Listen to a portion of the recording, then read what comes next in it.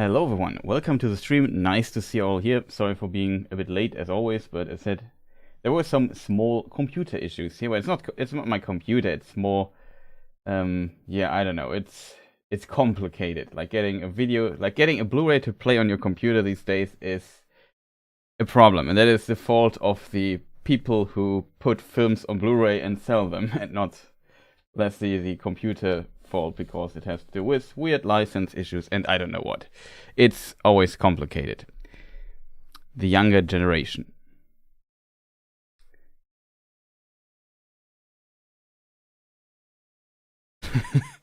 Wow. So I hope you're all doing well and you can hear me. And I also hope the sound is at least distantly decent. That like there's no anomalies in the sound or so. I don't know.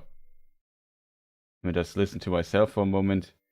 No, it seems like sound is good. Okay, so yeah, nice that you're all here.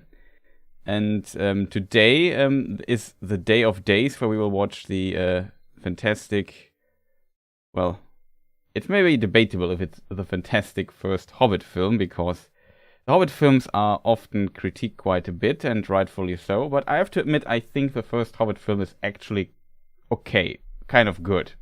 Probably not as good as Lord of the Rings, but no question. But still, definitely something I really enjoy. And as always, you probably know already how things work here. The plan on the technical side of things will be that I have this fantastic tool somewhere. I think it's here. A fantastic tool that allows me to play. Just see which timer it might be. I think this one here.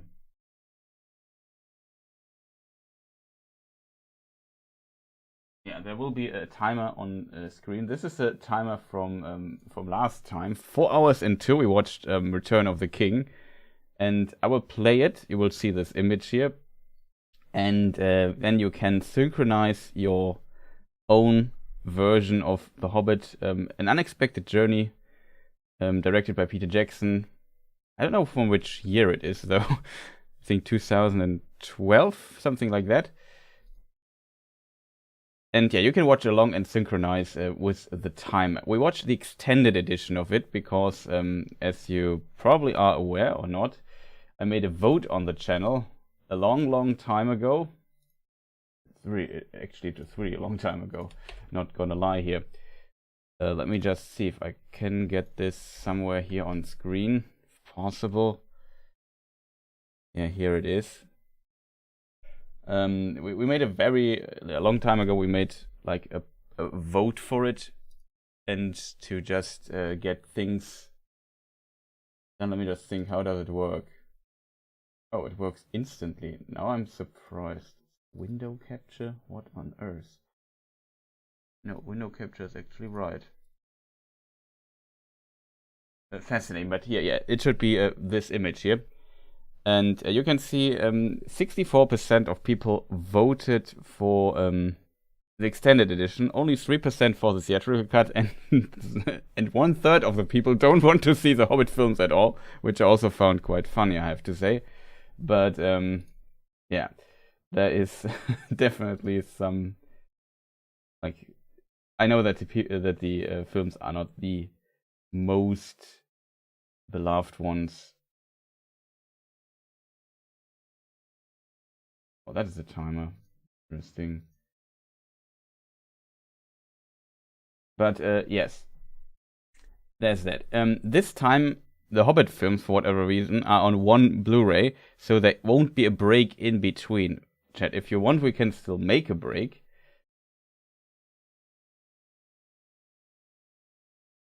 But I don't know, chat. I guess we could also just watch through it. I'm watching on VHS. Well, that also works. Also, welcome Bilbo Baggins. Nice to see you here.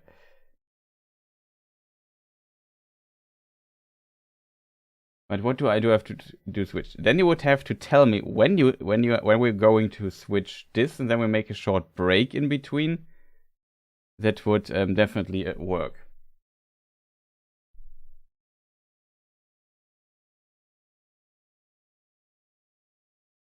Better than Lord of the Rings, hands down. I don't know. The Hobbit films, Liminelli says, the Hobbit films have grown on me, with me on time. Yeah, I can see that. I have to admit, the later films are strange.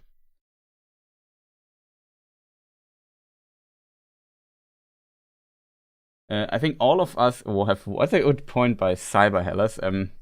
I think all of us have watched it enough times that we don't need a break. That is probably true.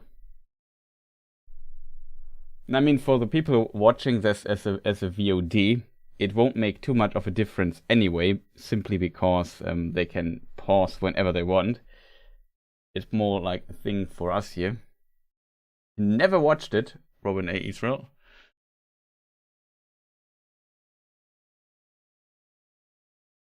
Why watch it? Haven't you lived through it? Younger generation use streaming. Yeah, that is true. Is there a Hobbit version? I'm just curious. Maybe some. I assume the DVD version has multiple discs, right? Is somebody? We can maybe make a poll. I guess we always make a poll here on the channel. Do we need a break in this watch party? Question mark. Because I should write watch party correct, but something like this. Yes, no should be all the answers I need. Okay, we add I don't care simply because people always ask for it.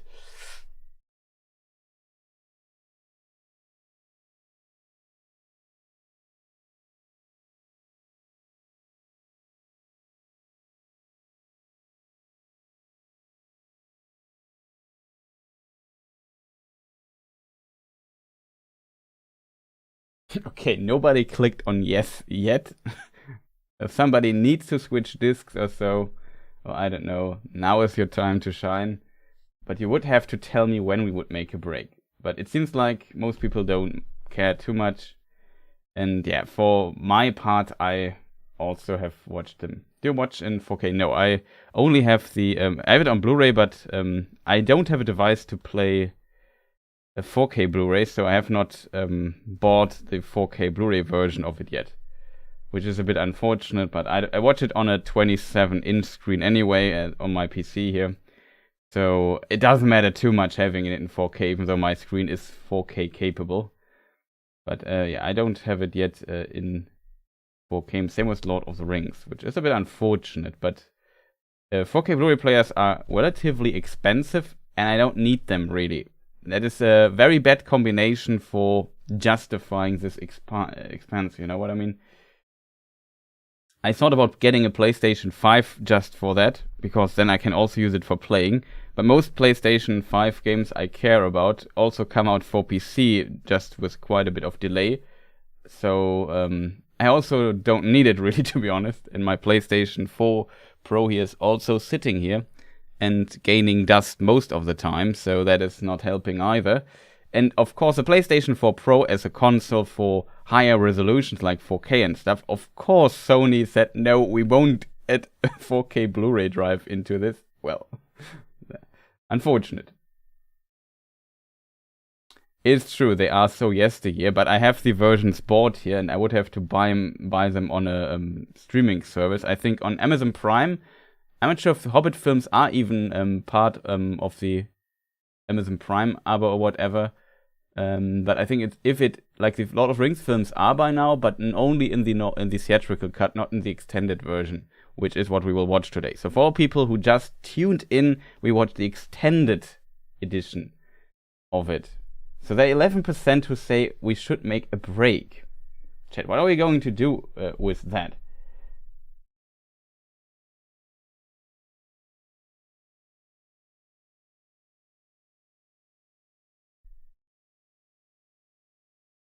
Maybe somebody also misclicked. That is also not a problem. Just let us know in chat then.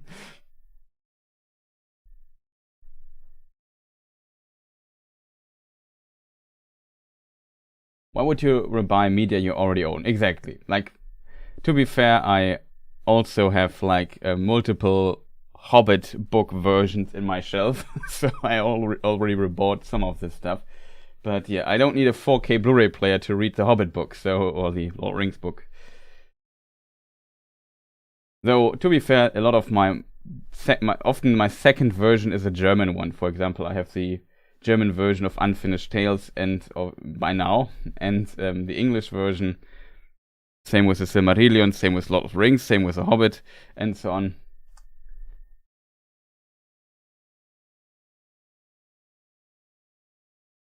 And companies can't erase scenes on your DVD or Blu-ray. That's a very good point. Or make whole episodes disappear. Yeah, that's probably a good point. I agree with the Bionic fan. This is the only good film in the Hobbit trilogy. After that, it becomes about Tauriel and Sauron and other stuff that does not belong to the story. To be fair, I don't mind that they added the White Council stuff to it, because I find it quite interesting. Though, yeah, they compress the timeline here a lot for the White Council stuff. But I have to admit that I also, I said, like the first film most because it's closest to the books for the most part, with maybe some stuff that people don't like, but for the most part it's pretty good, the first film, in my opinion. And yeah, the second one, second and third I like least, I have to admit.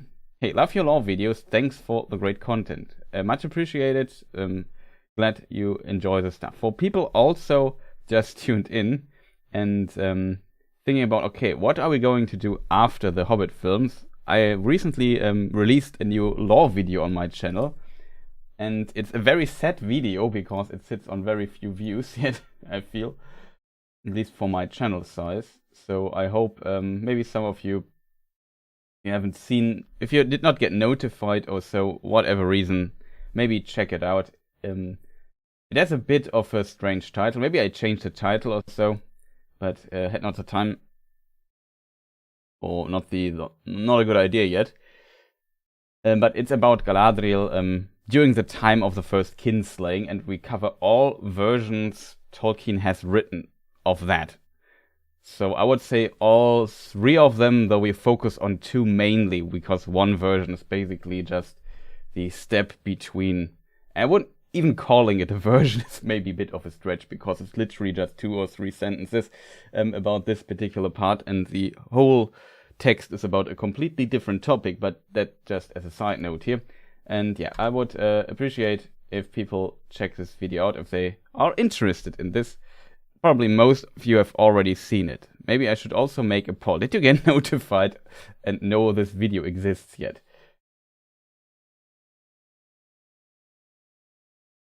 I like the White Council stuff a lot. It could have been done better. Yeah, one thing they could have done, in my opinion, is definitely include Círdan as a character here. Like, I mean, I understand why they have not, because it's a new character, people don't know, and they would have to include him for just a few scenes.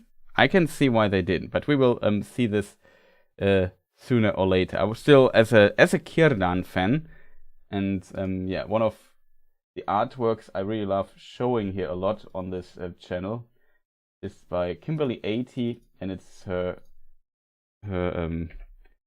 young Círdan artwork, which is one of my favorite artworks of Kimberly80, I have to admit. Really fantastic one. Shoutouts to her, Kimberly80, fantastic artist, always does great works. Love her style, but yeah, hated the Tauriel stuff. It was so bad and cringy. Yeah, I mean, I don't mind the actress, and I don't mind having Legolas having a short cameo. In my opinion, it was just too much. Like, give the hobbits and the Bilbo and the dwarves, give them the screen time, because it's about them and not about other stuff. Found this really unfortunate that they decided this. We will, the watch of the second film will be cringy. Kind of. I don't know. I should not talk too much. So we still have now the pause problematic. The question is, so people in chat who voted for we have to pause, you have to tell me when you have to switch discs. Like, can you roundabout tell us what minute that is? Then we can watch what scene it will be. Then we press the pause button there and do stuff. That's the info. Like, even though the majority don't, like, if I compare the don't care people to the yes people, then it would be a majority is for kind of yes. Or we just take what do you say in English? In German, we'd say Rücksicht nehmen, because we are reasonable people. What is Rücksicht in English? Consideration, regard, concern, deference. We are mindful. Maybe I should. We are mindful enough to say, yeah, we for you guys, I can understand it may be annoying. We make a short break. It's a long film. People can go to the bathroom real quick. So I see definitely. All I need to know is when do we stop, and then we will start in a moment, so we don't drag this conversation out for too long. But yeah, I will just end the poll here, and.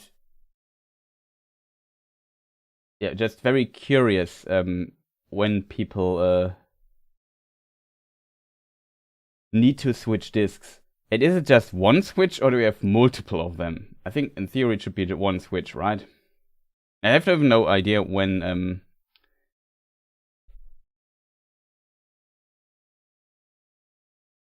stuff is happening, to be fair.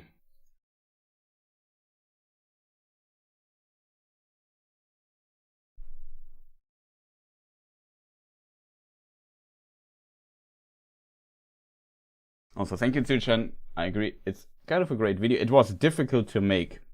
I also wanted to make this here much, much earlier, I have to admit. But this watch party, I said originally like it's the 7th or something like this, but I was so busy with this video and I rewrote it a lot of times. It was really tough to make.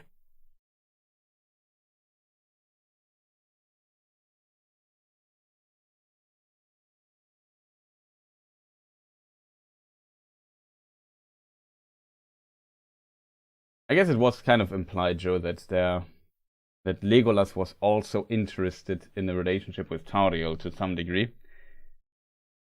But later it was resolved to some degree. Yeah, exactly. Legolas would also agree with Mark Schieser. Legolas' angle was underdeveloped. But so far nobody has told me the exact time when to stop. Maybe you can just skip forward to the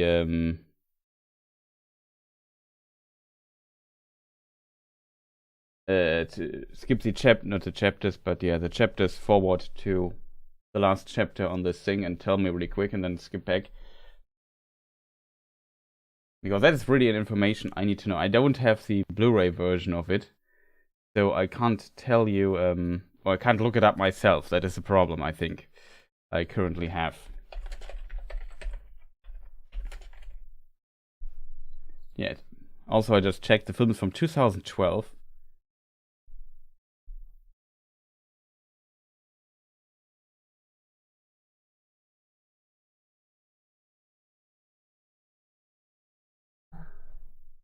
Yeah, I agree. If they just said let out the tutorial stuff.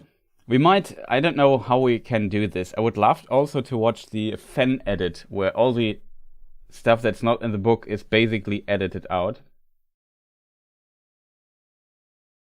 Would you do a Tolkien collection video? I mean, the stuff my Tolkien related stuff well, it's not that much, to be honest. And not too special either. Like, I have all the books except for the Parma El de Lamberon issues. And Vote Goes Ever On, because it's not printed anymore. Yeah, a lot of the fan edits are pretty good. Oh, Alfred. Oh, he will be. Oh boy, that will also be something else if we watch the fourth film.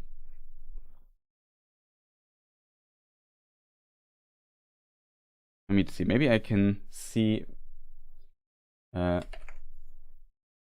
Unexpected Journey, last seen on first DVD, something like this. Oh, I opened this.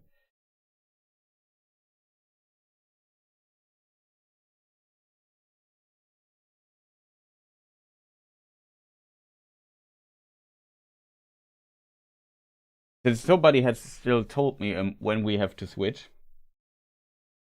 So what's happening in the stream? So yeah, maybe for the people who just tuned in, I can explain it again. So what you see basically here on the screen is the image and a timer. I will start the timer like this, and then you know where we are in the film, and you can basically set up your DVD yourself, or your Blu-ray, or your streaming service thing, wherever you watch it, on a file on your hard drive, I don't know, and synchronize with us, and I will watch the Hobbit film and talk about it a little bit, look at chat, what you guys have to say, and yeah, we watch the film basically together like this, because I would of course love to stream the film here so everyone could just watch it, and I would be technically able to do that, but I can't do this because then the ban hammer will hit me hard on YouTube.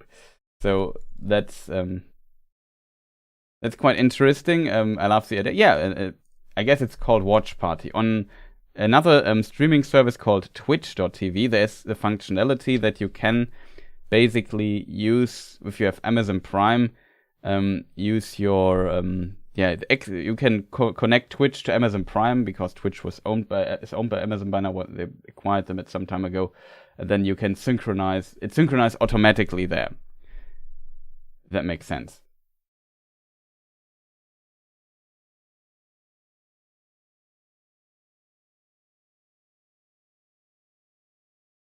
I also don't remember, I have to admit, Joe. Also have to admit, like, Hobbit is the Lord of the Rings book I probably read the least. So my knowledge is not always completely up. I'm usually more into Lord of the Rings stuff. And yeah, we will see how much my trivia knowledge explodes at some point. I'm also, I know it's quite late, early for some of you people from, for example, from the American countries. And I'm very sorry for that, but in Europe it's already 18 o'clock. We should start soon if I want to be done before 12 or so. It's yeah, it's very difficult. It is true. The problem, what we did last time for because the Blu-ray extended version for Lord of the Rings has 2 discs as well, and there I had a second timer for the switching people. It maybe would be a bit too complicated for me to set up a second time. I mean, no, setting it up is not that complicated. Like it looked like this, and I had like oops.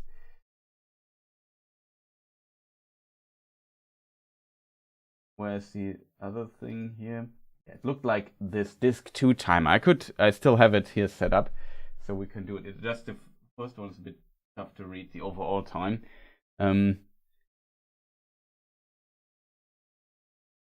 But yeah, I could do this as well this time. All I need to do is somebody telling me when I have to do the second timer.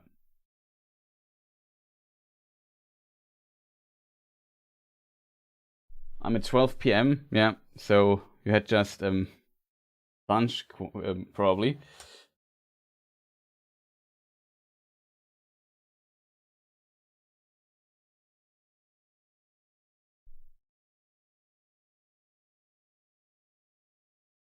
Okay, he said this.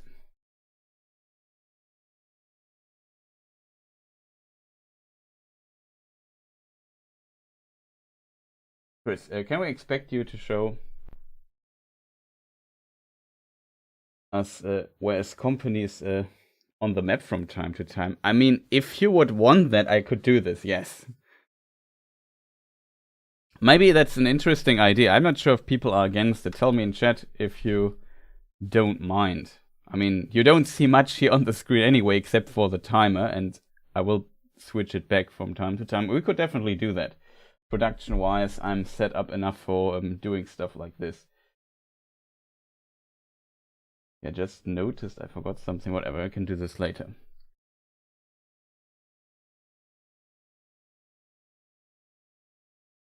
So since I'd still oh, it's only 10:11, so it's just AM already in the for some people in America. Yeah, it's very unfortunate. Here it's already past 6 o'clock. Oh, Lynn is also there. Welcome. Absolutely, I would love this and terrible with maps and distances. 4 AM in Australia. Oh, Betty, that's commitment. Much appreciated you join this early here. Probably if you are from Australia.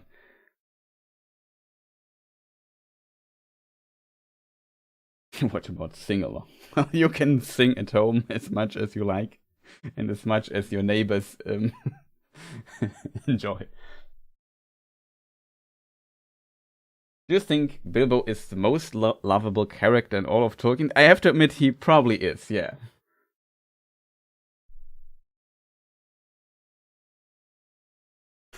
Better play, Chris. The queue is already forming for the next show. That's true. Yeah, good call. Good call. Okay, so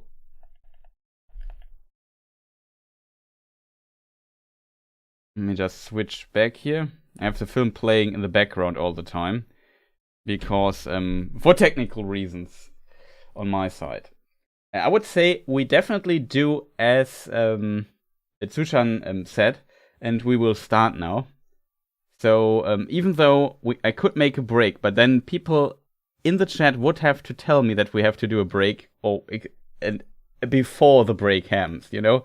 Like I definitely need to know this. Else we simply won't do a break and just run it through. I mean, in theory, you could definitely sync up your DVD thing as well. And you can just ask in chat which scene we maybe are in to synchronize or so. Because for people switching discs, the disc starts at 0 again and not at 2 hours or, I don't know, 40 or so. I also don't know how long the extended edition is, but we will find out. I would sing, but I don't want to kill anybody with my horrible voice, yeah. Same.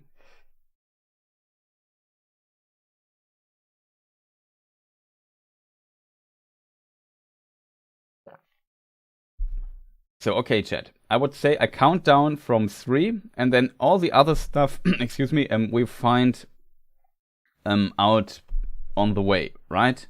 I probably will be gone for a short moment because I forgot something in the kitchen, but besides that, we should be ready to go. Yeah, that is a good poll. Our story begins in a hole in the ground.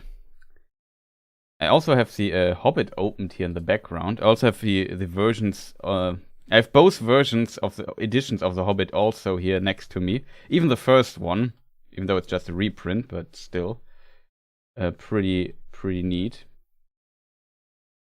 And yeah, in a hole in the ground there lived a hobbit, not a nasty, dirty, wet hole filled with the ends of worms and an oozy smell, nor yet a dry, bare, sandy hole with nothing in it to sit down on or to eat. It was a hobbit hole, and that means comfort. And that was terribly read by my side, but yeah, you probably know the start, and it's very famous. It's the first sentence Tolkien ever wrote and gave him the idea. What did I just do there? Okay, I go back. I'm at 0, 0, 0 on my side. I would count down from 3, and then we start. So everybody ready in chat? Then countdown is going 3, 2, 1, go. Okay, we see the Warner Brother logo here on my side, just for people knowing. And yeah, have a good time watching this with me. And yeah, probably I mean, I should maybe show on the map in a moment where we are. Let me set this up really quick.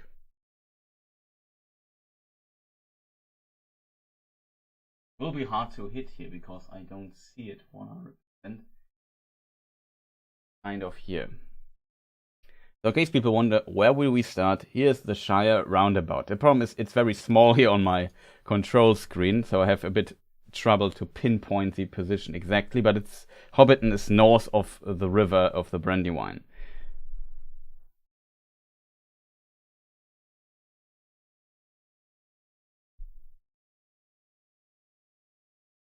Okay, I think now the first scene should appear. Yeah, we see somebody putting on the candles, and of course, good old Bilbo going through Bag End. Very interesting. Also, just notice I'm listening without sound. Oh, my sound is not bleeding through. That would be bad.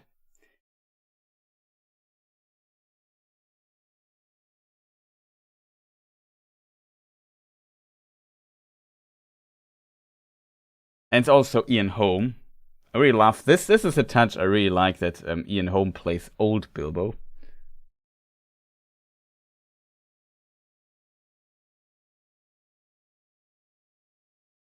And this is also something I commented. That he's they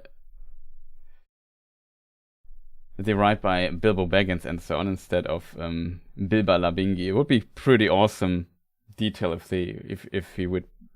Frodo would write Maura Labingi and Bilba Labingi, which are their actual names in the world, and Bilbo and Baggins and Frodo Baggins are the translations of these names. As you can see in Appendix F of Lord of the Rings. And yeah, I really like, here we see a female dwarf, very short moment. She has a slight beard, and in my opinion, female dwarves have beards.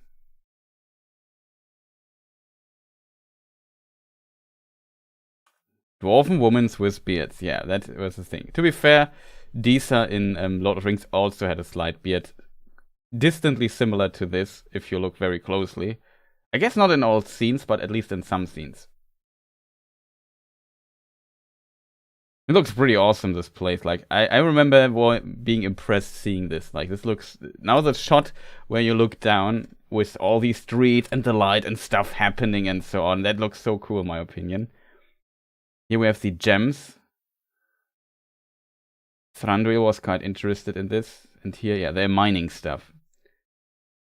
Erebos also distantly Balrog free, which helps quite a bit. Also like the rhythm of that when they hit this thing.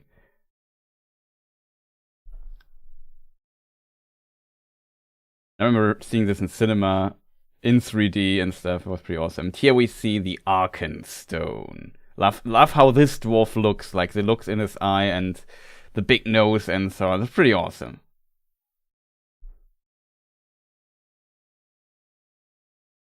Some people ask maybe, is the Arkenstone a Silmaril? No. In the version we see here, not, or Tolkien later published. It is possible, it's speculated if you look into the book The History of Middle-earth by Mr. Radcliffe, I think is his name. Probably I misremembered the name, but something like this. Maybe somebody can correct me here. It could be that very early on in Tolkien's writings, the Arkenstone was indeed maybe a Silmaril. Maybe. But Tolkien definitely changed this idea later. Like, it was a very early idea. If it ever existed. I like with Jackie. I was so optimistic when I saw the first scenes of this film. Yeah. As I'm talking quite a bit, but I hope you have... you don't mind. Yeah, you're reminded of Doriath here, exactly, because Thranduil is called Elven King in the Hobbit book. He has not the name Thranduil there, because Thranduil didn't exist at this time. And Legolas also was not invented at this time. And some speculate that the Elven King might be... there's a theory, at least. How much it holds up, difficult to say, but that maybe very, very early on in the writing process of Tolkien, we're talking about the early 1930s, Tolkien might have considered that Thranduil is indeed Thingol, but hard to tell.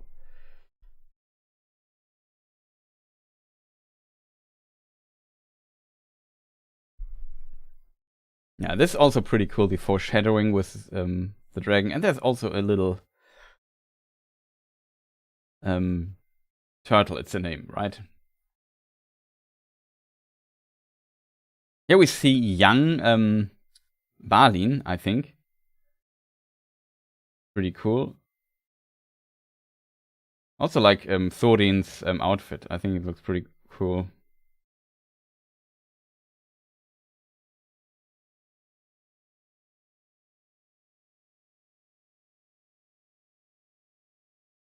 Fire drake from the north. That's true. Most dragons seem to be living in the north. Give you an idea where. This is the north. And Erebor is this little hill here. And here smoke came from, I don't know, the northern places. There was also in Lord of the Rings mentioned Shatha, another dragon. He was killed though a few hundred years earlier by a man called Fram, if I remember correctly, from the Eotheod, the ancestors of the people of Rohan.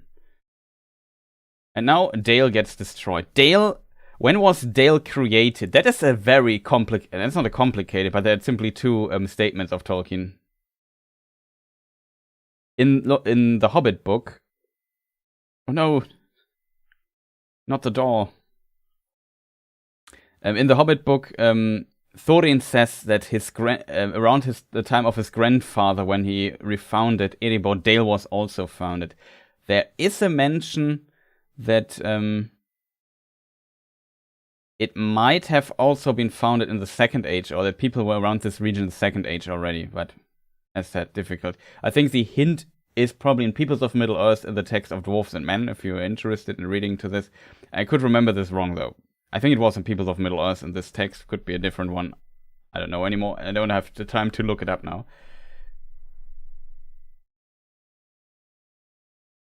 We already started. We're at 8 minutes right now. Currently seeing how Thorin helps his grandfather Thror to escape. I never liked the Black Arrow version in the movies. Yeah, I guess they could have looked a bit more impressive. Dragon.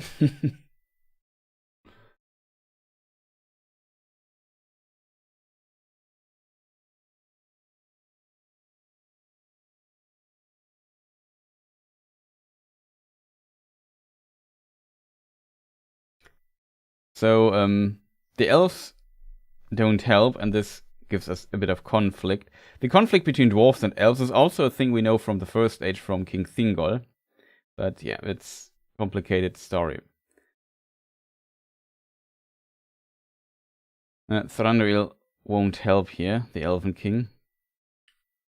I think, if I remember correctly, the conflict here is a bit, like this particular scene is a bit exaggerated, I think. But it's not wrong, but I don't know. Now we see the dwarves wandering. And interestingly, what people don't know, is from Erebor, they started wandering and wandered for a time to Dunland, to Dunland, roundabout here in this region. And then later they went to the Blue Mountains and established a place somewhere. I don't know exactly where in the Blue Mountains, but somewhere there. Let's the elves teleport, potentially. Here we see an extended scene, and we see the grandfather, I think, of Bilbo. So we are now in the Shire. Let me see. Old Took it is. And pretty cool. We also see Belladonna Took, the mother of Bilbo, for a short moment. I really love that they added this scene. And we see Gandalf already doing his fireworks. This is an addition I really love about this. Like, Gandalf meeting young Bilbo. Yeah, I agree. Like, this is one of my favorite added scenes here.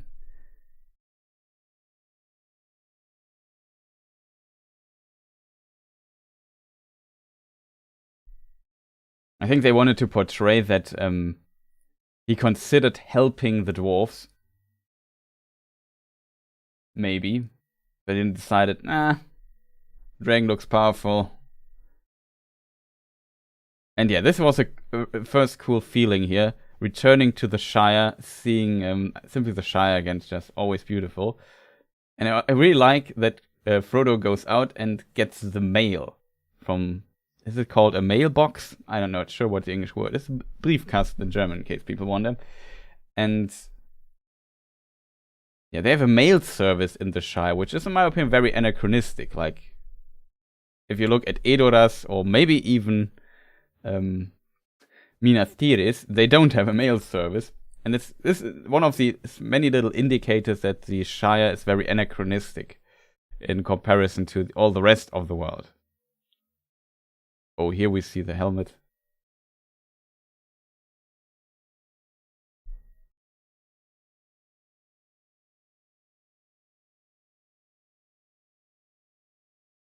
Except for the Sackville Barons.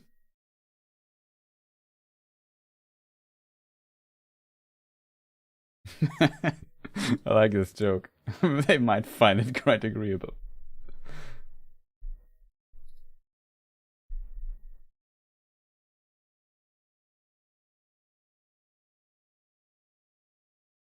Precaution.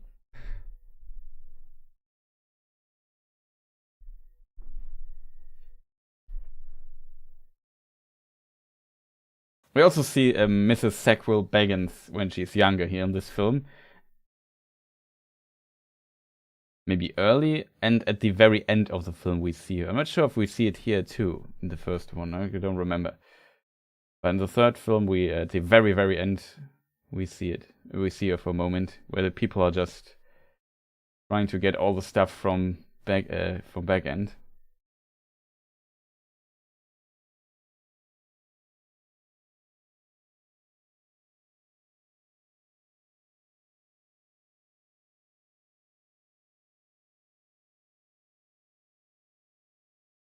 I always forget the Took rhymes with Luke. I know. In the German translation or in the German films, I think they always say Took. So that's why it's just my German pronunciation.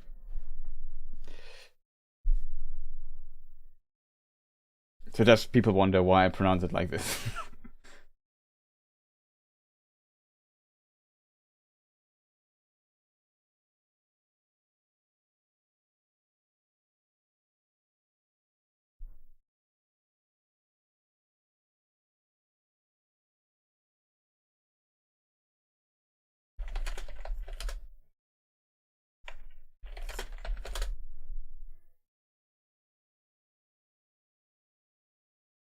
Old Took's name is also Gerontius Took.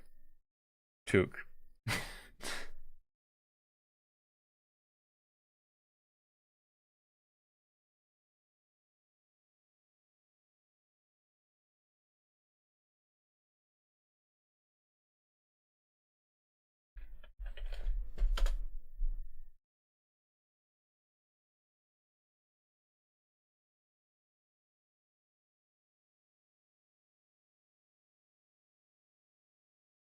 In the German version, by the way,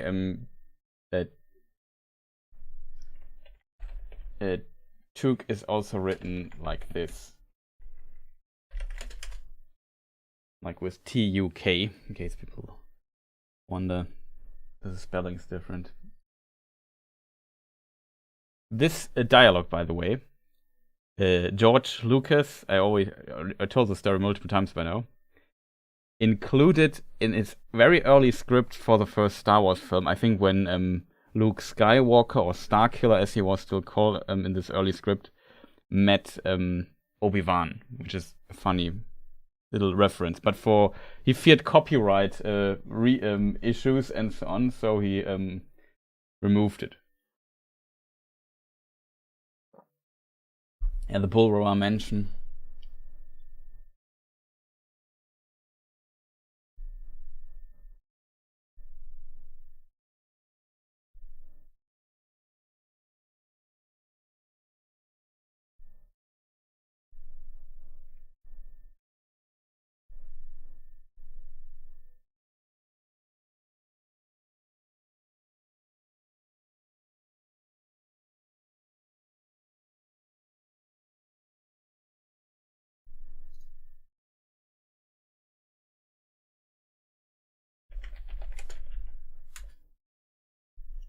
No, this I like that they really stick to the dialogue from the book as well.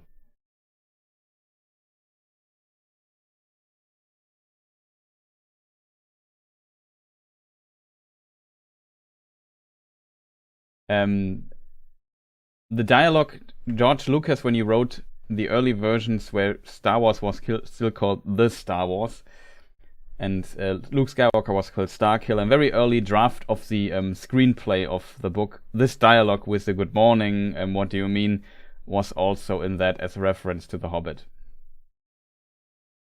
And Obi-Wan, I think, said it to had this dialogue with Luke Skywalker. Luke took kind of funny, but yeah.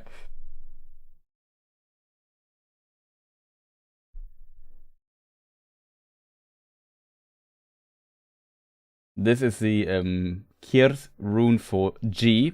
He uses potentially the Dwarven style rune, but it should be the same in Elvish, I guess.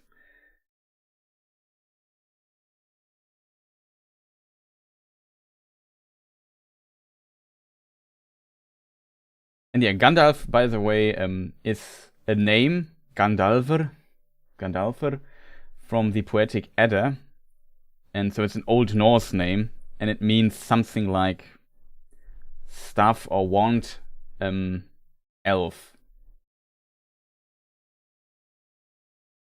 Alfer, elf, and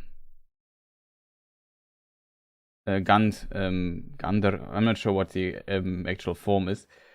Wand or stuff. Here we see Belladonna took in not Belladonna, Mrs. Sackville Baggins, Lobelia Sackville Baggins, with the hat and the green dress in the background. It's also an extended scene, I think. It's not in the theatrical cut.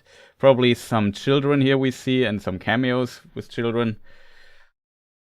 Haven't the commentary of the film's not in my head where stuff like this would be explained, so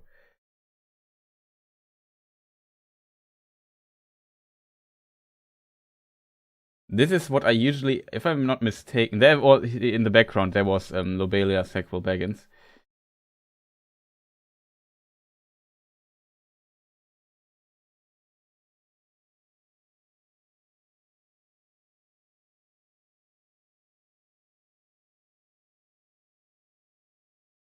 There's also the what is the vegetable called that the man had in his hand?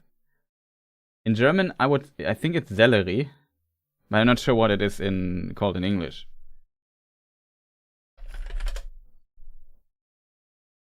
I'm not even sure how to pronounce this. Celeriac? Is this a name? I always call it the alien vegetable because it looks kind of strange when you look close at it. Though it's pretty good in soup and stuff, so definitely it's gonna be nice. And here we have him. Dwalin.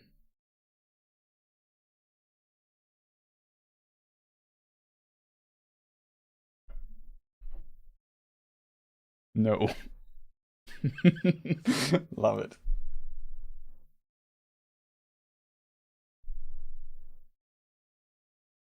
Supper. Get to the supper. Oh boy. I have to admit though that looks very delicious what Bilbo is cooking there.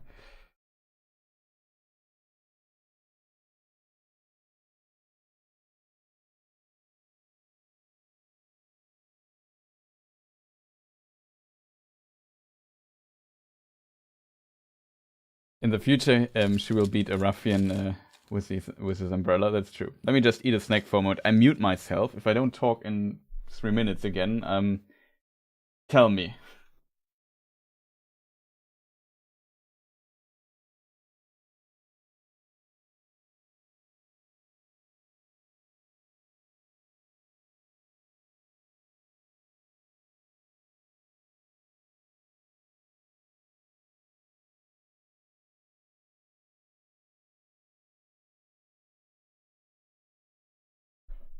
Yeah, I agree. I also really like Balin in the films.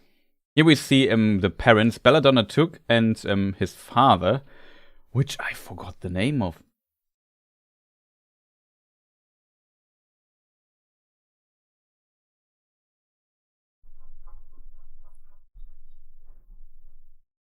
Bungo. Bungo Baggins is the name of father. It's Belladonna Took. She's a Took, and his father is a Baggins, of course. The name Bungo. Awesome. Some people have down the name.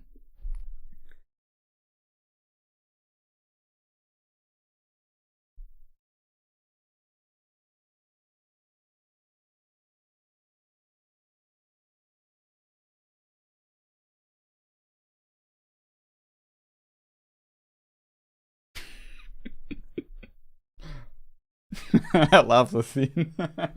Apology accepted. More dwarves? Feely Keely.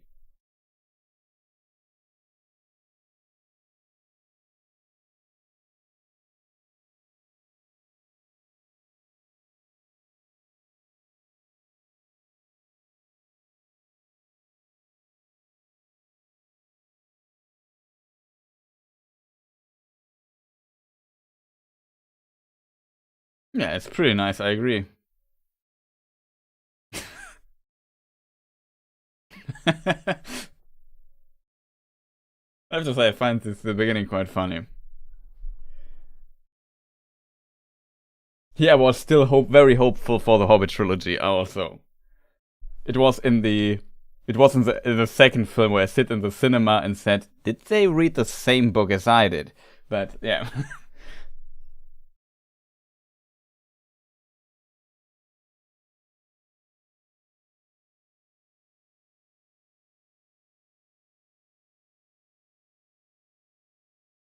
Also, always keep in mind that The Hobbit's also kind of a children's book.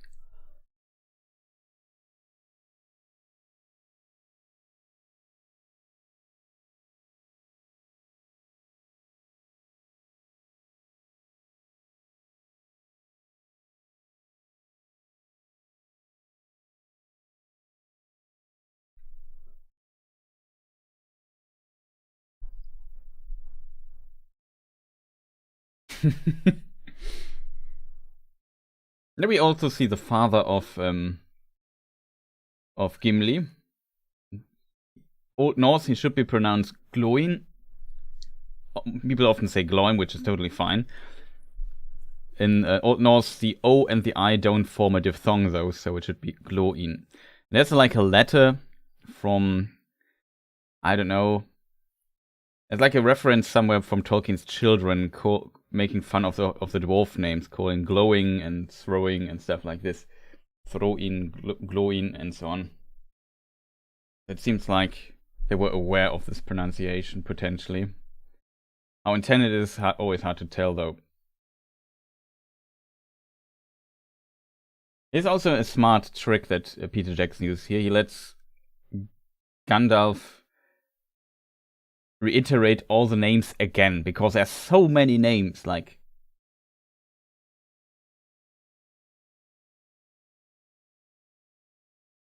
One Dwarf Short, also a pretty good pun in my opinion. Pretty solid pun by Gandalf here. Yeah, that is true.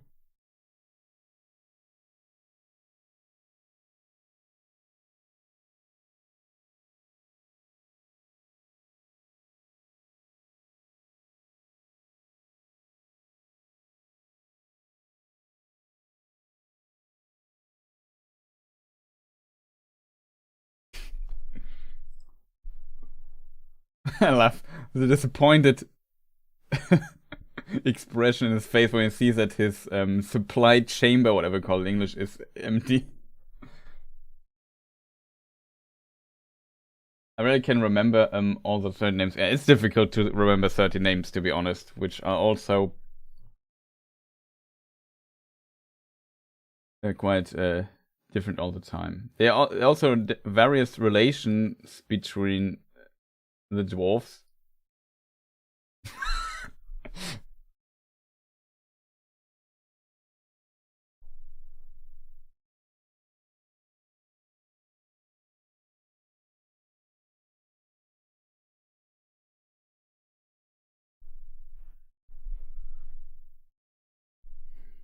We see Gandalf also has a good time. blunt the knives. But yeah, Balin and Dwalin are, for example, brothers. I don't have Lord of the Rings open here. They destroyed the plumbing. I like that as well. Not sure if this is a quote from the book, though. Probably not.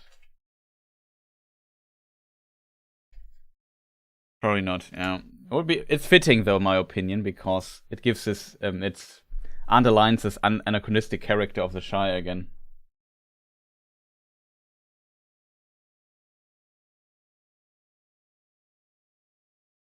Can you not do that?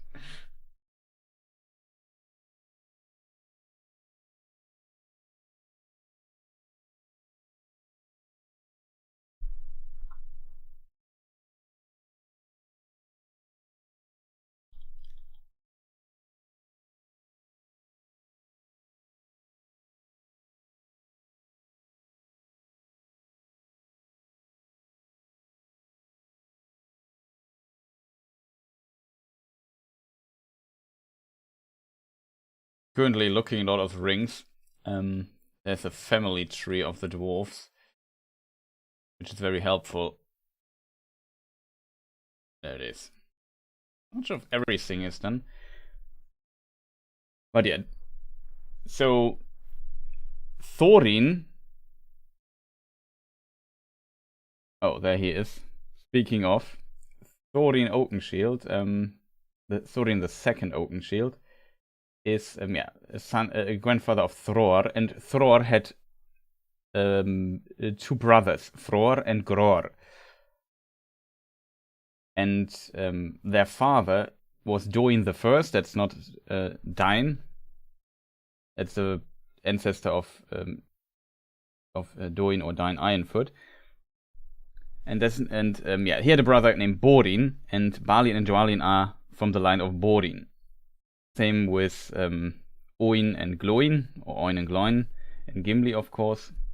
So they're also from the royal line. The others are not from the royal line, I think. I'm not sure if I miss anybody, but yeah. Balin, Dwalin, Oin, and Gloin are from this royal line here. So they're also dwarven nobles, if you could say so.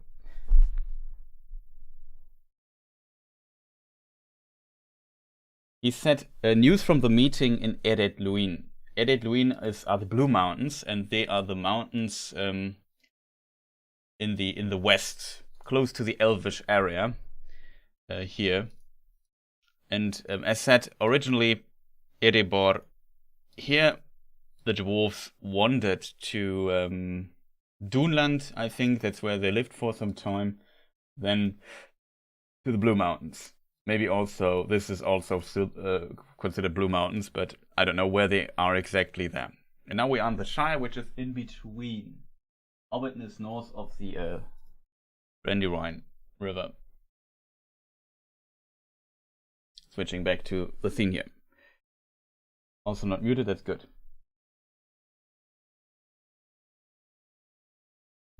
I fought my laptop for half an hour. Let's see if I'm victorious. I hope. Why did Peter Jackson make the dwarfs look so silly and comical? Like I said, you have to consider it's a children's book, so I don't like the vibes of the Hobbit books. Hobbit book is not books, only one, though there's also history of the Hobbit with a very early manuscript from Tolkien, which is very interesting.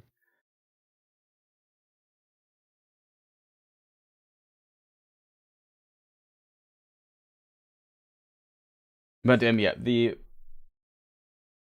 I think that is the reason why he did this, to make it more, make maybe children enjoy this more. I think it's only true for some dwarves, I think, not for all of them. And you have to consider that you have to also give them some characteristics that you can differentiate them easy. And by being a bit over the top, I think you can do this. Like this guy with the axe in his head, and one here's a bit late.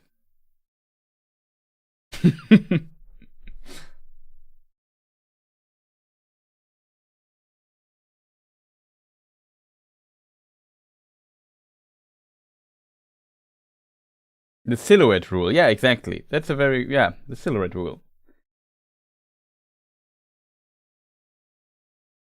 Yeah, he wrote it as a children's book. Yeah.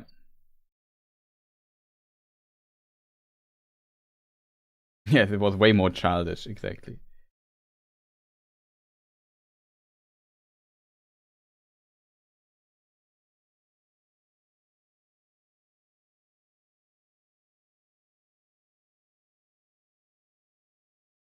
Also, interestingly, here Balin looks like the oldest dwarf.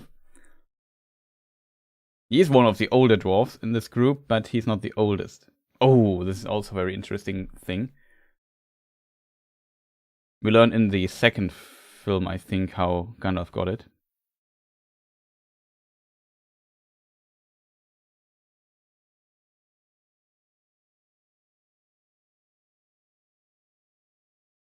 I like how the dwarf portray the wonder. No, this is the key.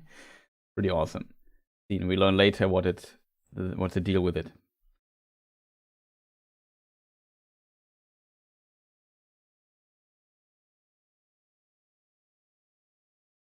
But yeah, Thorin is actually the oldest dwarf, I think. He's 192 years old at this time, if I remember correctly.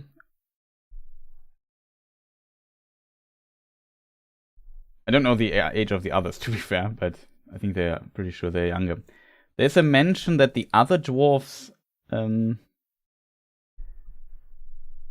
can read it. The names of those who were held to be king of Durin's folk, whether in exile or not, are marked so. Of the other companions of Thorin Oakenshield in the journey to Erebor, Ori, Nori, and Dori were also of the house of Durin and more remote kinsmen of Thorin. Bifor, Bofor, and Bombor were descendant from dwarfs of Moria, but were not of Durin's line. So here, Tolkien also explains this in The Lord of the Rings.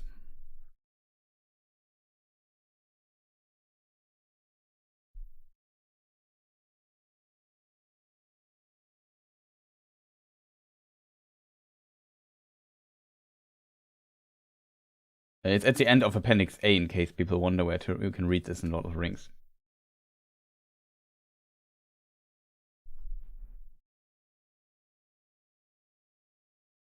Blue-collar dwarves from Moria, exactly. Yeah, Thorin was grey-bearded in the books as well. And most illustrations, from Ted Naismith or so, is also grey-bearded.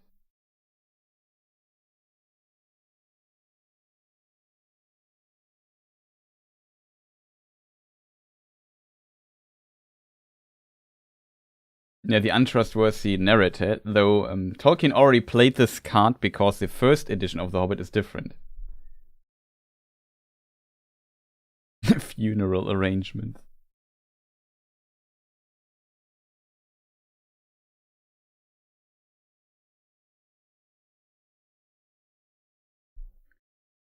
Oh, Dori, Ori, Nori.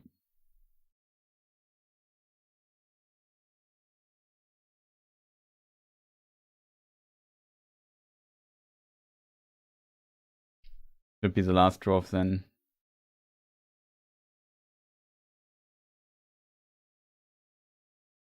I like the silence he's reading. That's 13 dwarfs, yes. I mean, it's very difficult to make a story and have so many protagonists.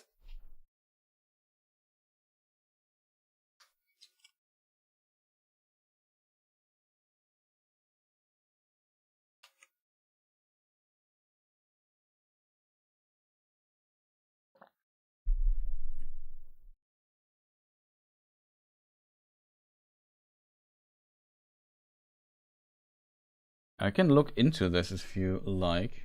I'm not sure how old Balin was when he died. But he was I know he's for a fact he's younger than Thorin. He should be 260, 70 when he died. 231 when Balin died, according to Tolkien Gateway. Born 2763. and that is also noted here, and died in 2994 in the Third Age. 2994, yeah. 2994.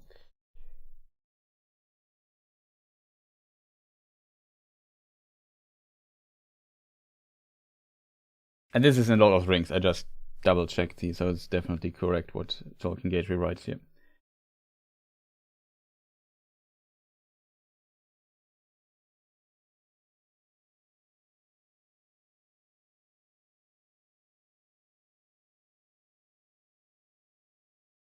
Yeah.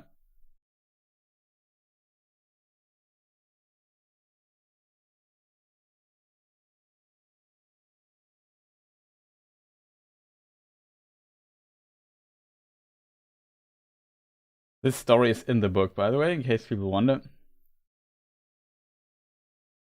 The Goblin King Golfimbul was originally in the manuscript of Tolkien called Fingolfin.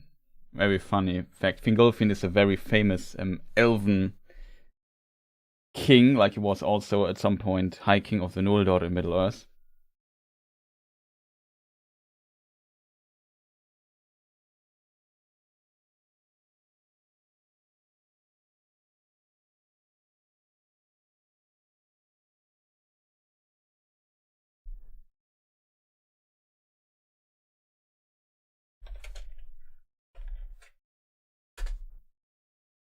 Dine Ironfoot died here, do I write 252 when he died?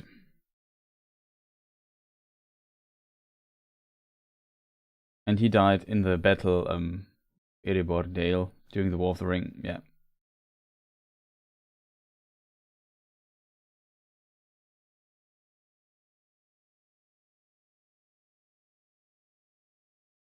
Golfimbul, Fimbul, I think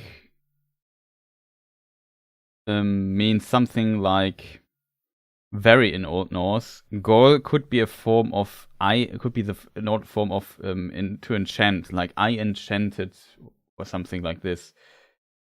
I enchanted a lot. Maybe it could be a translation of them. There are other suggestions but it seems like Tolkien really wanted to include the name golf in the name, and he changed it in the published version, even in the first edition version, to Golfimbul.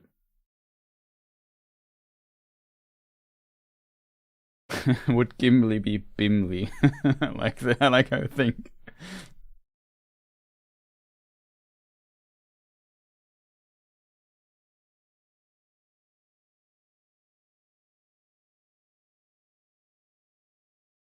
Yeah, to maybe spoil, well, we shouldn't spoil it, right? Yeah, it's in the film, so we won't spoil how Gandalf got the key.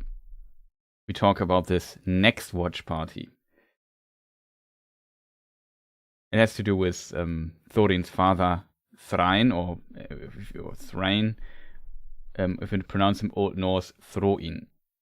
The A, Throin, the long A in Old Norse is pronounced most likely like an O. Just in case you wonder. So dwarven names are a bit complicated with the Old Norse pronunciation, which I usually use, so I hope I don't confuse you too much with it.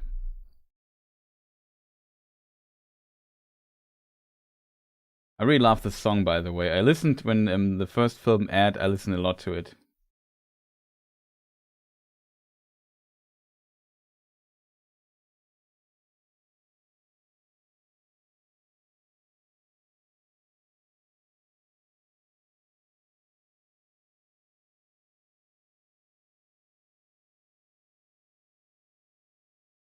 This tune is peak, yeah. I could not have phrased it better.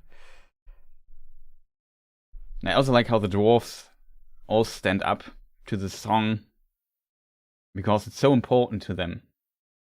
I think, like it. Usually, you stand up when something happens that moves you in some way. I think this song does a pretty good job at this.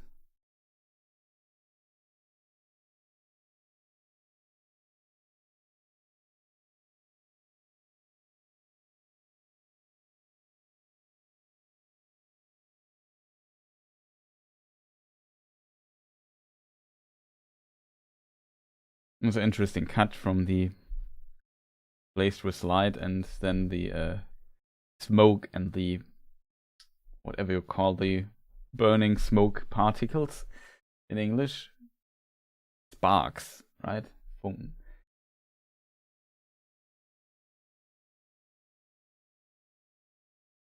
It's true. It might have been Gandalf who let it there for Bilbo to find. Maybe. Yeah, I would agree on that. Just it creates a tension. Now, I like how this is also portrayed here. Like the scene how the idea of the scene is silent in back end now. It was so loud before with the dwarves and everything. Now they are gone. It's like it was before. And I like how also what was the actor's name? Martin is his second name, right? What is his first name? But yeah, Mr. Martin or Mr. Martins portrays this. I really like his portrayal of Bilbo. And it also no music until now. Now the music sets in.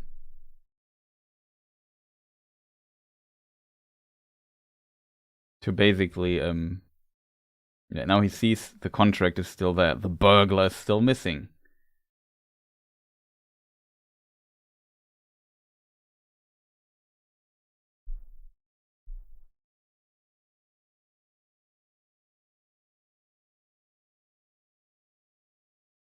I like Balin's wink of approval, yeah.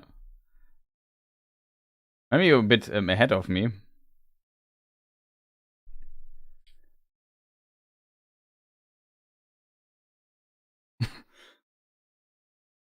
Here we also see the thumbnail in the moment, the image I chose for it. Which is one I really like. I took like 16 pictures of this to just find the perfect moment. Here it is.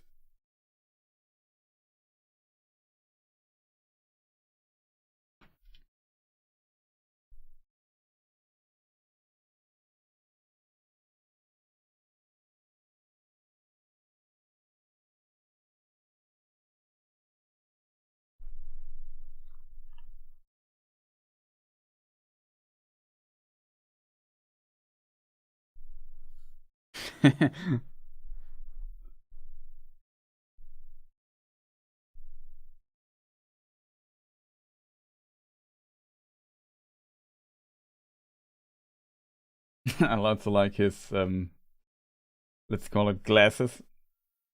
Monocle? Whatever you call it. Master Baggins. The Uncanny Chief is a bit too silly for me. Maybe, but I feel like I can live with it because it underlines the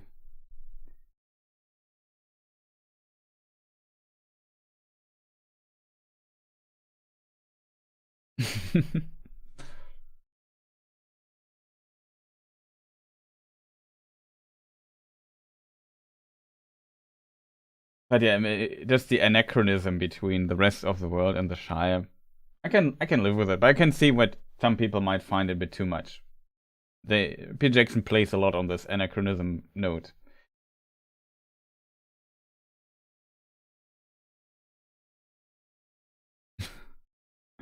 That's kind of funny with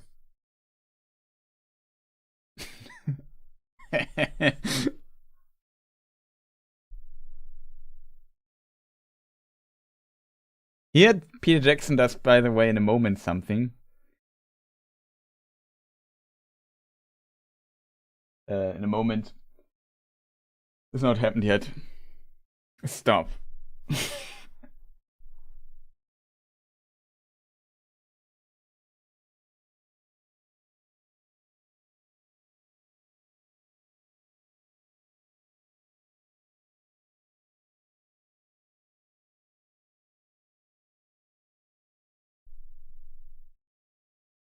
I wonder if they put extra. I think it's just a special breed, right? I don't know ponies and horse breeding stuff. It's not my expertise here.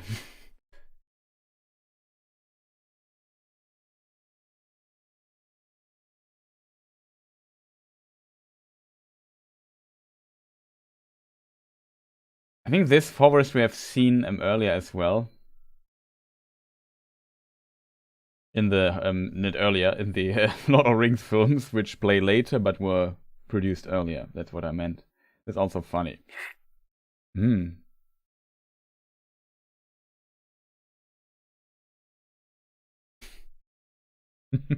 This shot's kind of funny. I like it.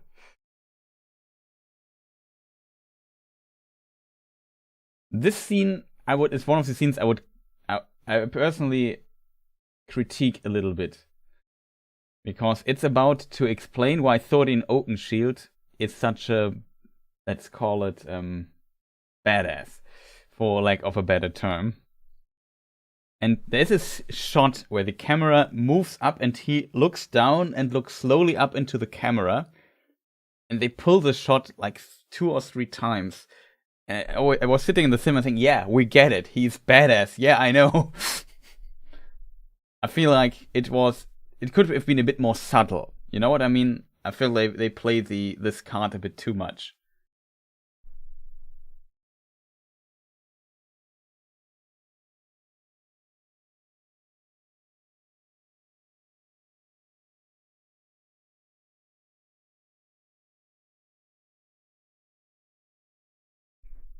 The Feeling Killing, by the way, the sons of Thorin's sister, Deeth. And Deeth is one, she's the only female dwarf mentioned by name.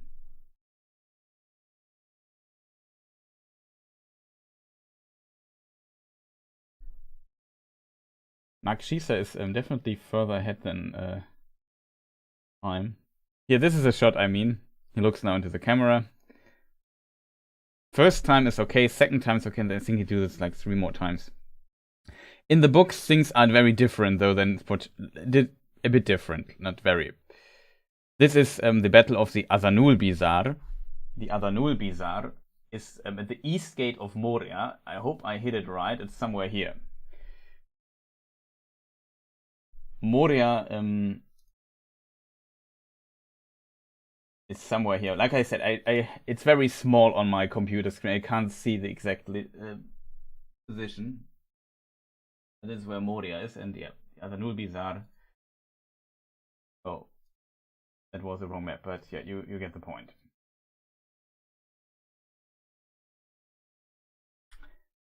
Azog, it's complicated.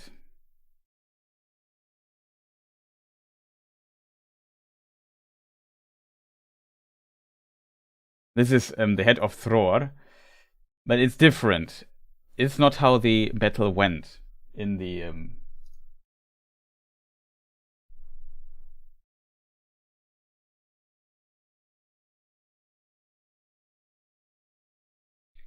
in the books. Thror survives this battle, though. Same as Thorin, same as Dain or Doin, and in the books, Azog is killed by Dain Ironfoot. And in The Hobbit, Azog is not even there. But his son, Bolg, I think is his name, he's the antagonist of The Hobbit.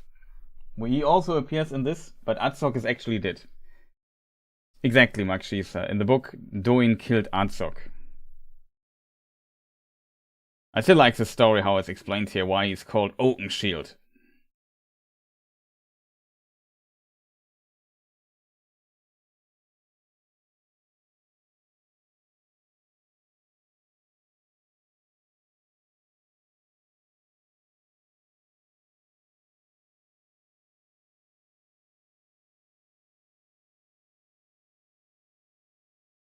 This shot again.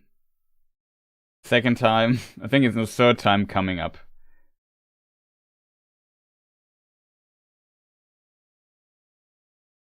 And this dwarf, this battle was after.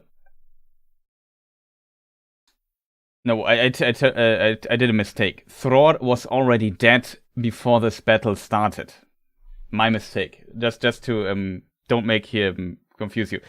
The reason why this battle started was Thror was killed by Azog before. He went to Moria alone with a friend called Nine, and or Nain, however you want to pronounce him. And he died. He was killed. His head was cut off, and the rune for Azog was put into his head, and they put like a piece, like a little bag with gold. What is it? It starts with a P, the English word. I forgot his name. Like kleiner Beutel. Probably that should be related to the word Börse in German. Whatever. And now another shot. This is the third time we see him. We get it. Pouch, that's the word. Thank you.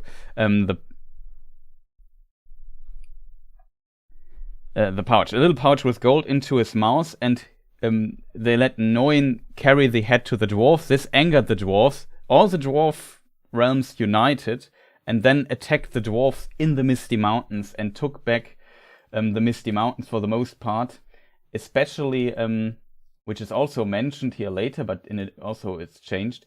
Gundabad, which should be around about here, Mount Gundabad, is very important to the dwarves, a sacred place basically, because the first of Durin's line, Durin the First, the Deathless, awoke in Gundabad, and then he founded Moria later. And yeah, the dwarves united and fought against Azog and the orcs, and this was the so-called war of orcs and dwarves. And in this war, this was caused because Thror, the grandfather, died. The grandfather did not die in this particular battle, he was dead before. His head cutting off is so correct. But the circumstances are a bit different here.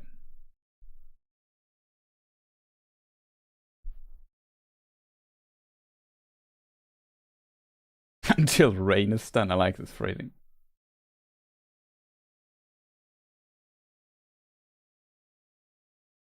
Yes, now we talk about the wizards. Here, Peter Jackson does something strange. He mentions the blue wizards. The blue wizards are not mentioned in any book outside of a letter, Unfinished Tales, publication, like old text of Tolkien, and Peoples of Middle-earth. They only implied that there are 5 wizards in Lord of the Rings. When he talks to Saruman, he says, when you get, Saruman says to him, when you get all the 5 rods of, when you get the rods of the 5 wizards. Radagast is also only mentioned once in The Hobbit, interestingly. Radagast is actually a character that has more screen time or appears more in the Lord of the Rings films, and he does not appear in the Lord of the Rings films. Now he appears in the Hobbit film, which is kind of funny, I think. He's maybe a bit too silly, but I kind of like him. This particular expression I kind of like. Yeah, but Gandalf would know I like it. Beorn kills Bolg, son of Azog, in the big battle. That is true. But now we are spoiling the last film already. We talk about this later. Oh, Didi is here. Welcome. Nice to see you. Oh no, Sebastian.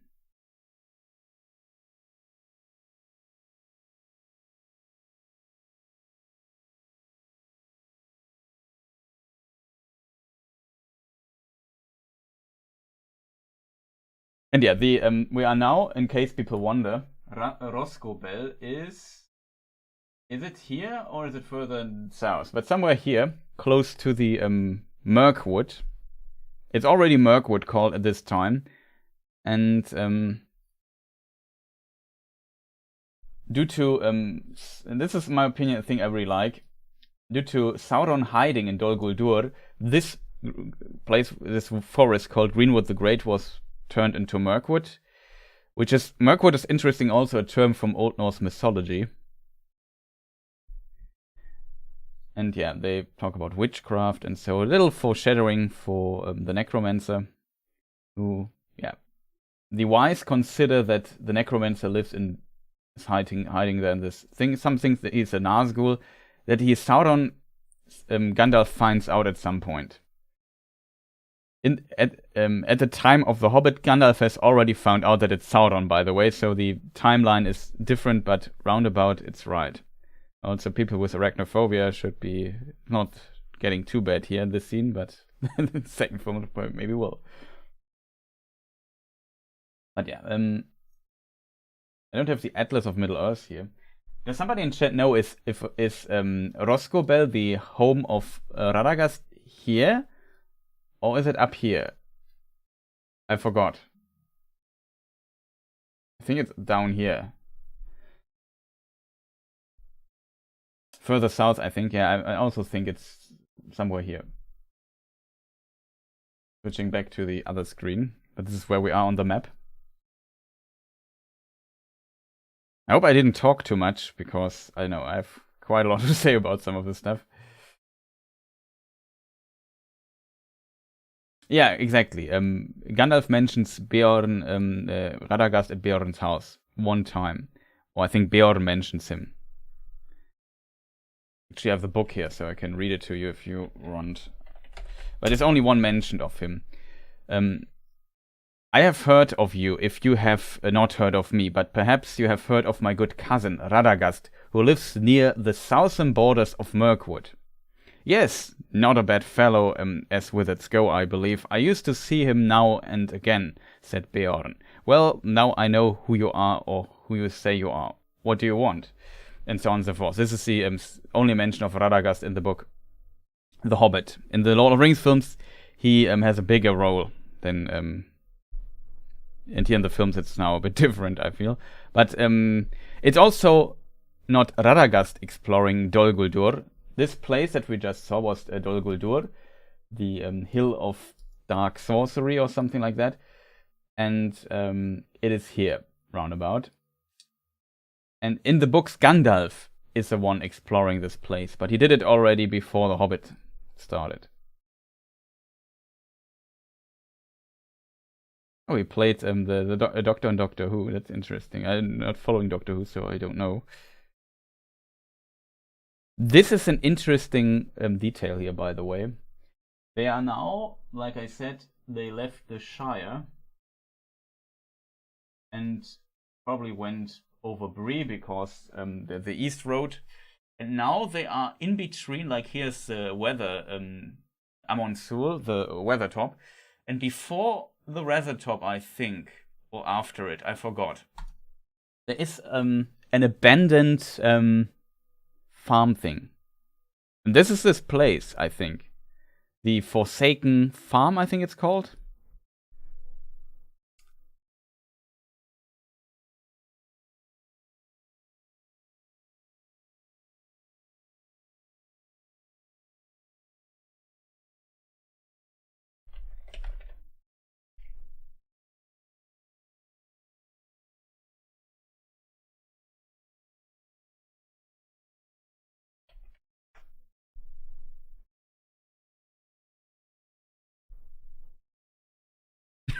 Myself. Hobbit. I'm switching back.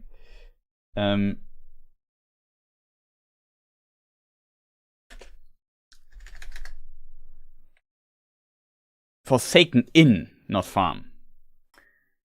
I don't know if the road has ever been measured in miles beyond. The Forsaken Inn, a day's journey east of Bree, answered Strider from Lord of the Rings.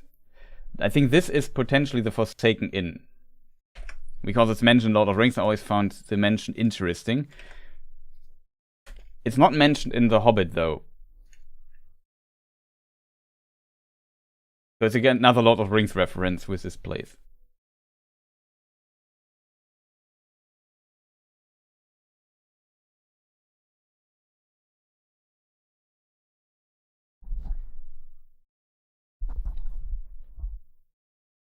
The Forsaken Inn, no. It should be between Weathertop and the hill. We could look it up later.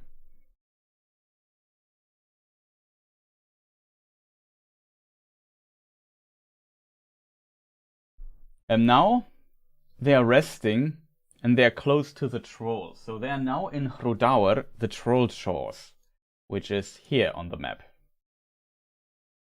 Close to Rivendell, with the direction they have to go.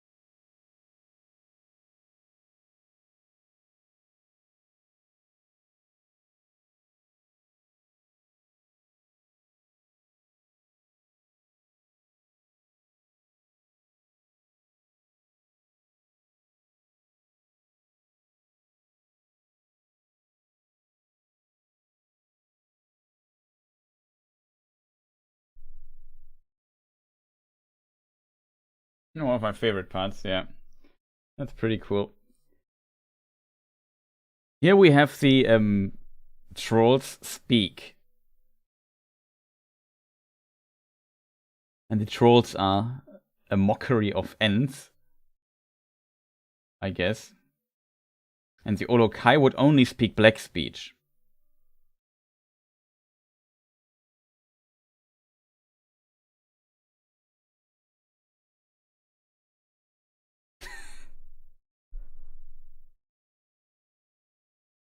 There was also a story of their names, but I can't remember it. Maybe somebody knows it. I forgot what it was. Like, it was also kind of a reference or so.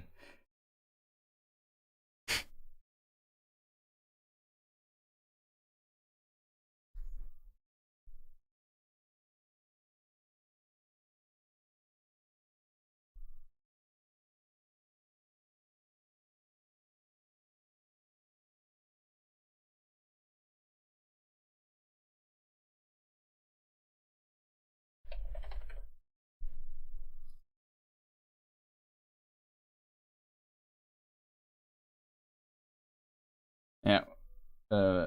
Bill or William, Bill, Tom, and Bert were the names of the trolls.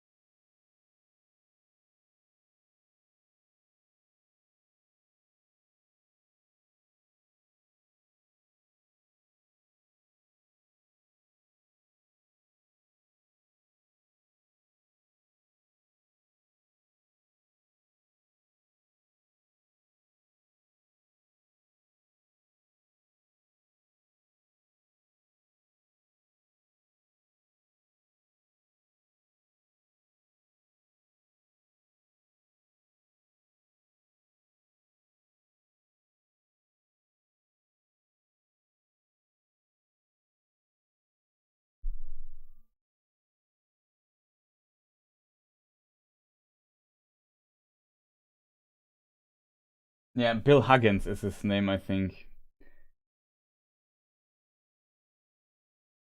And yeah, these trolls behave a bit unusual for trolls that are evil creatures created by Morgoth.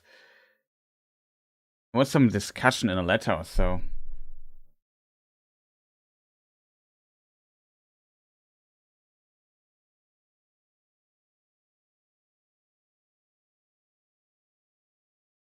You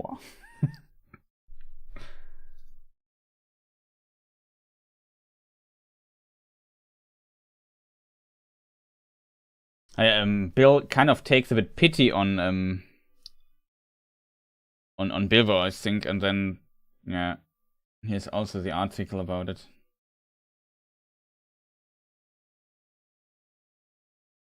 But yeah.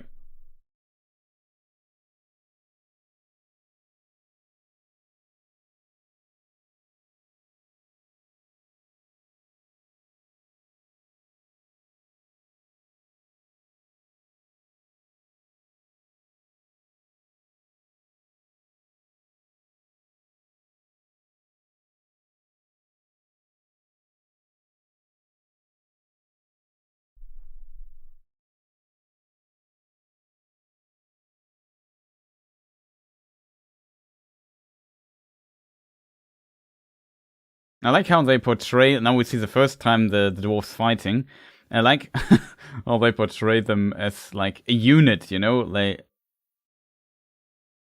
I really like a fighting unit. Everybody is helping each other out. We call it like a sworn-in team. You know what I mean?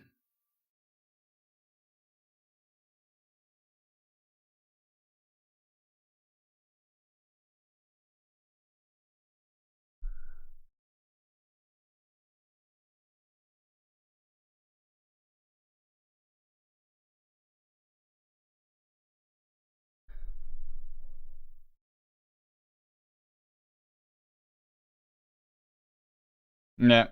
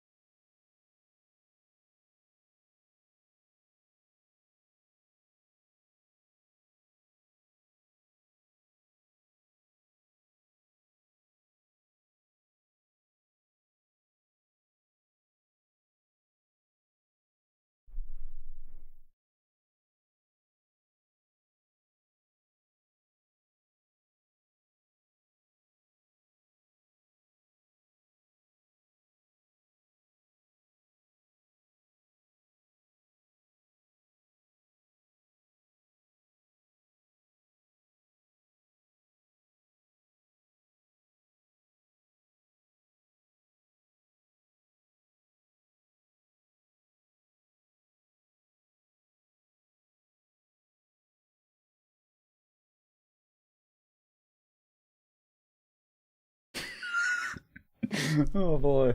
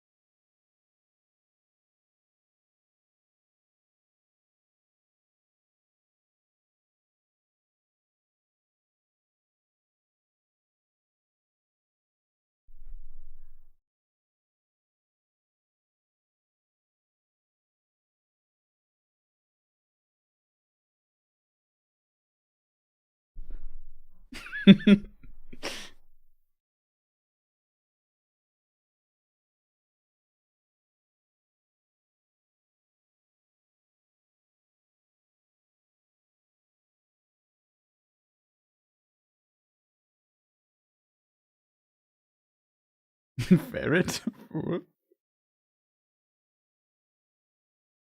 Who's that? I love this question.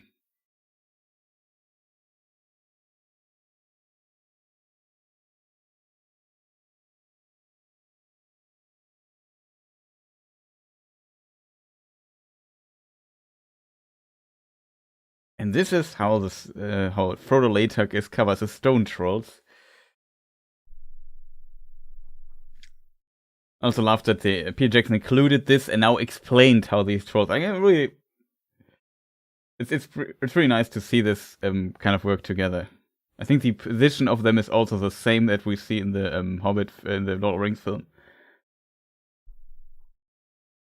Yeah, the rock was really blocking the sun amazingly.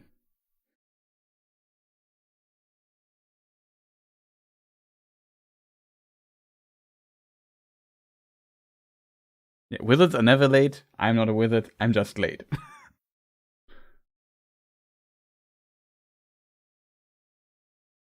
Yeah, the Ettenmoors, in case people wonder where that is on the map. So I said we are somewhere here in this Troll Shore pass here, a little bit off the road. And the Ettenmoors are here on top. And it's often speculated that they lived here in the hills or something like that and got here. And gotten down this particular pass here, this area. I think Elrond also comments later on it.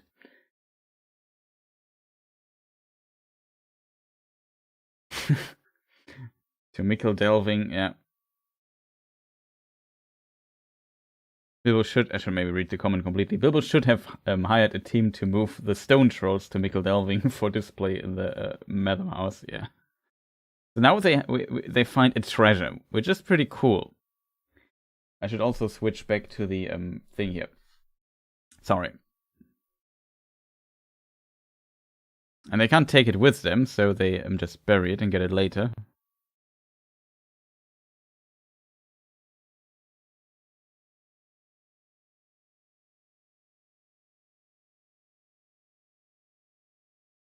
And here, Thorin and Gandalf find their swords. This is Glamdring for Gandalf. That's the sword of the king of Gondolin, of Turgon. As Elrond later identifies. First Age. That is true. And this is Orcrist.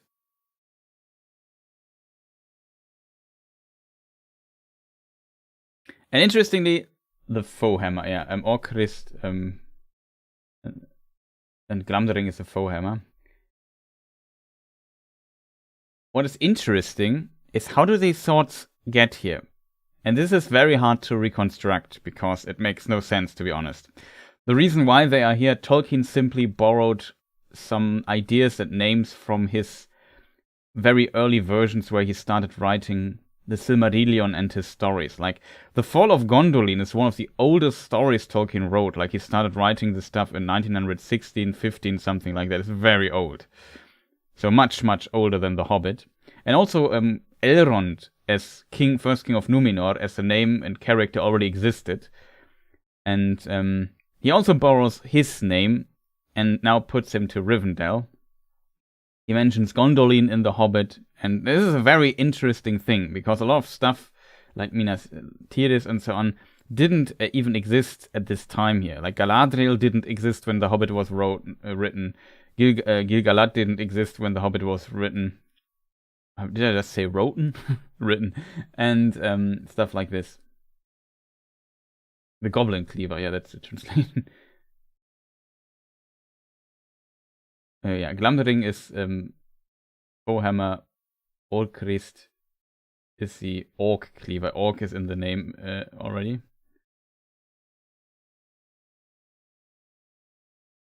In the Hobbit book, though, they don't meet Radagast here. In case people wonder, that is a film thing.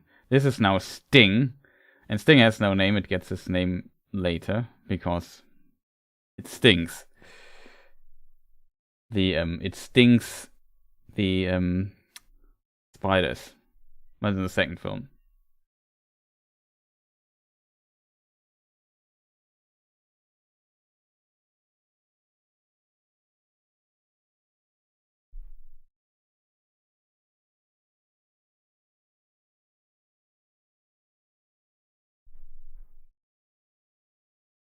Some interpret that the trolls may have fought in the First Age and plundered Nargothrond at some point.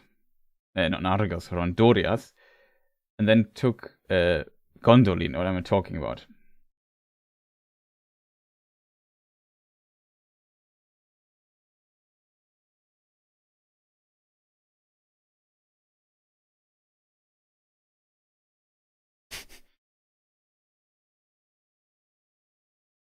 Greenwood, it was not called. The renaming of Greenwood the Great to Mirkwood happened Third Age 1200, 1200 round about that time. Here we are in the age 2941, so several thousand years later. It's already Mirkwood by now.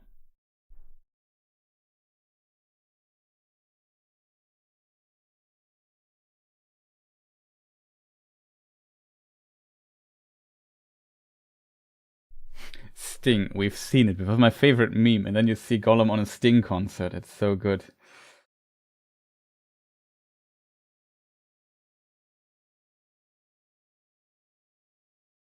Yeah, plunderers plundered plunderers, and so it went there. That is also the best explanation, in my opinion. It survived somehow. I assume Gondolin was plundered by the orcs, then the orcs used it, then they were defeated. Later in the War of Wrath, the sword was taken away by somebody, and then got plundered again, and then it somehow, maybe also the men that escaped from that time, placed it there, were attacked by or eaten by the trolls, and they got it. I don't know. This was, like, Gondolin's fall was over 7,000 years ago from this perspective here. A long time. Well, 6,400... 600 years. Let's say 6,600 years, not 7,000.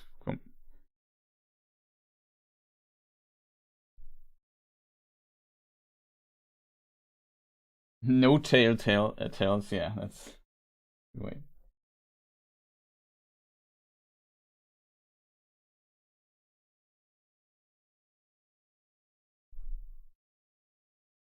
Now, the walks look kind of decent, but I wouldn't say that they look much better.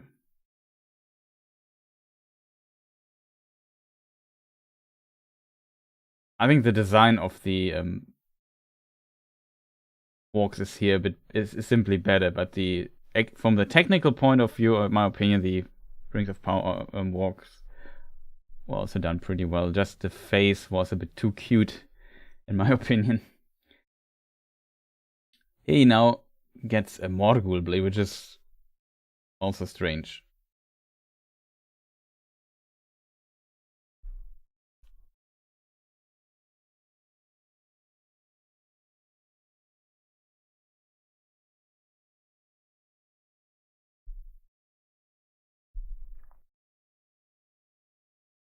Yeah, the walks. That design-wise, they look more scary here.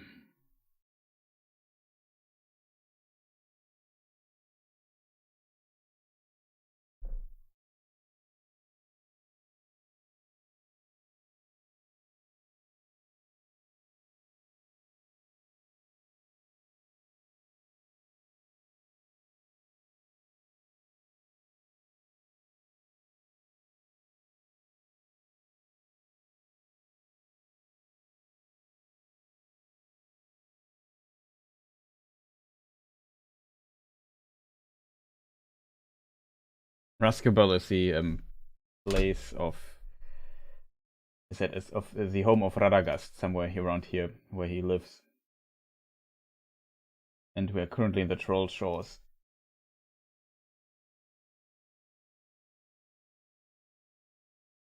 As said, this is not in the book.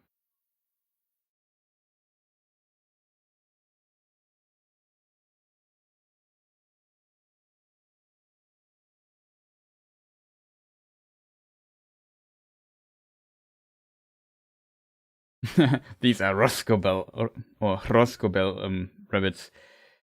I would like to see them try.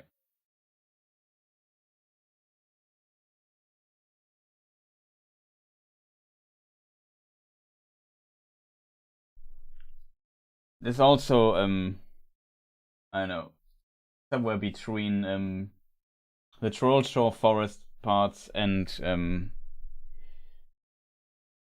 Imladris, which is there the little dot in this beyond the river.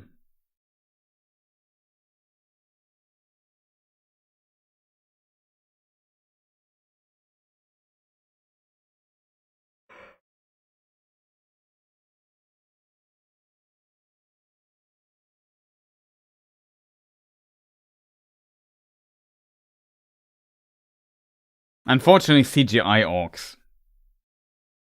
This one was okay, but a lot of time the orcs don't look great in The Hobbit, unfortunately. There, the Rings of Power orcs look much better.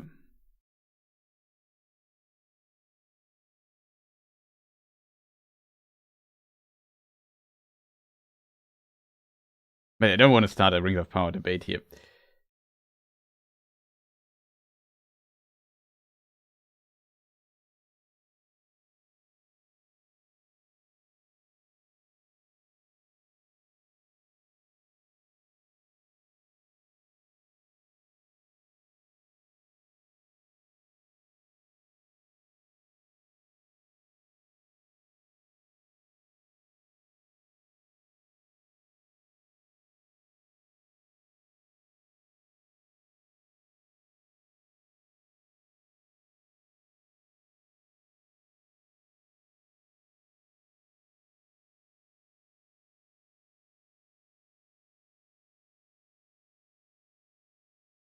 Kind of hinting at Vilja. Yeah. Good point.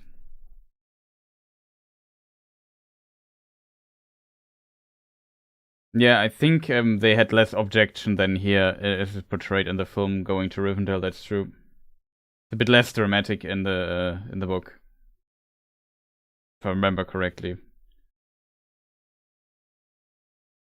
I wonder how Gandalf would cook one of these rabbits.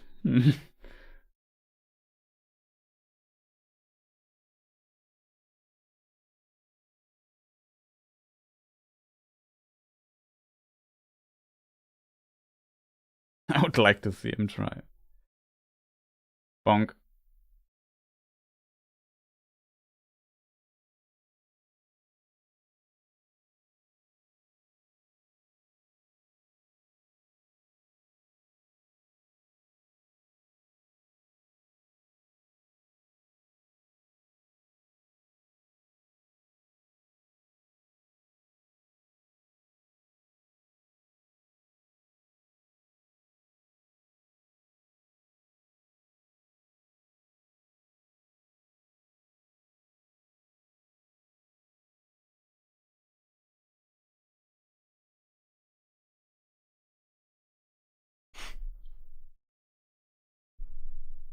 Hate it.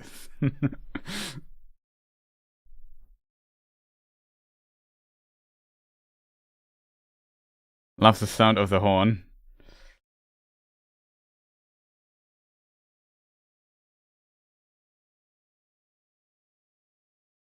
Now they switch to the Elven theme. Pretty nice.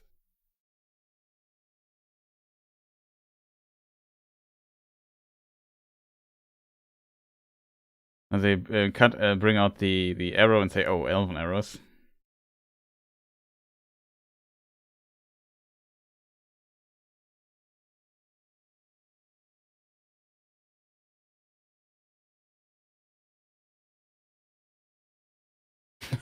Gili, the only handsome dwarf. I would have expected that people find Thorin also kind of handsome, but I don't know.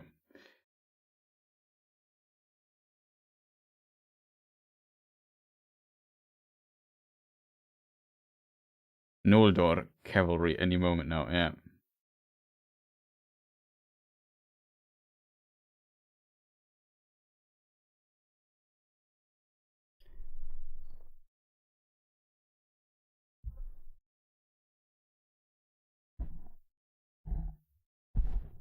Yeah, it's really magic, it seems.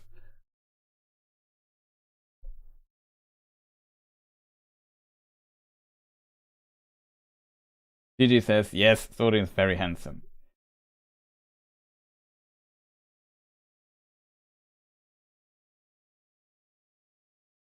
Does he offer us insults?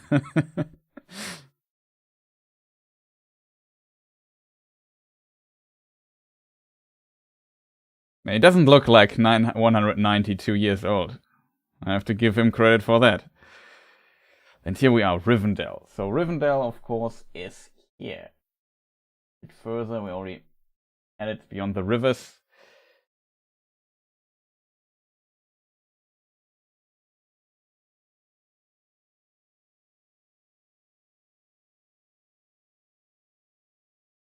Imladris, yeah, that's pretty.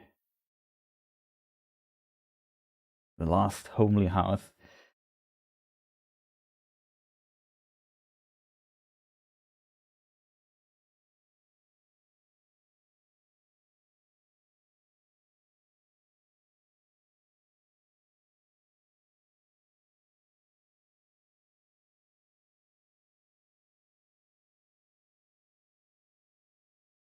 Yeah, fountain scene is also an extended scene where we see naked dwarfs.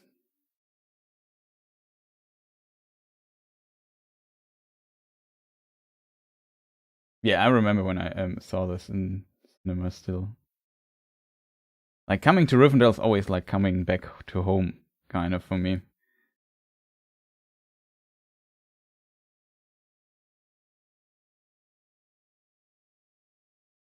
Bruchtal, yeah. The German version, the translation of Rivendell is Bruchtal.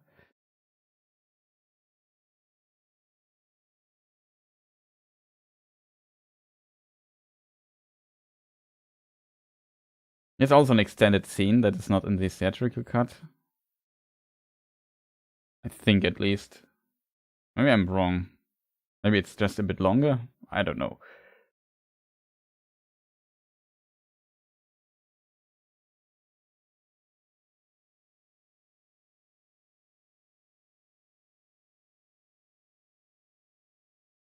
Do-do. Not do-do yet. Mithrandir, Elvish name of Gandalf, Grey Pilgrim.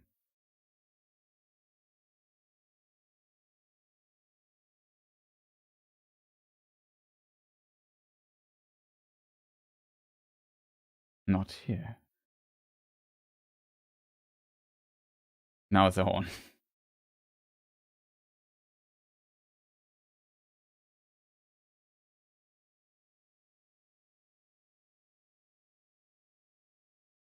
Dwarves don't have very good house guests. Yeah, probably not. This is Elrond, by the way, the first person. He looks very and this scene very CGI. Maybe it was also stunt double, I'm not sure. Something looked very off.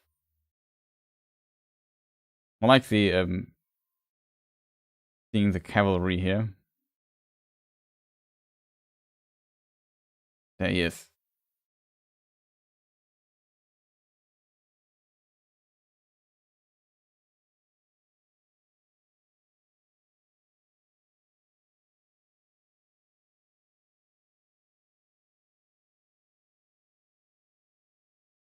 Oh, good old Agent Smith, Elrond.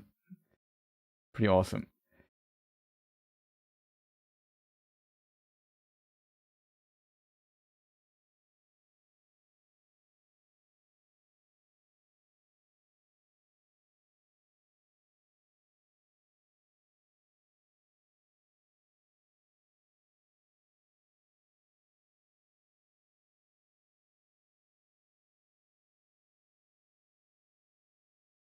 I can't imagine that, to be honest. Like, Elrond is...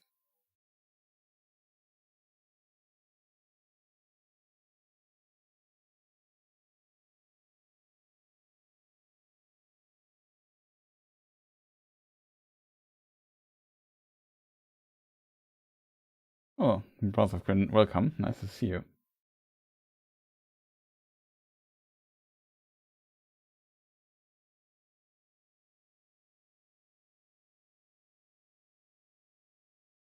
Yeah, Elrond is a bit more lighthearted here, that's true.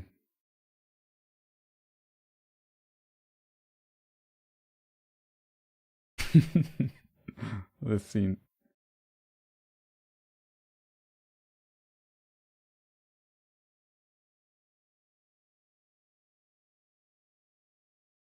Always pleasure to see you. How am I? I'm doing well. Only watching the Hobbit film. We are 1 hour 30 in. Here they already, I don't know, kind of introduced. It's just a film thing.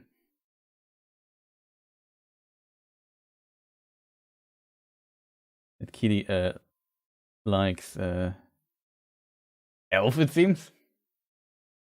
Vegan it is, yeah. Elves are not vegetarian, that is true. Like, we can read that they go hunt and so on. I would assume when they go hunting, they would also eat it. Though, it is definitely possible that they don't eat too much meat or so, but I wouldn't rule out that they eat meat as well. I'm not sure if somebody in chat knows more about elvish food, but how much Tolkien wrote about that. If you think, for example, of Gildor, and when he helped Frodo out in the Lord of the Rings book, Glamdring, Foehammer.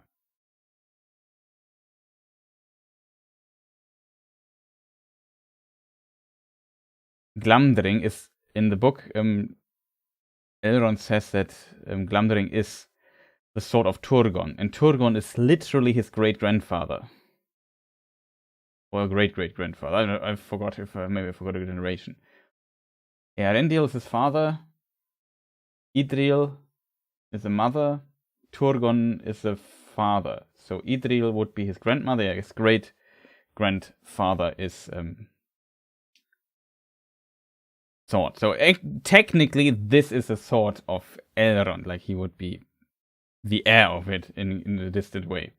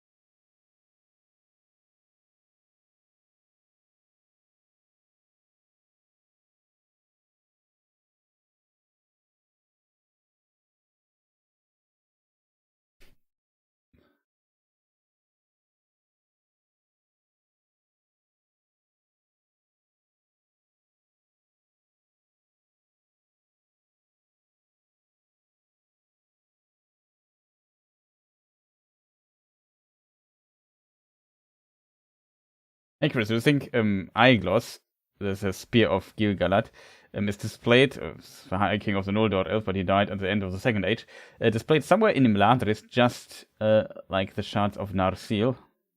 That's a good question.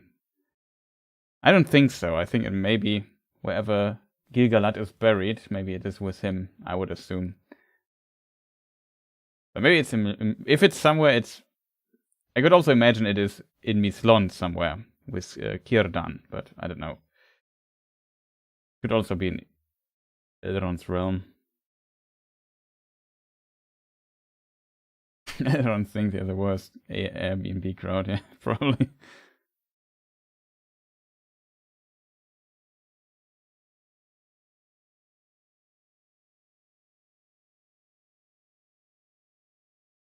No, great-grandpa. Idril is the grandmother of Elrond, and Turgon is the father of Idril. His father is Eärendil, and Elwing his mother. His grandmother is Idril and Tuor by his father's side. And Turgon is the father of his grandmother Idril. It must be the great-grandfather.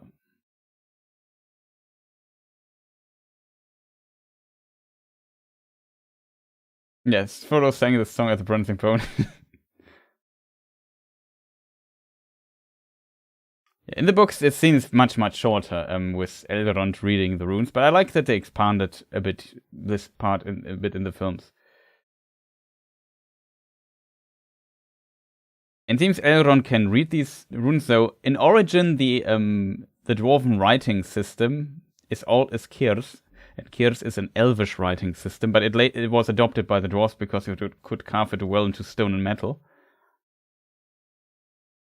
Yeah, it's the same moonshine as upon us tonight. What a coincidence!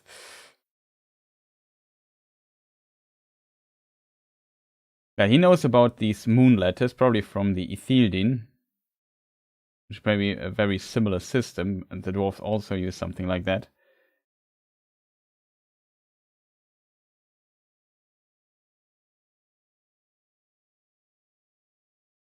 Yeah, waterfall runs in slow motion.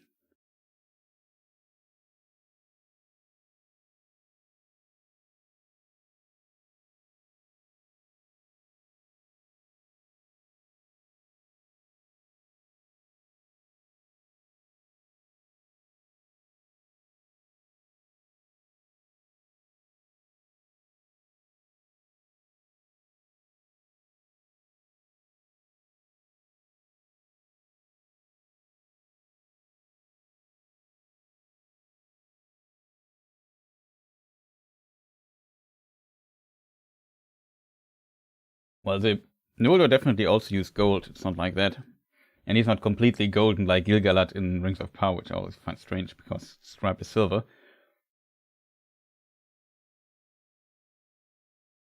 Yeah, all waters commands obey the command of Lord Elrond.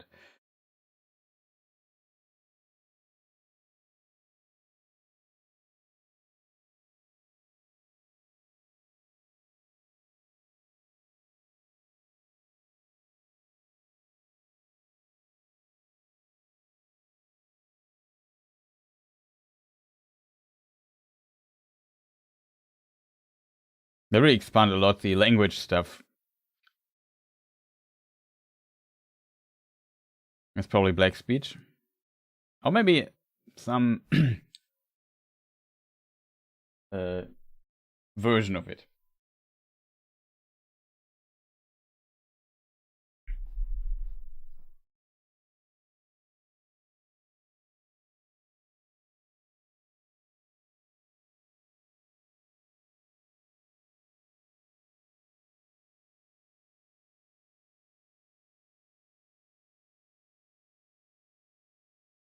This is, by the way, a weather top. Amon Sul.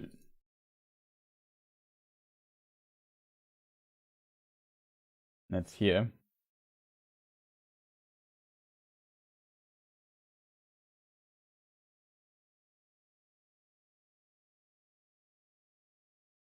We turn to Rivendell in a moment.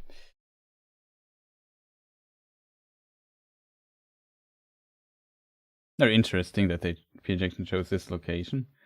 We see some good old times of Rivendell.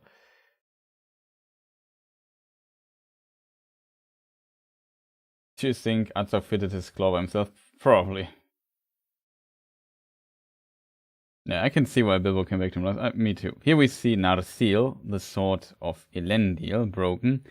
It's a good question. Let me just look something up. Aragorn. When did he turn 21? Yeah, it is actually... No. Is it?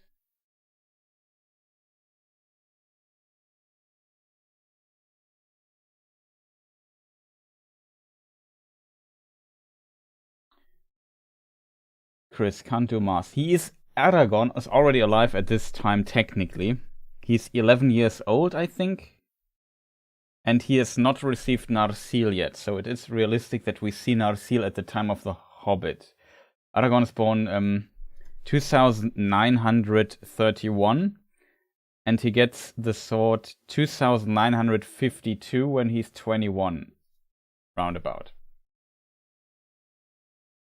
Then his real name is revealed to him. He was called Estelle here at this point. Oh, High Hope. Also like the scene where they on the balcony. That's also an additional scene.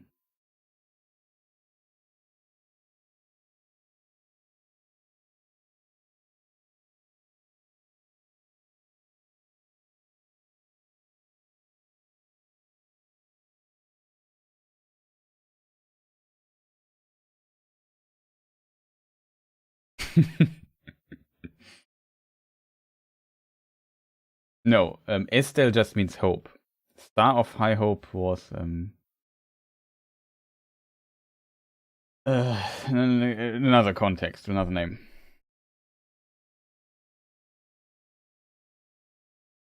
Or maybe I'm mistaking it.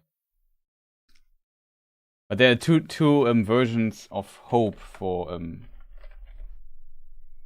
yeah, the Silmarillion for hope. I think Estelle is a bit complicated. I forgot what the other name is. Concept more widely means hope.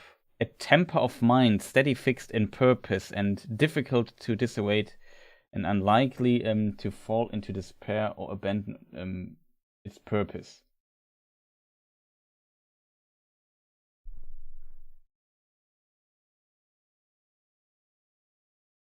Yeah, this is an extended yeah,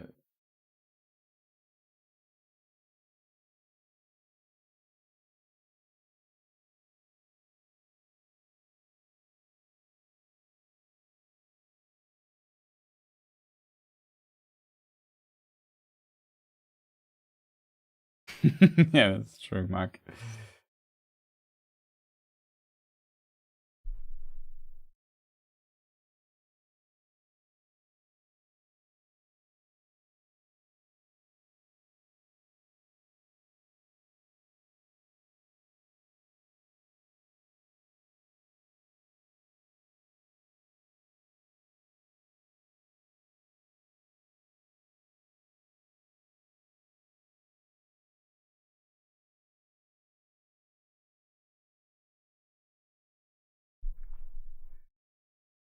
That's a good point, Mr. Elrond.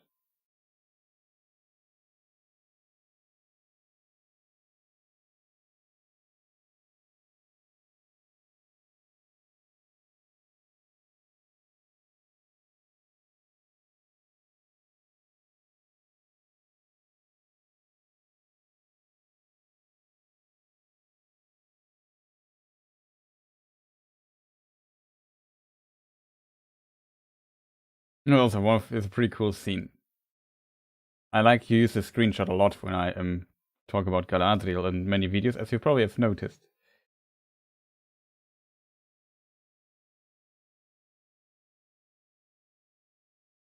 It's good to see Galadriel how we know her, to be honest.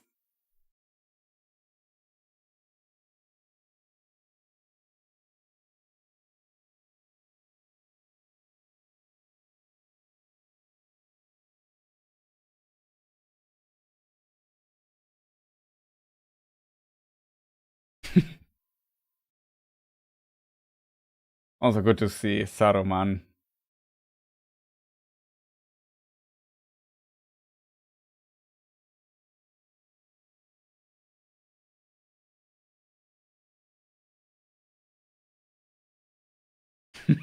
Tell me, Gandalf. Tell me, when did Saruman the Wise abandon reason for madness? One of my favorite quotes from the films. Not a book quote, though.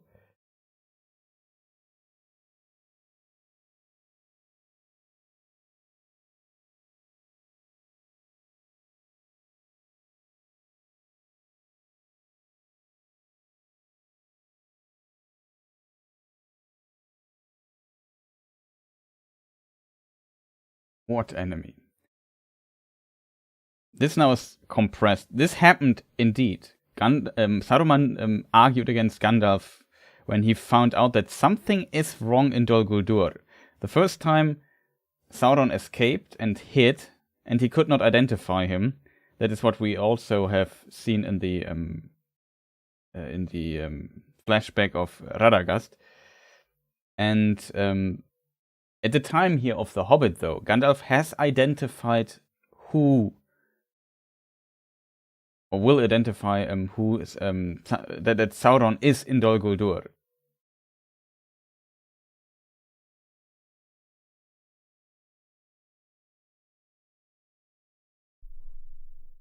So this is not discussed in the Hobbit book, it's a Lord of the Rings thing.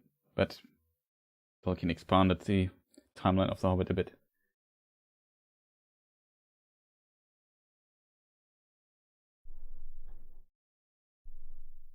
Yeah, he talks about the watchful peace, but it's long over. Really long over when the Hobbit starts. See my videos on my channel about the Elrond, about Elrond. The last few, where we talk about the watchful peace. Like, the watchful peace ends 2460.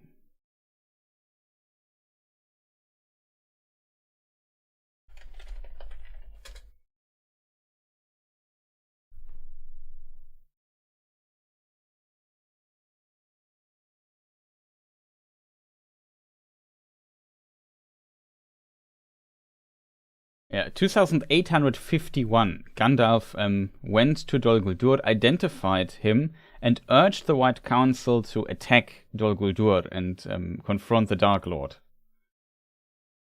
But it was delayed until 2941. This is the time around the Hobbit.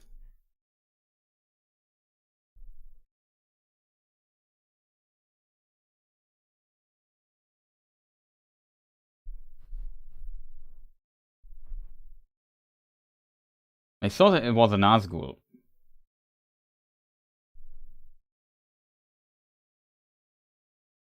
Yeah, it's a Lord of the Rings reference here. Radagast, the fool, Saruman calls him often, or one time at least.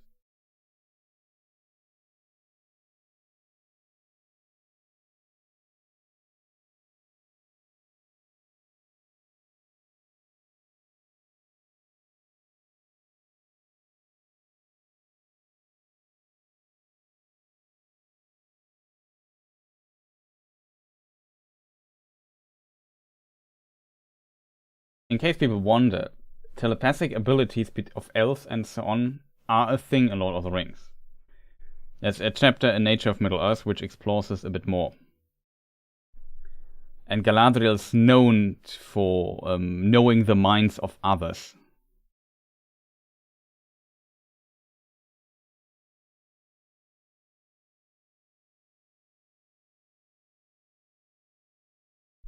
Hello, Miles.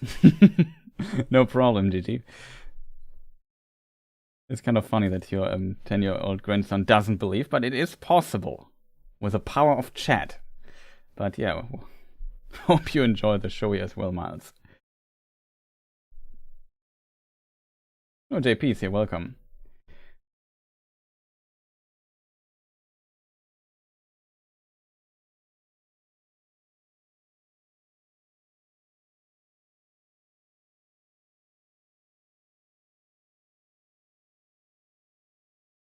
He's laughing out loud. Okay, that's awesome.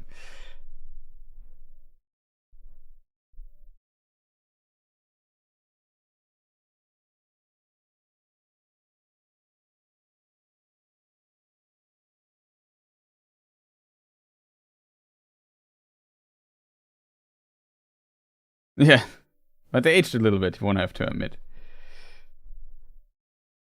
I can blame them, though.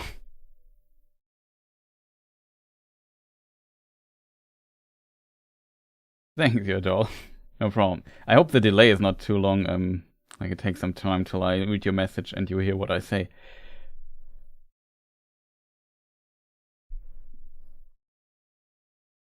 Gilestel, Star of High Hope, name of Erendil Star. Yeah. That's from...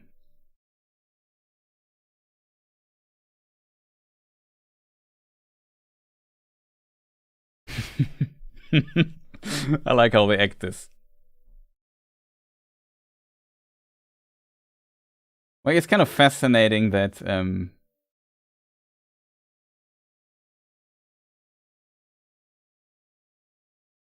it's kind of fascinating how subtle they do this here. Would have Rings of Power would have had a similar approach. Would have liked this much, much more, to be honest.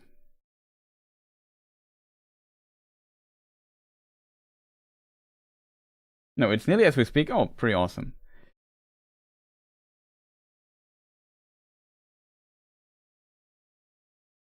You sly old dog.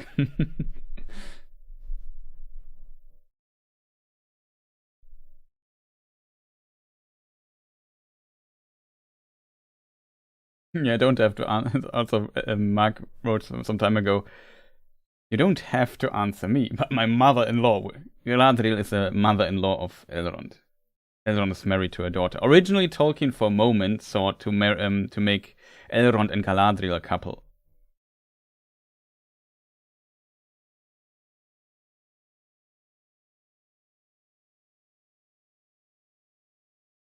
Galadriel also suggested to Gandalf to lead the White Council, not Saruman. But Gandalf declined. And Saruman was not a fan of that. That he was a fan that he declined, but not a fan that he was not asked first.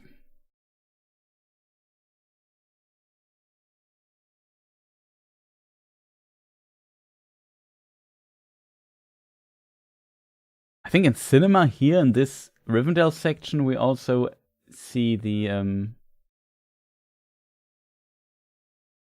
break, right?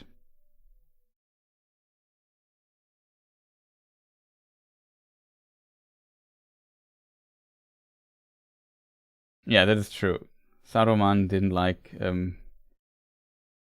that Gandalf got Narya, the Ring of Fire, by Círdan when he arrived in Middle-earth around the year 1000 of the Third Age.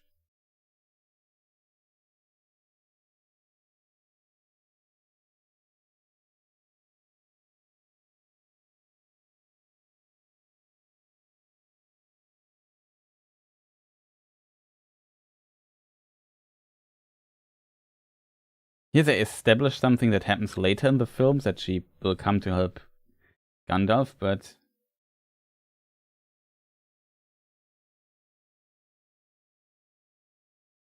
in the films it's very different from what happens in the books in this regard. Gandalf is not captured by Sauron or so, which is portrayed here in the second film.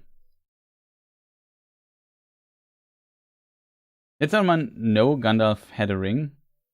Yeah, Saruman definitely knew that. It's mentioned that Saruman was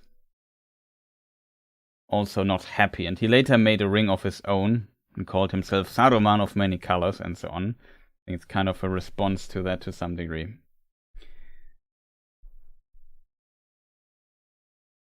Yeah. There was a lot of tension between this. So now the dwarves go over the so-called high pass. They don't go over, so they go beyond Rivendell to the other side, and they try to hit this road here into the forest. As I said, it's very small here on my screen, so I have a bit of trouble finding the exact spots of my arrows not 100% down. Forgive me a little bit. But yeah, they're now in the Misty Mountains and have to cross the high pass. And in this section in the book, we also see like the stone giant thing. Oh god, this was dangerous what I did here.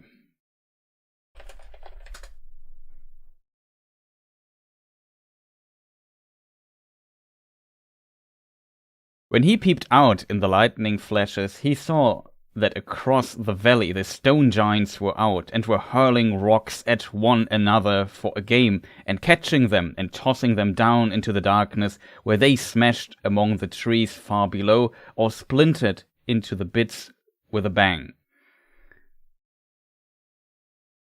Well, that's a reference here. Some people criticize this a bit that we see this, but I like that it included it. It fits The Hobbit, in my opinion, so well.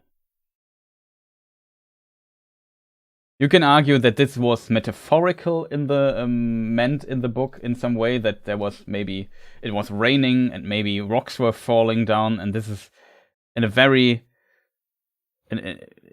almost like a parable described what happened, like in a metaphorical way, with like this image of stone giants throwing rocks at each other, but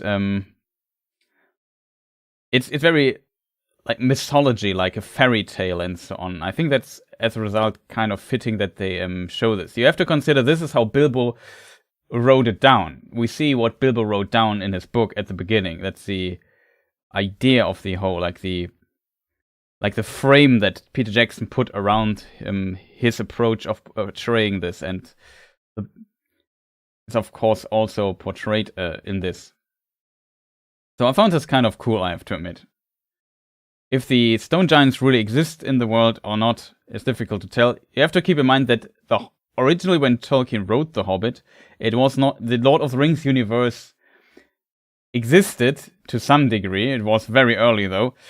But the details from Lord of the Rings, like the One Ring, didn't exist yet. And he just borrowed a lot of names from his Silmarillion, his approaches to writing that.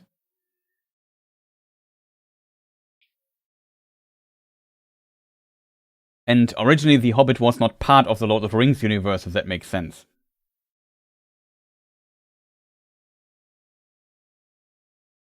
Which race are stone giants from? From the fairy tale.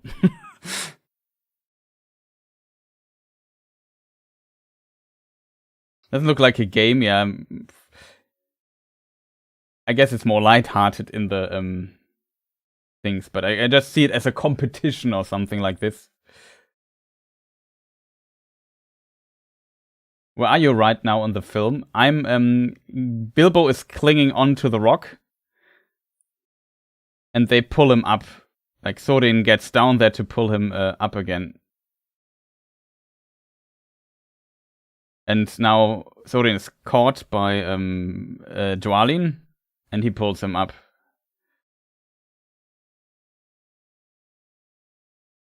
And we're approaching them sleeping in the cave. I hope that helps. 1 hour 57 on my book. But you probably had to switch DVDs or so.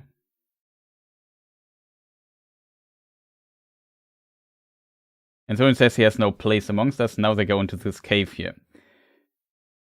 Hope that helps.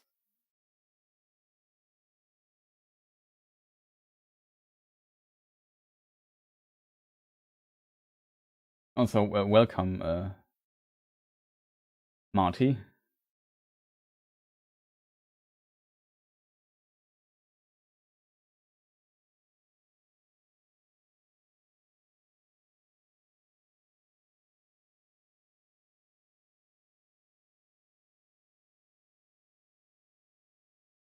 Plans changed.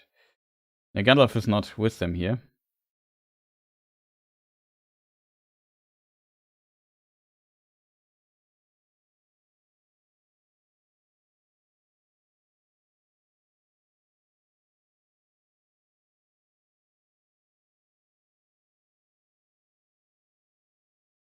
I like how he says "hur" or something like this when to say it's basically "let's go." Kind of like that. Thanks, it does. My version must be missing a couple of minutes. It's faster even with a switch. Okay. Impressive. Maybe I'm also playing... my player plays a bit slower than yours or so. I don't know. I'm not sure.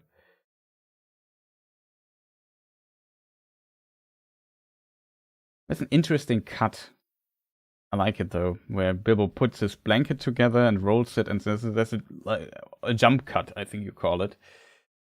Kind of, like just one little. Just to wind up, to speed up the process of him doing his preparation stuff. I don't know, I always find these cuts very fascinating. They work so well.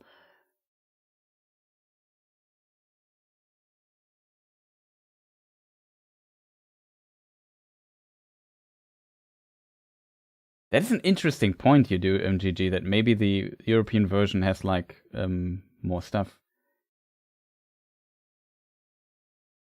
Yeah, but my version also has no disc change.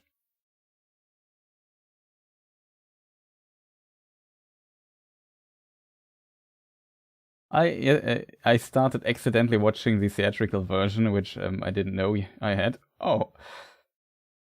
But yeah, for all people maybe jumping new to just joined here, we are watching The Hobbit in the extended version, first Hobbit film. We're at 2-hour mark now. Currently, Before talks to Bilbo. I think it's Before. Yeah. Was it Before?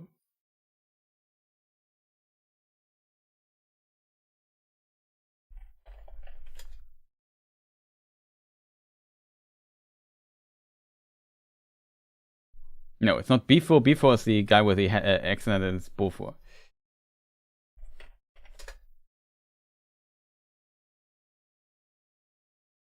Always mix them up. And here we see like the established thing again. When goblins/orcs are close, the swords glow.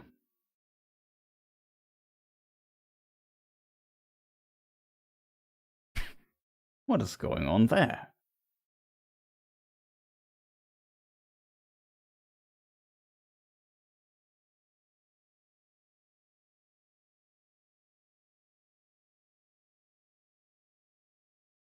Here they're still in The Hobbit. They are called goblins most of the time. In The Lord of the Rings, the goblin term is used more rarely, and usually you find orcs. Tolkien even thought about changing how orcs are spelled, like usually O-R-C, but he thought about spelling it O-R-K instead, but for philological reasons. But yeah, very clever trap. It's true.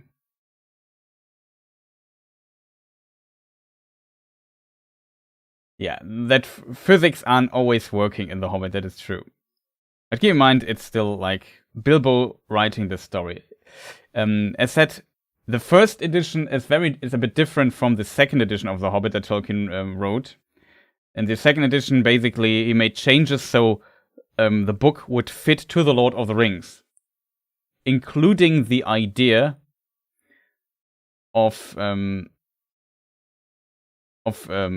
One Ring existing, in which originally when Tolkien wrote The Hobbit, the One Ring didn't exist. And so the Riddles in the Dark section is different, which I'm looking forward to. And yeah, this was changed in the second edition. And Tolkien basically implemented this change with that the first edition that he published first is the version how Bilbo tells the story, and the second edition is how it actually happened. So technically, this year should be the first edition, because this is the idea is that we see the story that Bilbo wrote down.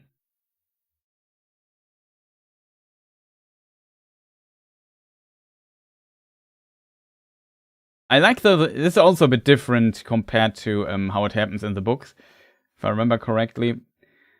I still like though how this change I kind of appreciate, because it kind of makes sense. Though it's kind of strange that Bilbo survives his fall.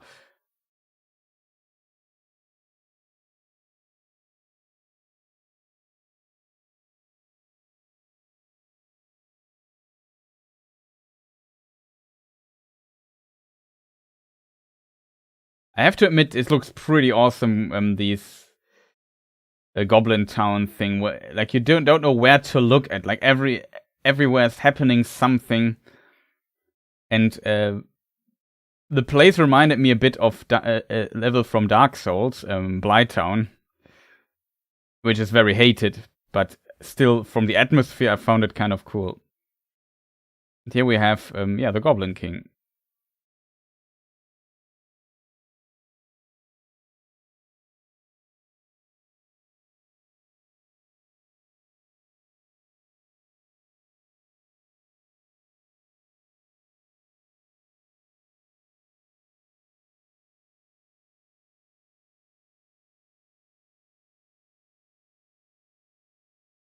I think this also extended the song.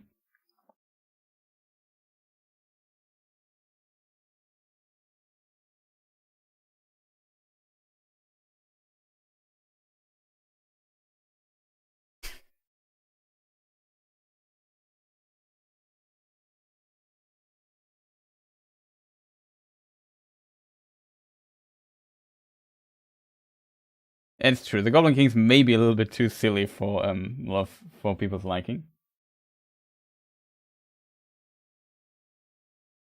Yeah, it's a cool scene all in all. The finale of these Goblin Town section is also physically ridiculous.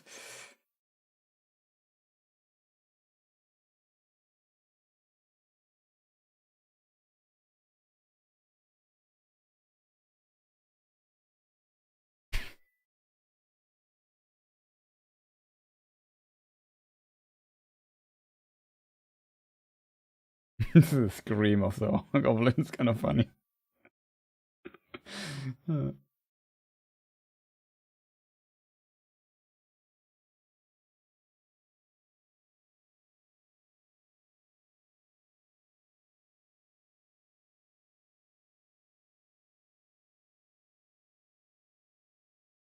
It's funny to imagine they say things that every time they capture someone. Yeah. Silliness is a bit required, I agree.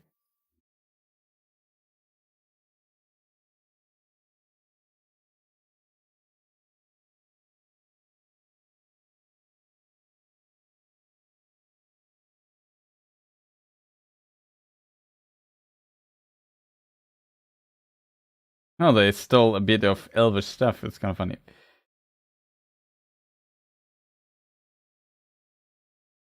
Mate in Rivendell is also a pretty good joke, in my opinion.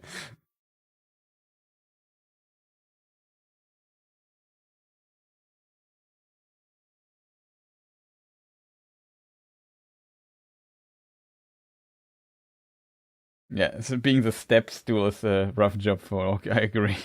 I like the scream of the squeak of the orc when he stepped on it. This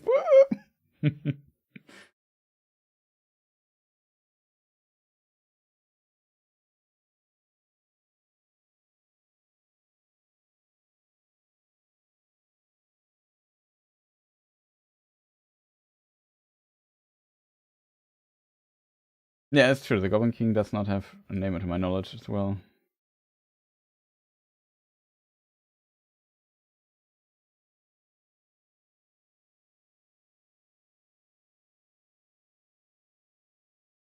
He talks about Dunland, and it was actually lived in Dunland for some time. It's kind of interesting.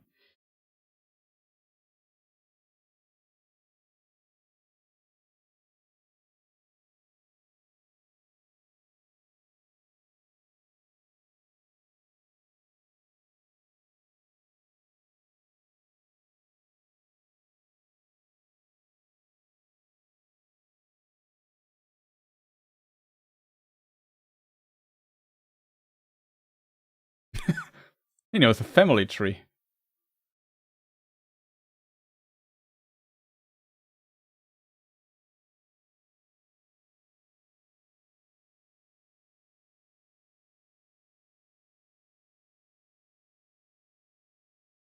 Like Beaufort's usual attempt to explain his lies. Yeah. Everybody's recognizing him, that's true.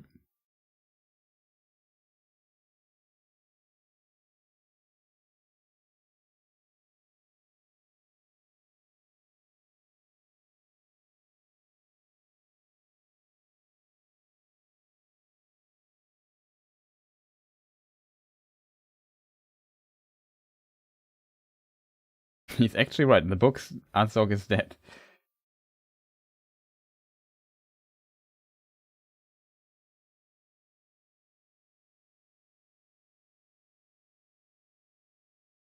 It's a little messenger goblin. Kind of funny.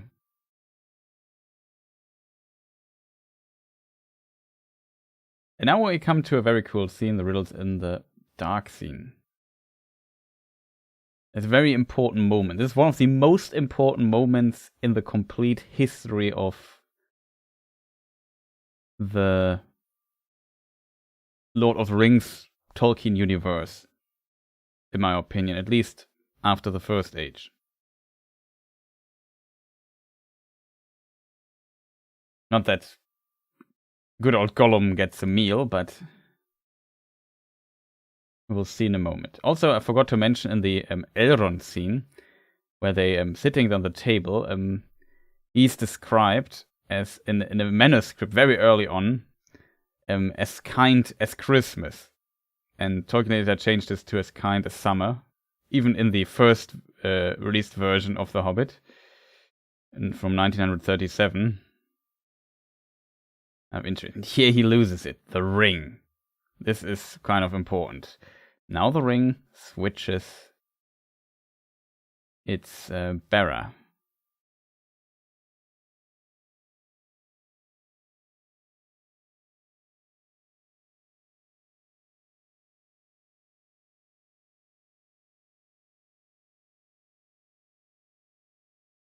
Yeah, pity is very important, of course, but also Bilbo finding the ring.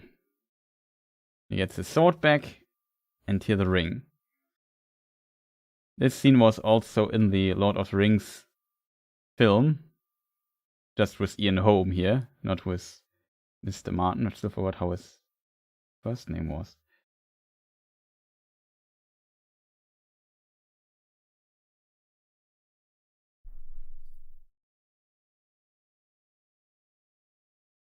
Martin Freeman. He's not. Okay, I mixed it around. It was not Freeman Martin, it was Martin Freeman.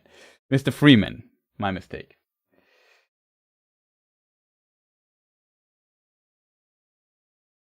So in the original version,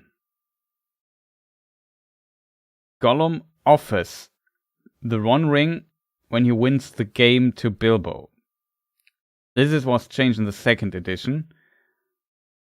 Because if the ring he's possessed by the ring, he would never offer it. Also, I like how this sword just goes out. Stops glowing. Pretty cool little detail. I like. And also that he swims there, and that there's like on there's a little island in the middle. And at the end of the first version, Gollum tries to find the One Ring, the magical ring he has, but he can't find it and says, "Oh no, what am I doing now? I can't give you the ring." And says, "Yeah, just show me the exit." And in the extended version, it is about the exit, and he has a ring, which Frodo is currently missing.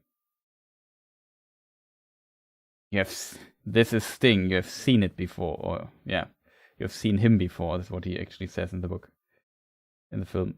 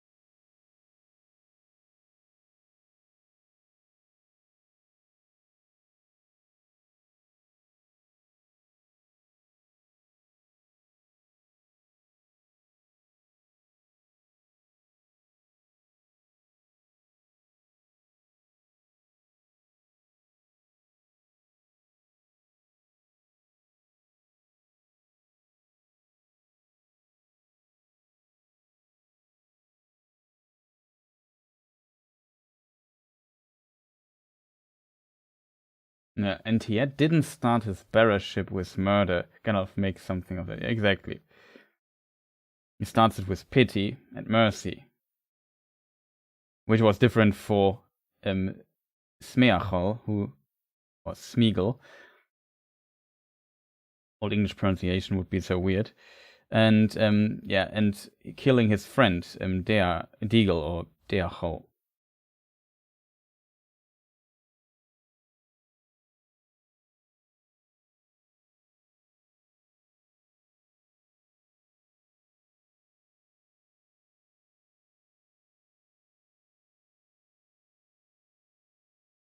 It's difficult to say if it has some renown or not. The sword Sting, that is.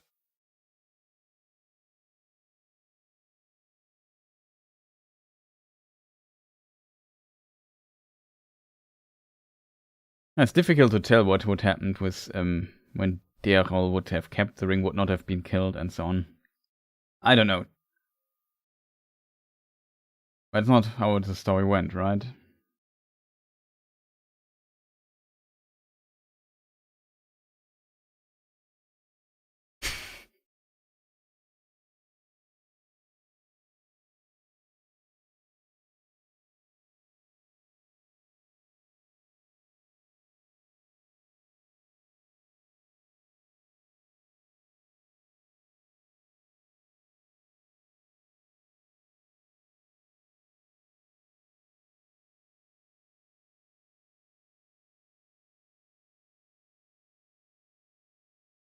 Fair enough.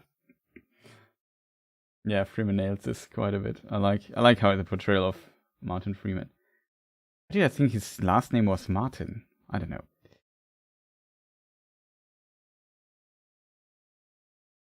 This is an interesting detail here.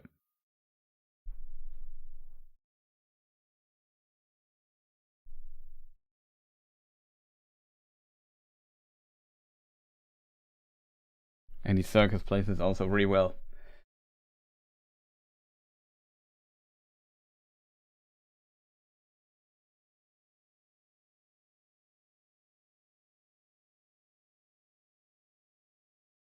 I think this is also a quote from the books. With the number of teeth of Gollum. Was it different though in the number? I don't know.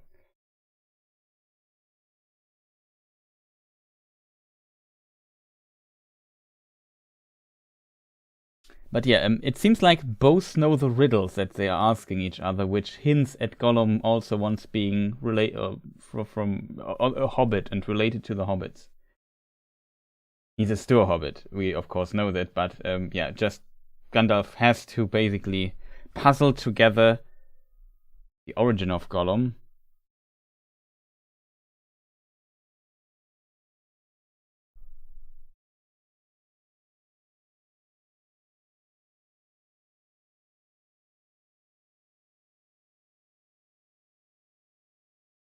Well, this is a very early Gollum still. First contact in centuries, I guess, with somebody who's talking to him. Yeah, I agree.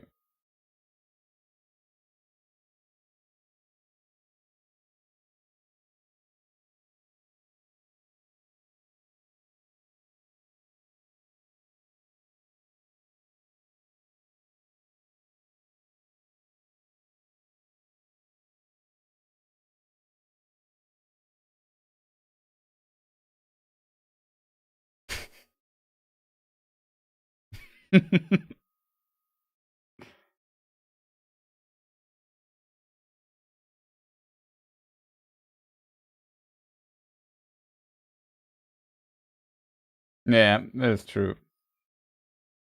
And probably also rough start, Martin Freeman. And after Ian Holm, they're pretty big steps you are stepping into, right? Footprints you're whatever the English idiom for it is. Middle game's just playing with food, yeah, kind of, right?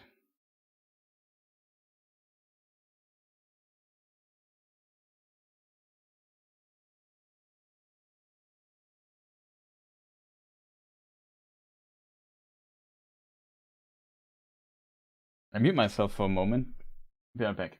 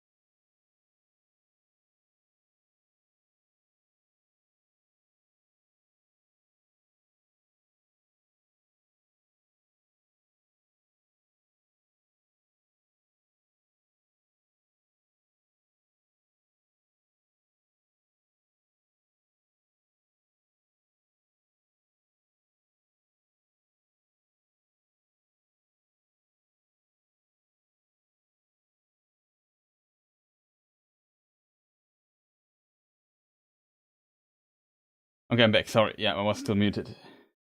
I just came back a moment ago.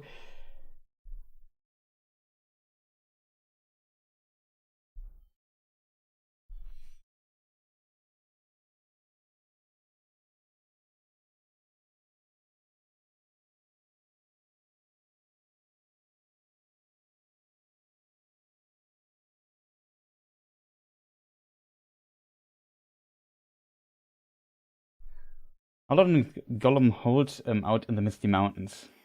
He sure couldn't have wandering around for 60 years without finding the Shire. Oh, that's a good question. So yeah, we are still here in the Misty Mountains somewhere.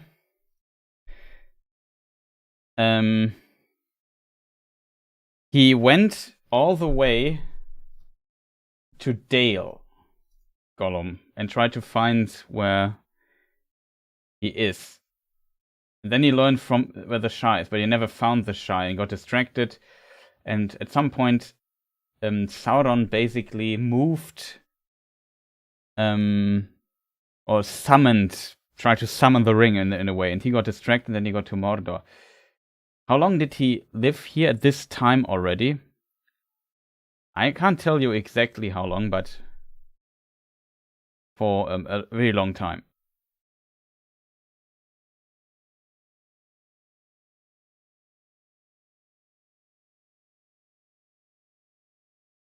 Now you realize this.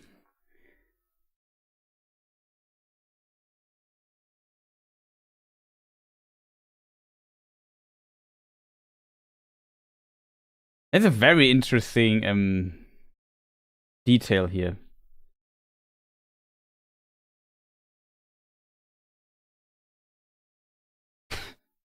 It's kind of interesting that the Goblin King also has a song for this. Yeah, the sunlight kept him in the cave. He was. Let me just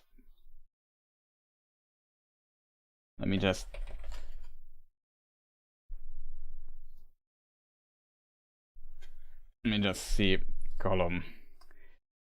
We find an interesting note on the timeline for Gollum.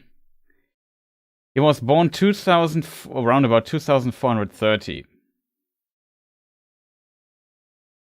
When he dies, he's 589 years old. 60 years. The Hobbit story plays 80 years earlier, so he was 509 roundabout. 500 something. At the time of The Hobbit. I'm not sure when he entered the Hobbit.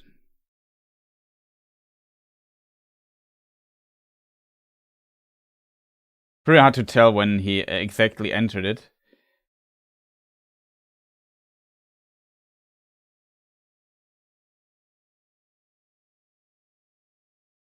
But yeah, I would say around about 500 years he was in the Misty Mountains.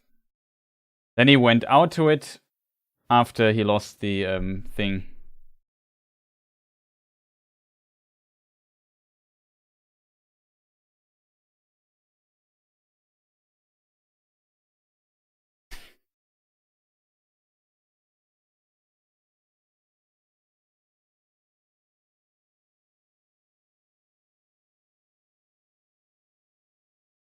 And yeah, it's very interesting because, as said, in the early version, and this Tolkien adopted this not early version, the first version, the first edition of The Hobbit. In that regard, that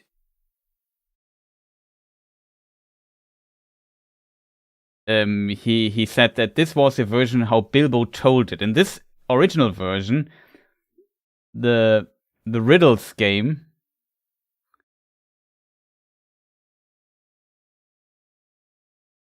was about getting the one ring, the magical ring, as a reward. And there he won it, so he didn't steal it. He found it earlier, but he then, in the competition, fairly won it. In the version how it actually, in the second edition, Tolkien had to change it because Gollum would have never separated himself from the ring and offered it as a reward for winning the riddles game. So it makes no sense from this perspective. I had to change it up, and in this version, Bilbo found it and kept it. And this makes him actually a thief. And he's also the burglar of the dwarven group. So yeah, it is true. He is actually a thief. Gollum is right here. Bilbo stole the ring from him. It's kind of very interesting from a philosophical point of view, if that makes sense.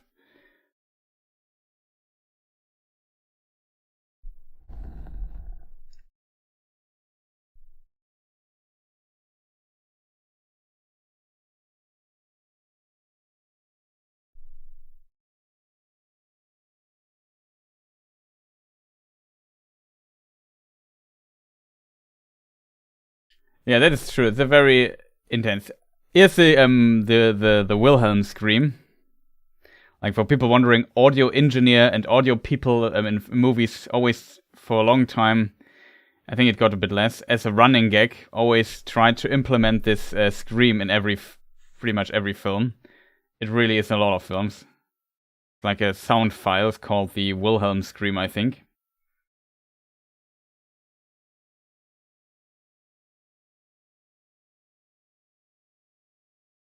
This is also kind of funny. And yeah, here we heard it a moment ago. It's also in the Lord of the Rings films, in case you wonder. It's pretty much in every film. Not only Lord of the Rings, like, I'm talking about pretty much every film in existence. After a certain point. Okay, this fling by Balin of the ladder was also kind of funny.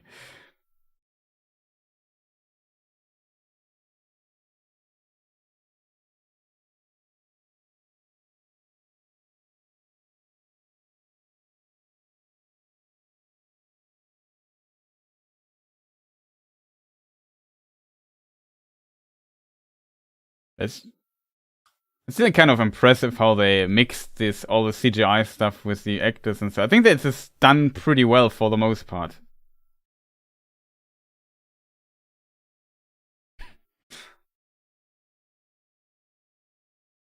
But it's of course highly exaggerated. Yeah, also I think in the book, Gandalf uses a bit of magic here, with appears with a flash or so. They were separated until now. And it's kind of the gift of Gandalf to appearing where he needs to be at the right moment. That's always pretty cool with Gandalf. Like he sees, he makes the right decision, the right calls, and when he's needed, he's there. And when Gandalf needs help, Galadriel just comes.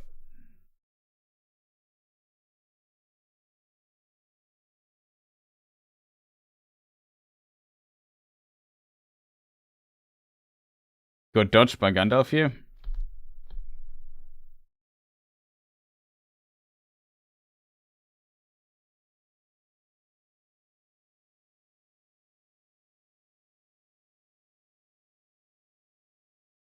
Pretty brutal, kind of, isn't it?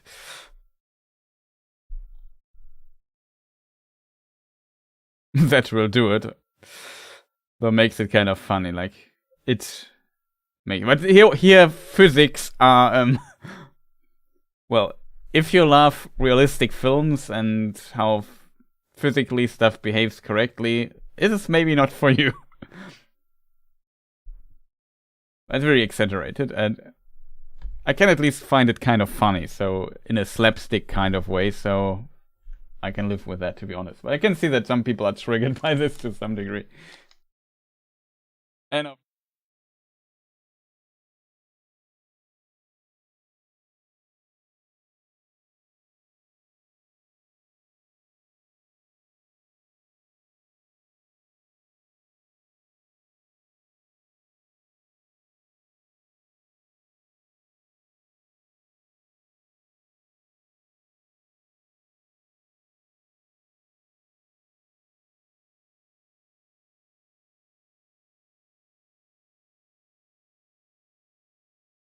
there's now another. This is now also the other very important scene. That's a pretty cool scene. I also really like how Martin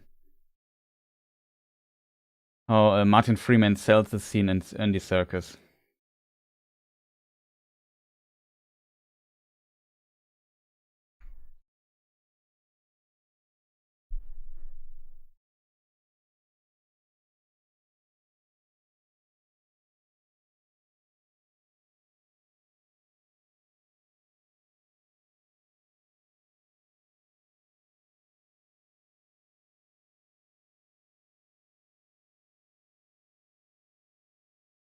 Yeah, this is a scene as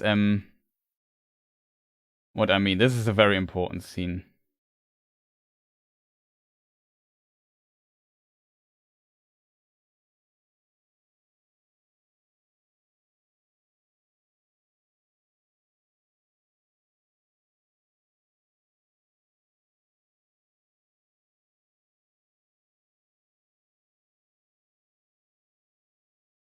So even though Bilbo is a thief, he starts his barraship with pity and mercy and not with killing.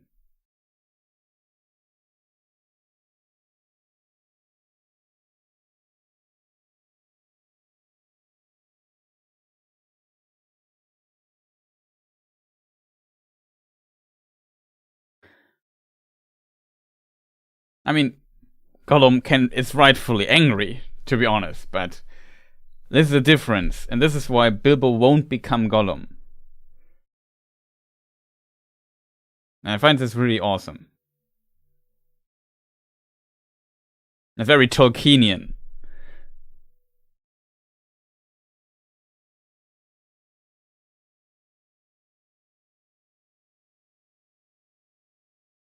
Yeah, that's true. I think this is a very important scene in The Hobbit, one of the best, strongest scenes there, and he nailed this scene in my opinion. Also, the Riddles in the Dark scene was also pretty awesome, like all the Gollum stuff.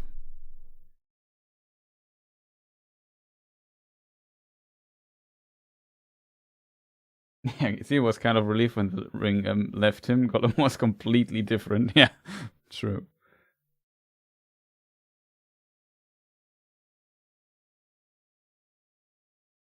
Yeah, maybe it was a bit out of place, but I think it was to make you understand Gollum's position better, and that Gollum actually has a right to be angry at him, and felt that Bilbo played dirty, and that's why he calls him a thief, and he hates him forever. It's also a quote from the book, I think.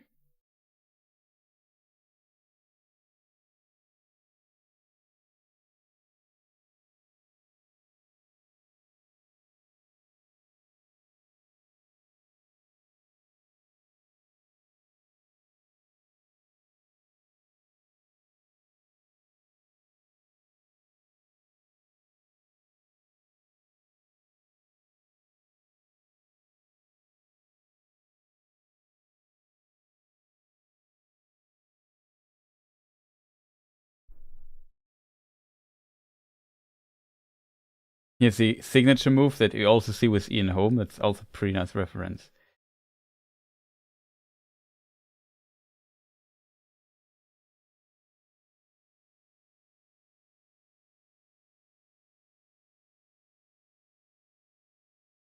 Leitmotif of the ring.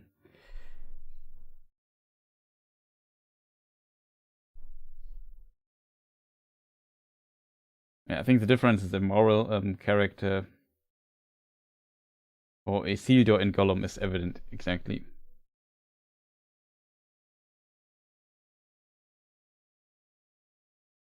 I think in the book, Gandalf knows that he has a magic ring, though, in the original, at least the original version. Yeah, also, I think the other version. Kind of. He has a feeling. I think they briefly talk about this even in the book after they leave Goblin Town, right?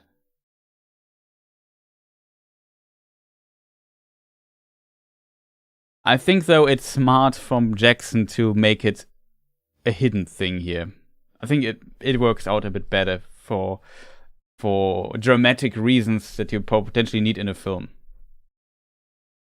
Bilbo the nerd, yeah, I'm with my books.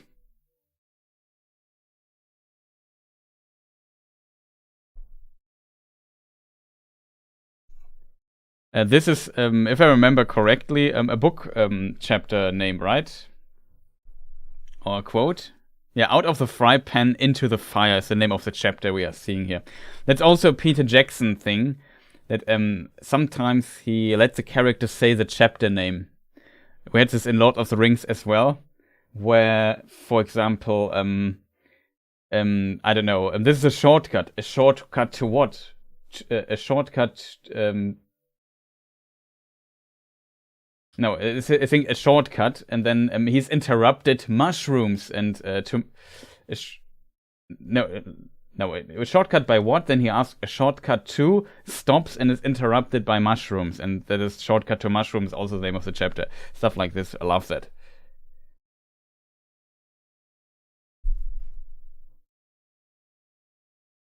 It's also kind of funny.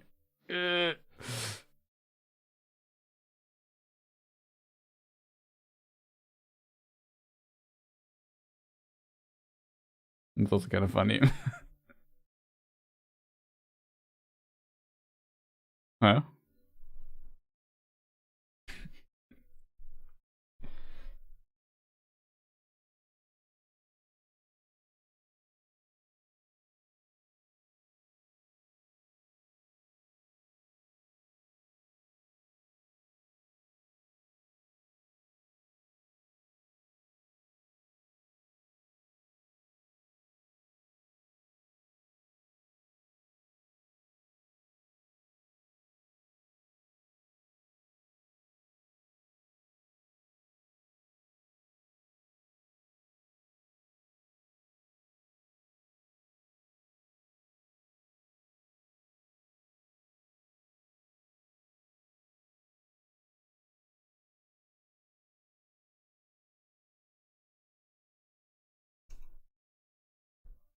Try to eat a snack here, so I shut up for a moment, but yeah, good old Mr. Moth.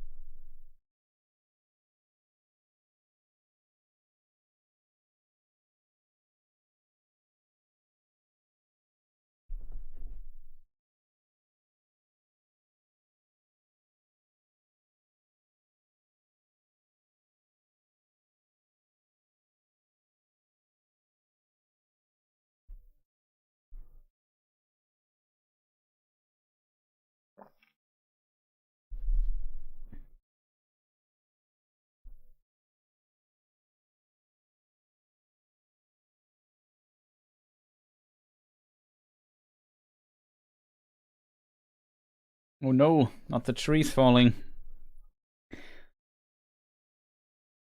I think it's also slightly different in the book. I have to reread this chapter. I've forgot how it was exactly. I only remember that the pinecone stuff is also in the book.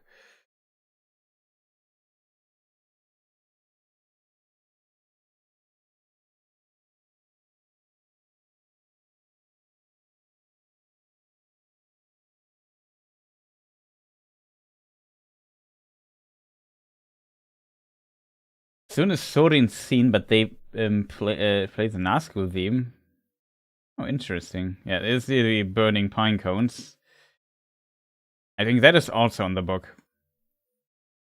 The situation is kind of distantly similar, but I think the details are a bit different.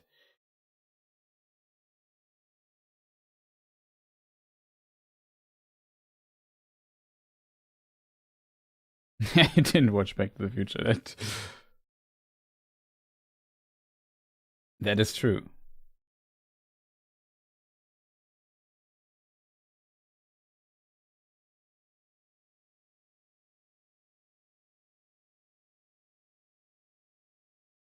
Oh no, not the tree.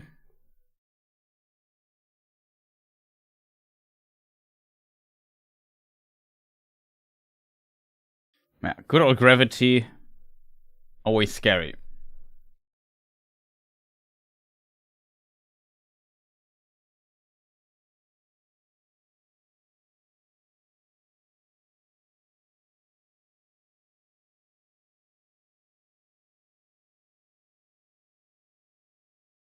I'm ahead again, unfortunately.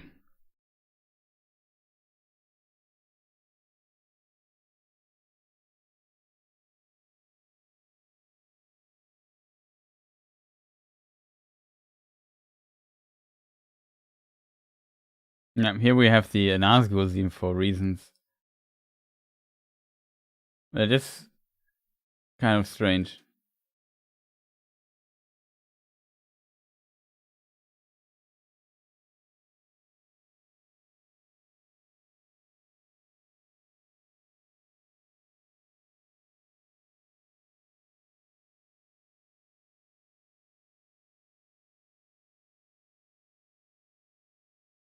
But I can't tell you what the idea behind this either. But it's a pretty good song, to be honest. Or track, I should say.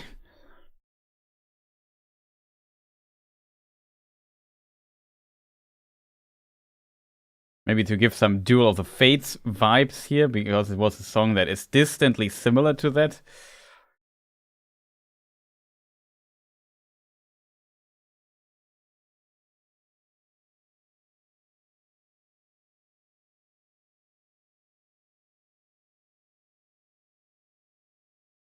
I must have heard.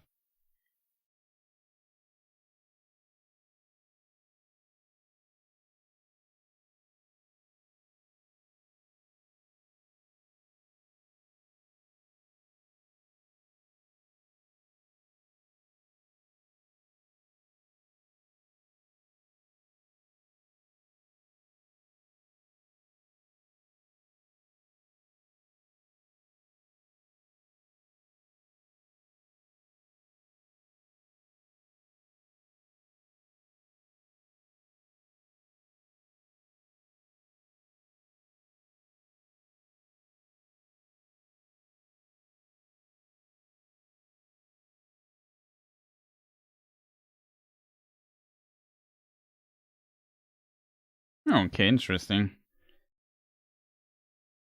There's that Ogun shield.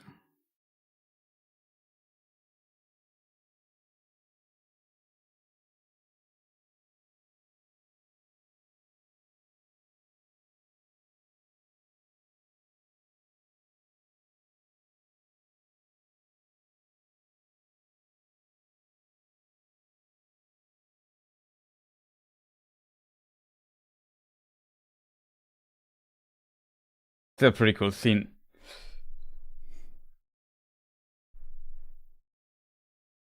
He's the most powerful hobbit in the Third Age.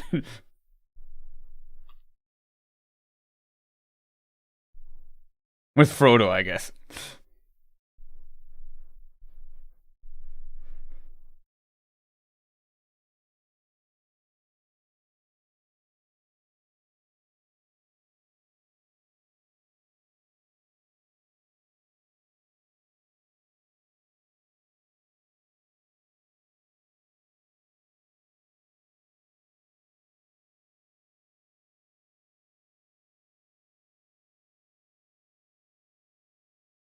And there are the great eagles.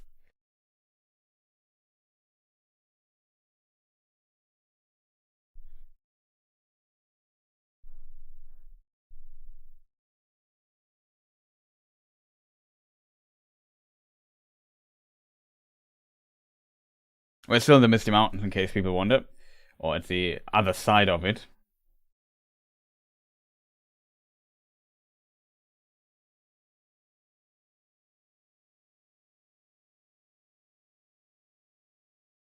Describing Hobbit as powerful as an warrior. Roar took. For sure, but Bilbo could let go of the One Ring. Which not many... no, which is unheard of.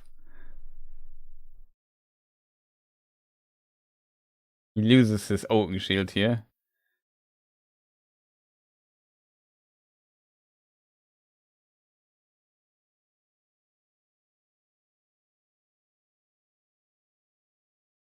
Nope.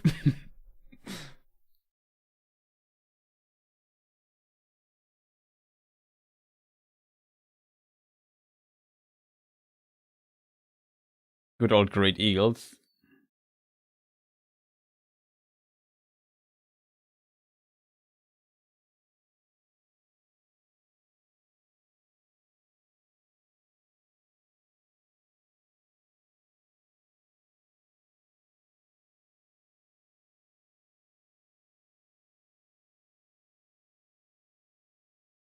He's not happy. I translate that for you, no problem.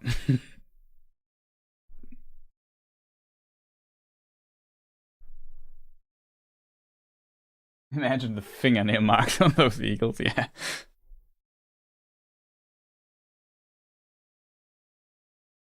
And now we come closely to the end of the film already. I thought the film would still go an hour or so, but nope.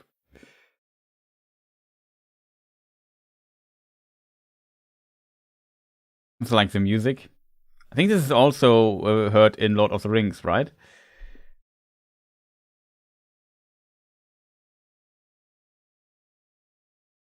I would imagine so. That guy here, that like in some way he reports to Manwë. I could imagine, yes. Manwë knows what's going on.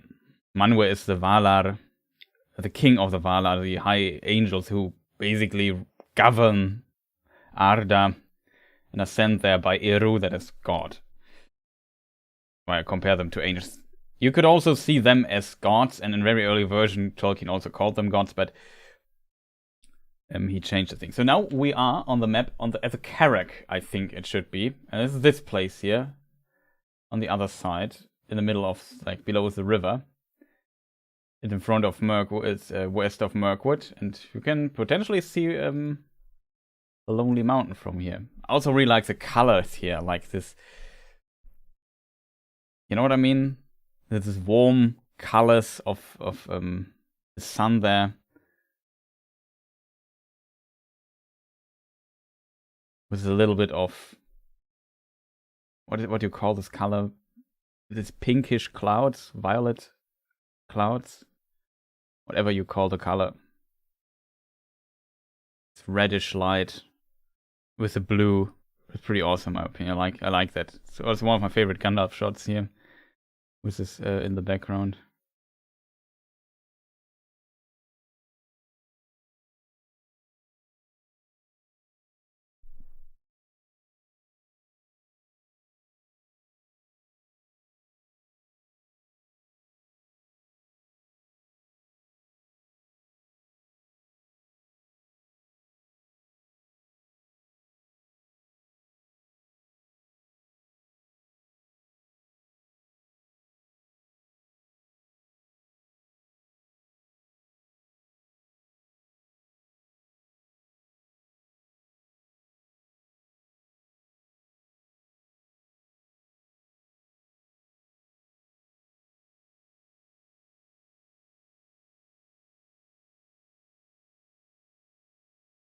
Yeah, the fake out from Thorin is pretty cool.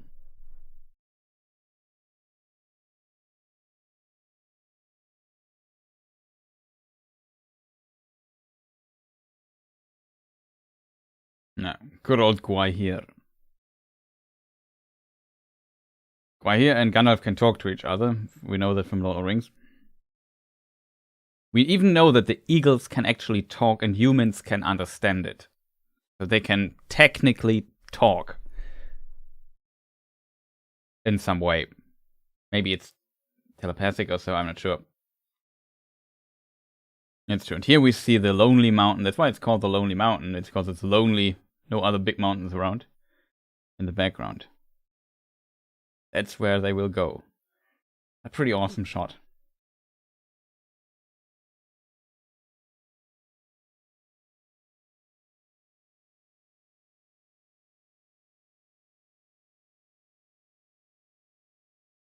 There's also like the let's call it the text prophecy, whatever you call it.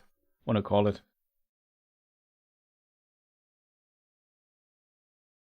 Yeah. Good omen.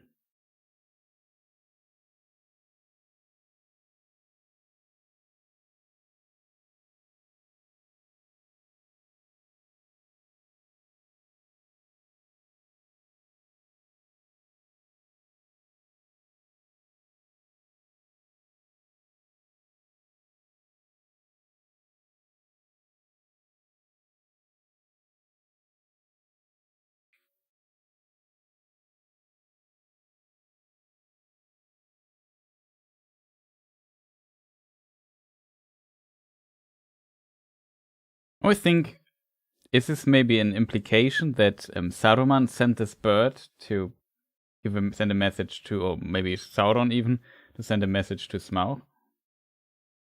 Smaug. Speaking of.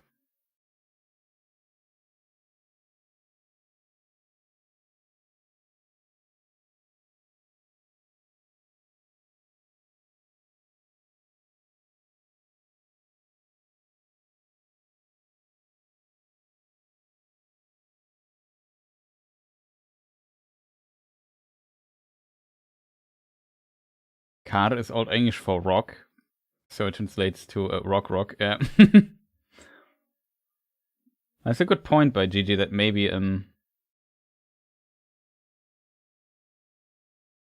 sounds like a call of a bird, like rock. It's kind of funny. That's a pretty good explanation for that. And now we see the credits, and that was The Hobbit. Unexpected Journey. I have to say, it's definitely the Hobbit film I like the most, personally. I will stop here my thing already, and also stop the timer, because, yeah, we are now... there's nothing to synchronize anymore, I think.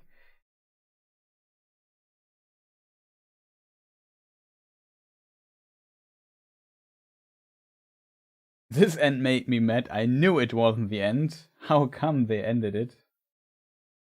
I got over it. Well, there were several more films coming. They had to end. Yeah, next film is my potentially least favorite, I have to admit.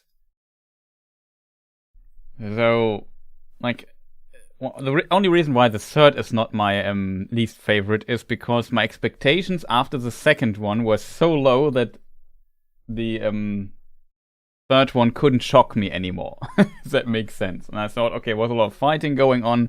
The fighting looked kind of cool. So I found, yeah, it more acceptable. Let's watch the other film. Yeah, maybe it, from my note to future Chris, when you next time watch the next film, check how long the film is. Yeah, that could be true. That could be Pippin Singh or Billy Boyd. I think it's his name, right? The actor.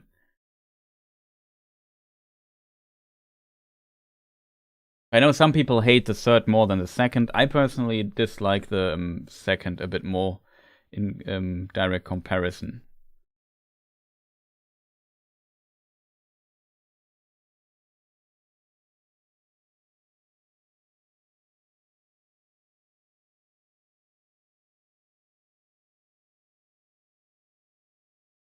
Let's say they could have made it in 2 films, in my opinion.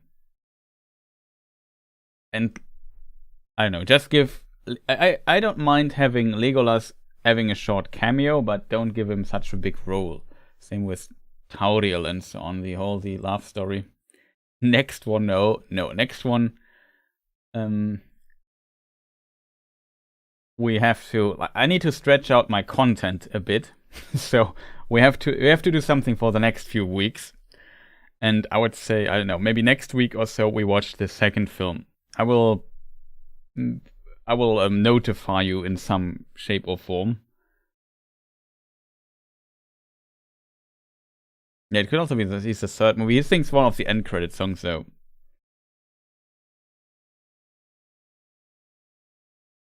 Oh, anytime I walk past my piano, I pick out the song. Yeah, it's pretty cool.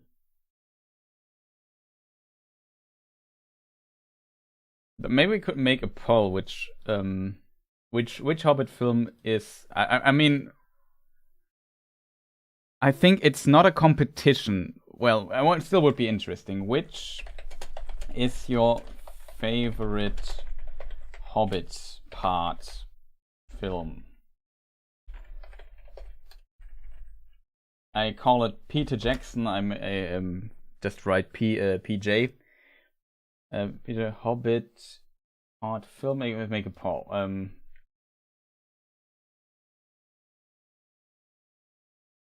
First one.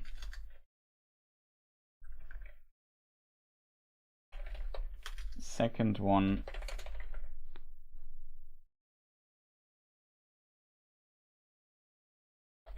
Third one. I'm very curious if it's so one-sided as I would think it is.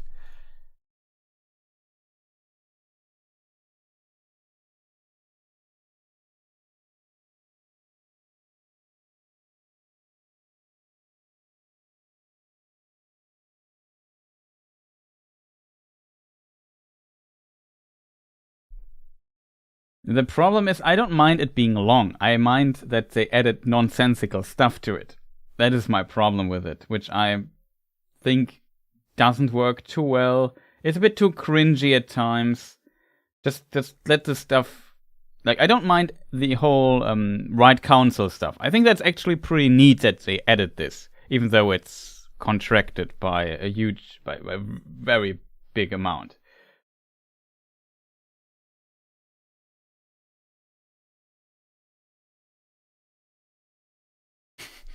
Okay, I think so far the competition, well, we only have 2 votes in chat. People have lost it already after watching the first Hobbit film, it seems. We are only very few people left here in chat, unfortunately. But yeah, very curious what people think. Like, I would also vote for the first one, to be honest. I just noticed that whatever. Wrote third one in capital letters, but whatever. I would even make another vote in a moment and ask which is your second favorite film? The second one or the third one? And I'm very curious about that. One unfortunate consequence of director P. Jackson instead of Mr. Del Toro is that it solidified the idea of Peter Jackson's interpretation as semi-canonical. Yeah, that is a very good point by Honk If You Love Me. It's also a funny name. That is a very good point, because now Peter Jackson's vision is so prominent in the minds and is connected so well to Lord of the Rings. But yeah, he had very little time to prepare the film as well, so that's a problem. And maybe the studio wanted to make 3 films out of greed. It's really hard to tell.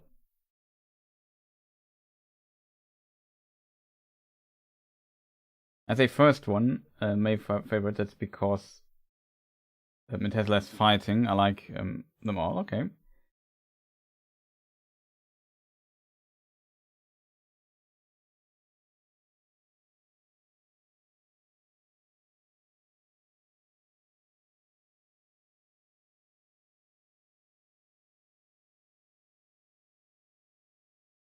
Yeah, I think every of the 3 films has really good scenes in them, for sure.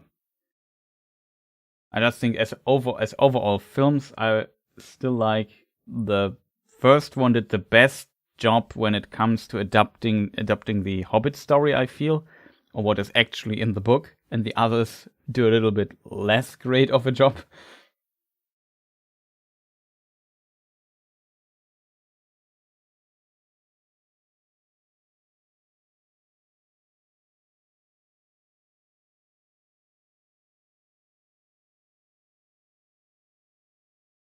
Probably second is the second favorite. I'm not sure if we have still enough people here who want to vote.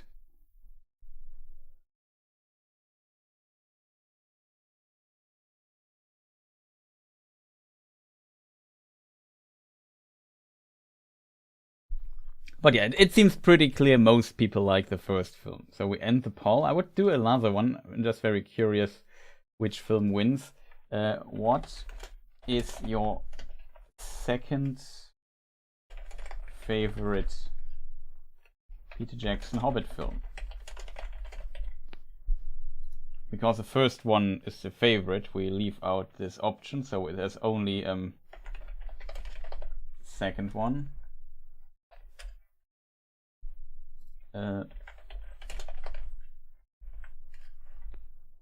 Third one, right? Yeah, very, very curious what the few people here still left think.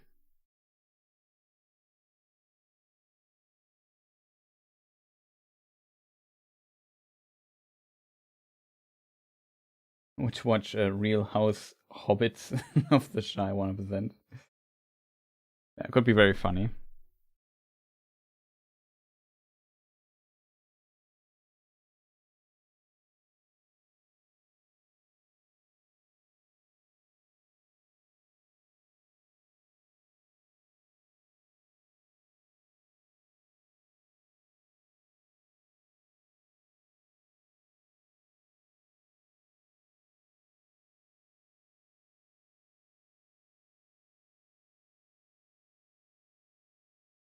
You get 5 minutes in the corner for every bad comment about it.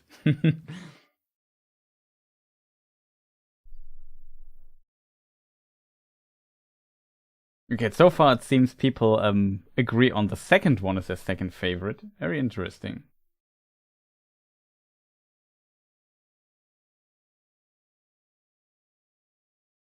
Yeah, it can be difficult. I can see this. Both have their time. For example, the whole the atmosphere of Lake Town I really like, I have to admit. That's a huge part in the second film.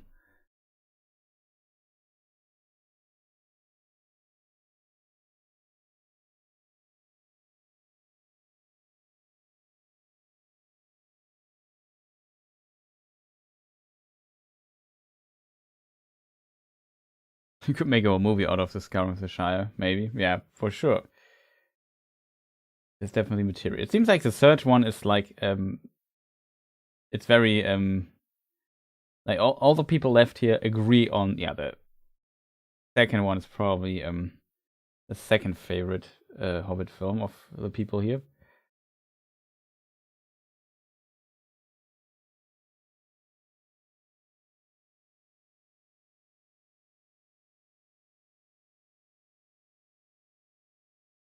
Yeah, for sure it would be a down to see the Shire ravaged, whatever how it's pronounced.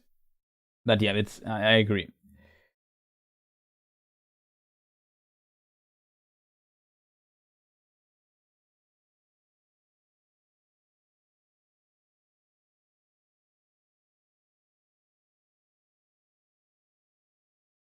But they're very interesting. I did not expect that. I mean, after so many hours of streaming already, I did not expect that people would be or everyone would agree on the second film for this. I thought it would be a bit more divided. I would have voted for the third one, I guess, but yeah, I don't know. It's really hard to tell.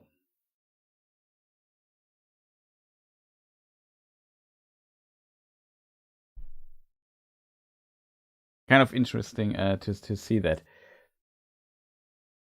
So, chat, I mean, yeah, the interaction with Smaug sealed the deal. That's probably the strongest part of the second film, and I think Smaug is portrayed pretty well in the second film. I have to agree on that. But yeah, there were just some parts I really didn't like about the second film.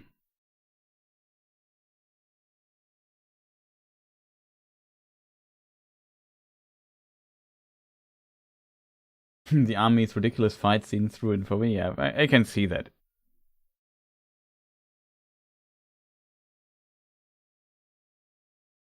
I felt like the second one already set the tone where the journey is going. If that makes sense. So, as I said, the third one was pretty much what I expected, and the second one far less after the first one. So for me, it felt like the bigger disappointment, if that makes sense. But I can definitely see that people like the second one more, because it also has pretty strong scenes. Like the Thranduil parts, I kind of like in the second one when they are in the Elven King's realm, in his halls. Potentially not the Tauriel stuff, but yeah, that's maybe a problem. I also like the Lake Town stuff. That's pretty decent. And then when they reach Erebor, Bilbo's interaction with Smaug is also one of the best things of the Hobbit trilogy, I would say.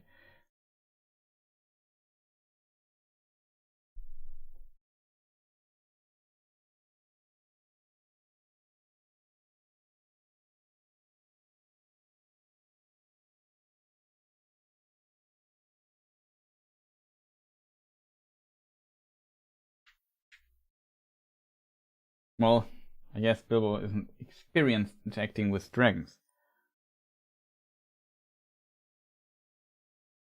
Yeah, Thranduil is also like I think Thranduil is a very popular character due to the Hobbit films. It's it's very very interesting in this regard. Like it's potentially the actor. Like I know some people also find the actor very handsome, and he has kind of some arrogance to him, if that makes sense. And that makes I think it's quite popular. Every time I use like a Thranduil thumbnail, videos get a lot of like one VOD where we talked about King Thingol and a bit of Thranduil here and there, and I put it into the thumbnail of the VOD for it was also a lore Q&A stream, and it got like I don't know 40,000 views, 40,000 views or something like that. That was really impressive for a stream VOD that's almost 4 hours long. He's scary a bit, yeah, for sure. That as well.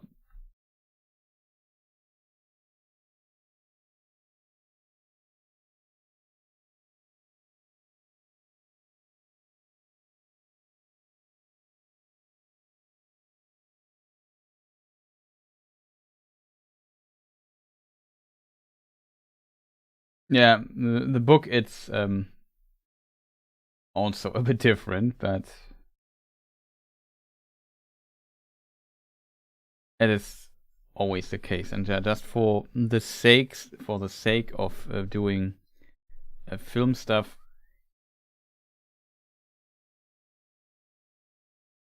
it's kind of interesting.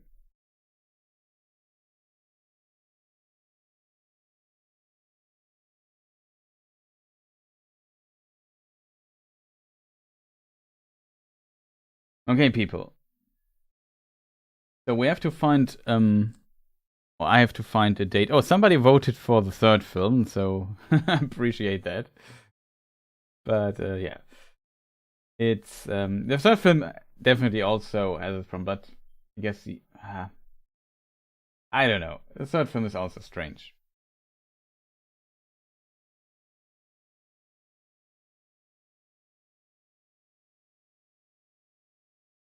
Thunderbolt doesn't treat Legolas well, and he's horrible to his subordinates. Yeah, for sure.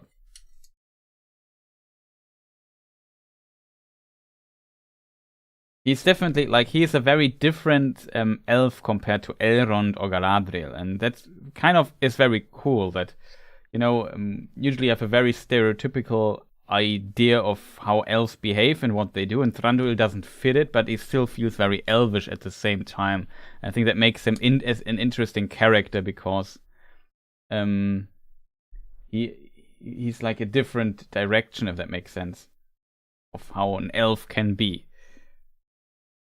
He's probably not as arrogant as Feanor, to be honest, but it's kind of interesting. And of course, as a Sindar, he is not a fan of Feanor, and he's still quite similar in some ways, I guess.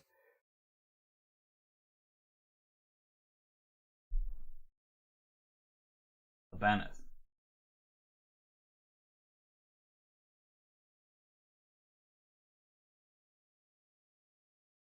Yeah, I can see this, Lynn. The banners, I like the third. For the Dol Guldur stuff, yeah, that is very interesting, even though it's also different as in the books and makes to some degree not that much sense that Gandalf is captured there, but whatever. And I enjoyed the actual battle, Smaug chasing the dwarves around and so on. Yeah, you can see that's kind of fun, I think. Thundery was more like the Elves in the Cthulhu movies, yeah.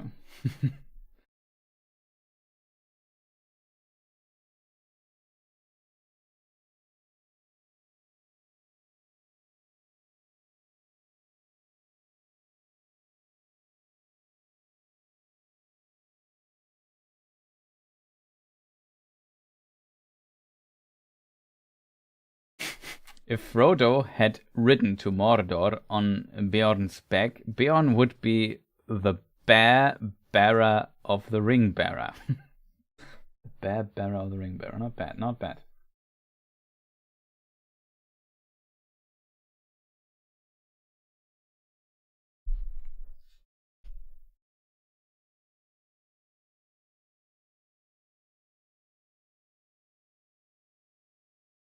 Good old bearer.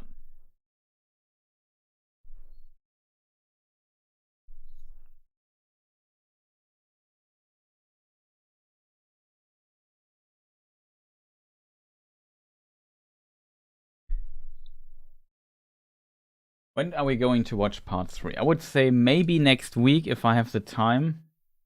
Maybe at the weekend. Usually I try Saturday, but yesterday I couldn't do the watch party. I was not at home. I was invited to a birthday. So I had to move it to Sunday. Cupbearer.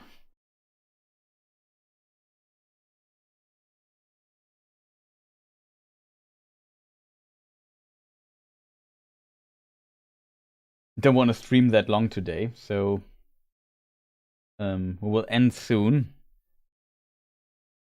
And probably end the poll here.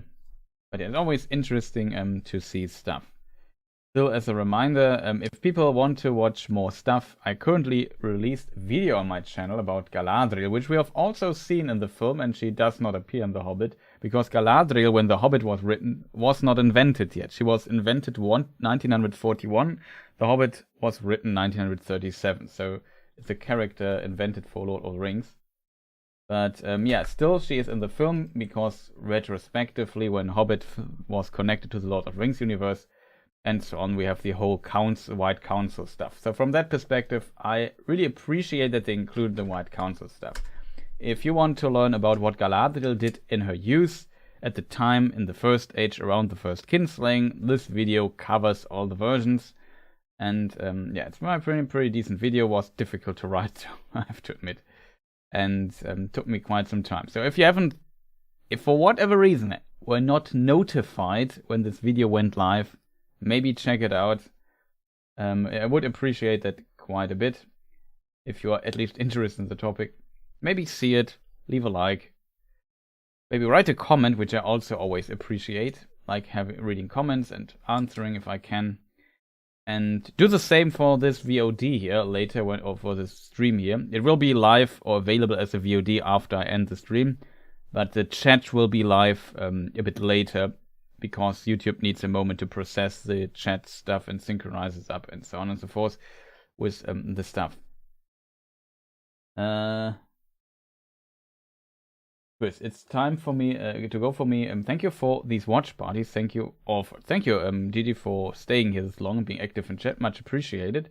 Glad you liked it, and you're welcome. Galadriel was magnificent in this movie. Do you think it was a good choice for the movie to make Thorin look younger? I think yes.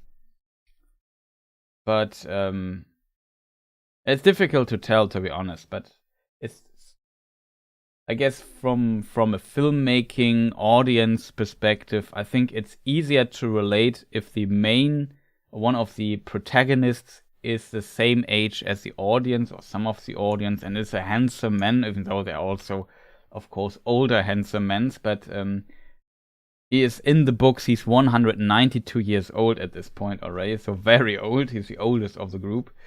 And yeah, here they decided to just make Balin the old and wise guy who puts things into context and maybe a bit less stubborn and more diplomatic on his journey, which I kind of like. I like Balin a lot in the Hobbit film. Like, it's a very sympathetic character, which is really great. Thank you for the night, and bye for now. Yeah, bye, Lynn. Thank you that you also stayed and were active in chat. Hope you enjoyed the watch party here. The question for me is, what am I going to do now? I thought about maybe streaming on Twitch after this. I'm also getting a bit tired already. And it's potentially also sometimes a good idea to get to bed a bit earlier than usual, instead of streaming till 2 a.m. in the night.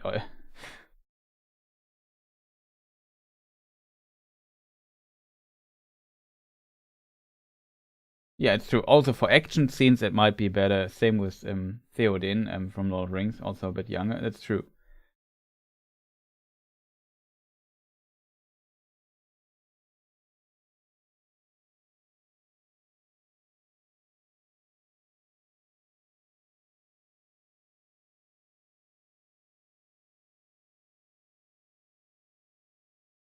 What was Balin like in the books as King of Moria? Yeah, so for people wondering, Balin,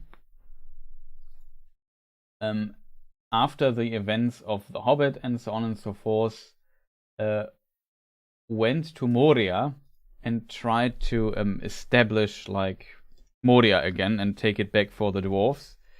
After Lord of the Rings, Balrog was also kind of gone, but that Balin was already dead at this point, so it was before Lord of the Rings. He went to this place, and yeah, he was king, and it's his book and his grave they find in Lord of the Rings, and Gimli finds, and as pointed out earlier,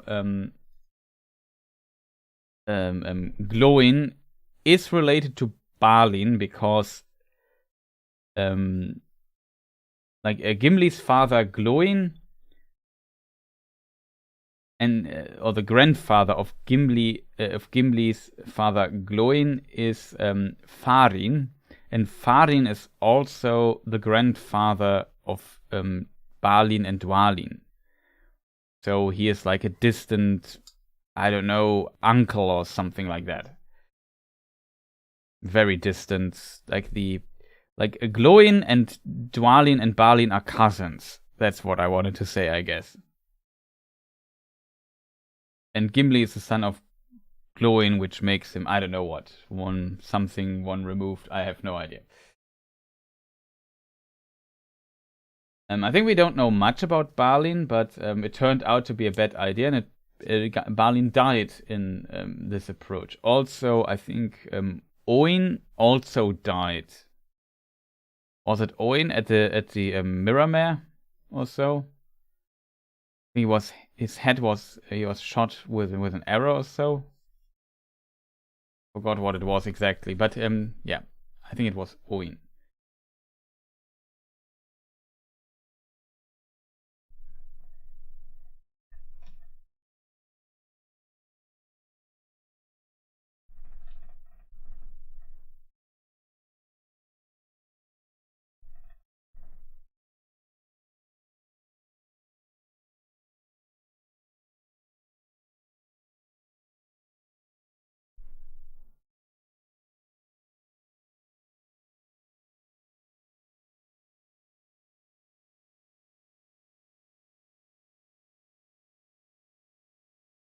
Okay.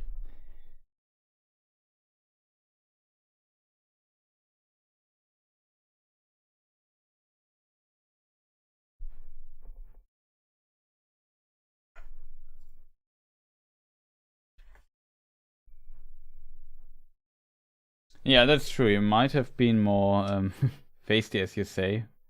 But yeah, I think it's not much mentioned about. It's just like a very small side note, if I remember correctly. Yeah, that's true. Bali and Moria could be a good movie in of itself. No happy ending, though, that is true.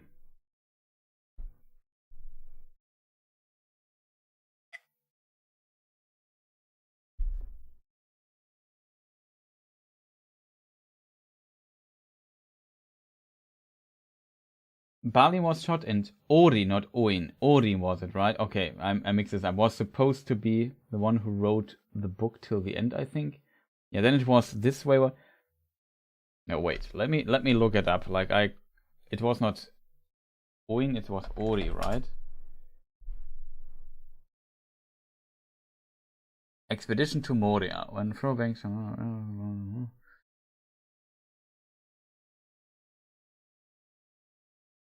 Or was it Oin?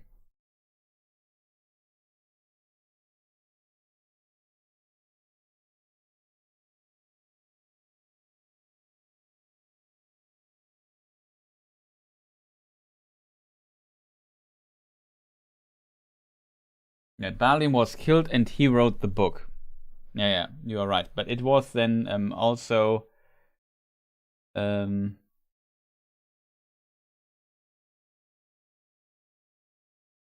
Oin, right? You just read this.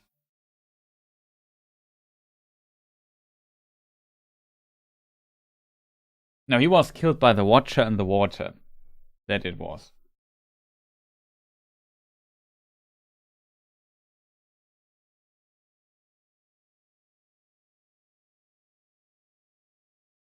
And then there was a final stand in the chamber of Mazarbul, which Mazarbul means recordings or something like this, the chamber of recordings. But yeah, Oin was killed. He went to the East Gate and checked stuff out there, and then there was a battle.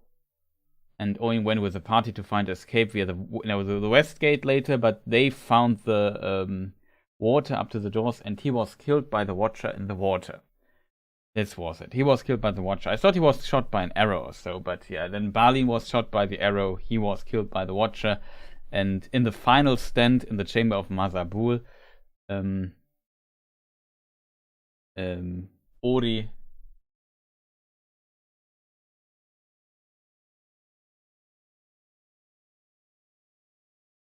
wrote down the book of Mazarbul. Yeah, the Watcher is really strange in this regard. Yeah, Gimli probably recognized the handwriting.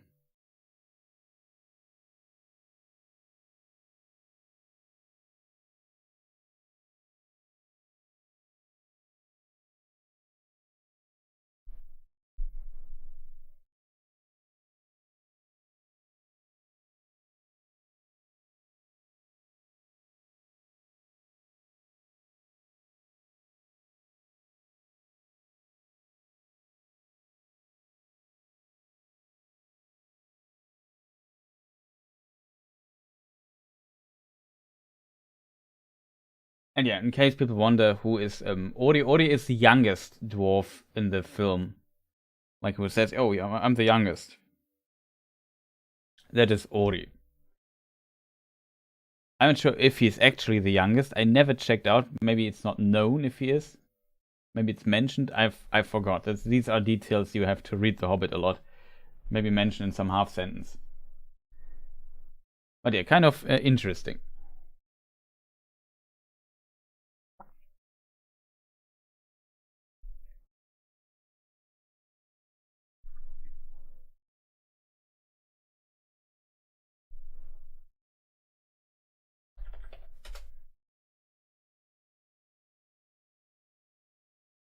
Yeah, and Oin is the guy with the hearing trumpet or whatever it's called. That is Oin in here in this film. So kind of interesting to see that these old dwarfs later are in this in all kinds of trouble.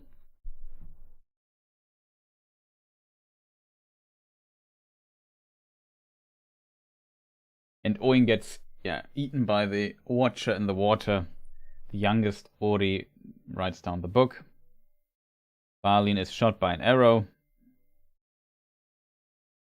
So yeah, very interesting. We will see or discuss more stuff next time. Like I said, is there anything I left, chat, or forgot to mention? I don't know.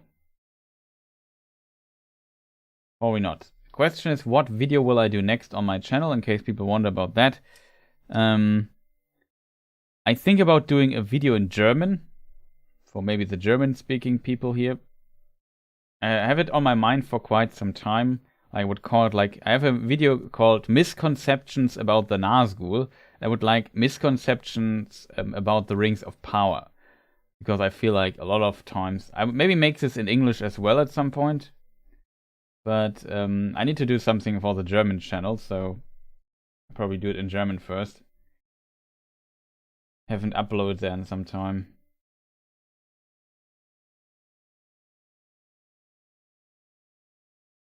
We have to be talking through 5 minutes of credits. Yeah, we credits is a good point.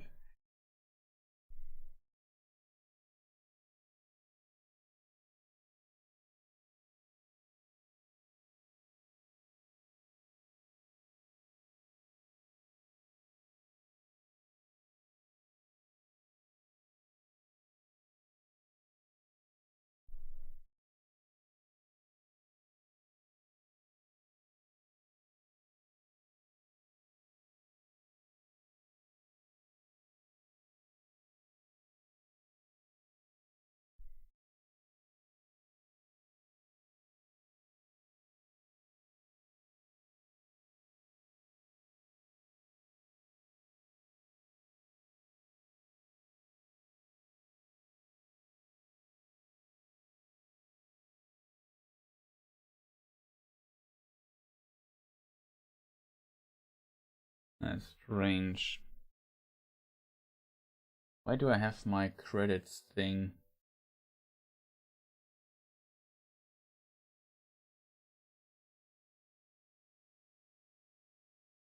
I could just use the last one I rendered and just add the name like Birchman subscribed. No, there's some people missing on this list, I think. Maybe just mention them manually, that would probably help. Of course, I forgot to render the credits as always. Very bad at my job at times, it feels. But yeah, here's some streaming credits. Maybe some names that are not subscribed or members anymore. But still appreciate, of course, the support. If you're also interested in getting a membership here on this channel, like Sushan, who is a member for quite some time by now, so much appreciated for that. There's that. Also, shout out to the artists, of course. We showed Kimberly 80's artwork today. Map is edited by Mordo, my moderator. Unfortunately, couldn't make it today. That's Sushan John. Let me just see.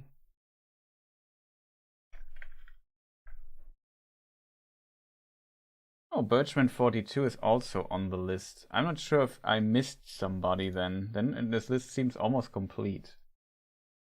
Noah is not on the list, right? So shoutouts to Noah, who was also here in chat at some point. I have not forgotten, so also one of the members here on the channel. And let me just see.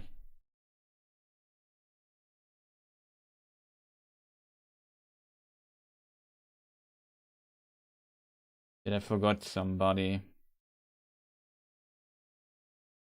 I'm not sure if Matt Coles was in the list, but yeah, shout out to you as well. That should be round about it. Also, I forgot to get the thank you for watching screen. So I think we end this. Priscilla TV was not here today, but also shout outs. Not sure if she was in the list. Amazing Bad Boy should be in the list. Ours Aurelian. Wolf Reborn, also long time subscriber here. much appreciated. Thank you all for the support. Also, of course, like in the credits, you have to be tier 2 member, and for video credits, tier 3, just in case people wonder. There are also a lot of tier 1 people who are not in the credits at all. Also, thank you to you people. Much appreciated. Always helps supporting this channel. Have you ever met Kimberly80? No, I have unfortunately not. She is from Russia, and she's really hard to contact as well. So I'm just happy she is doing well and does fantastic art that I'm allowed to use. So that is pretty awesome. Enjoyed watching. Thanks. May your series receive Ares receive you at day's end. Thank you.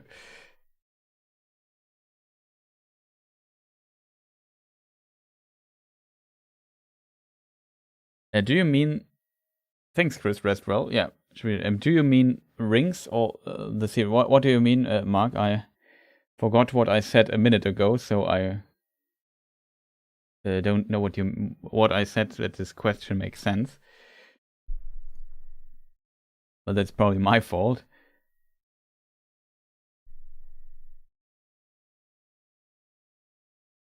But yeah, that's basically it. I still have to do roundabout 2 Who is Elrond videos on this channel. Galadriel we will also continue at some point, but I also feel like doing something smaller in between.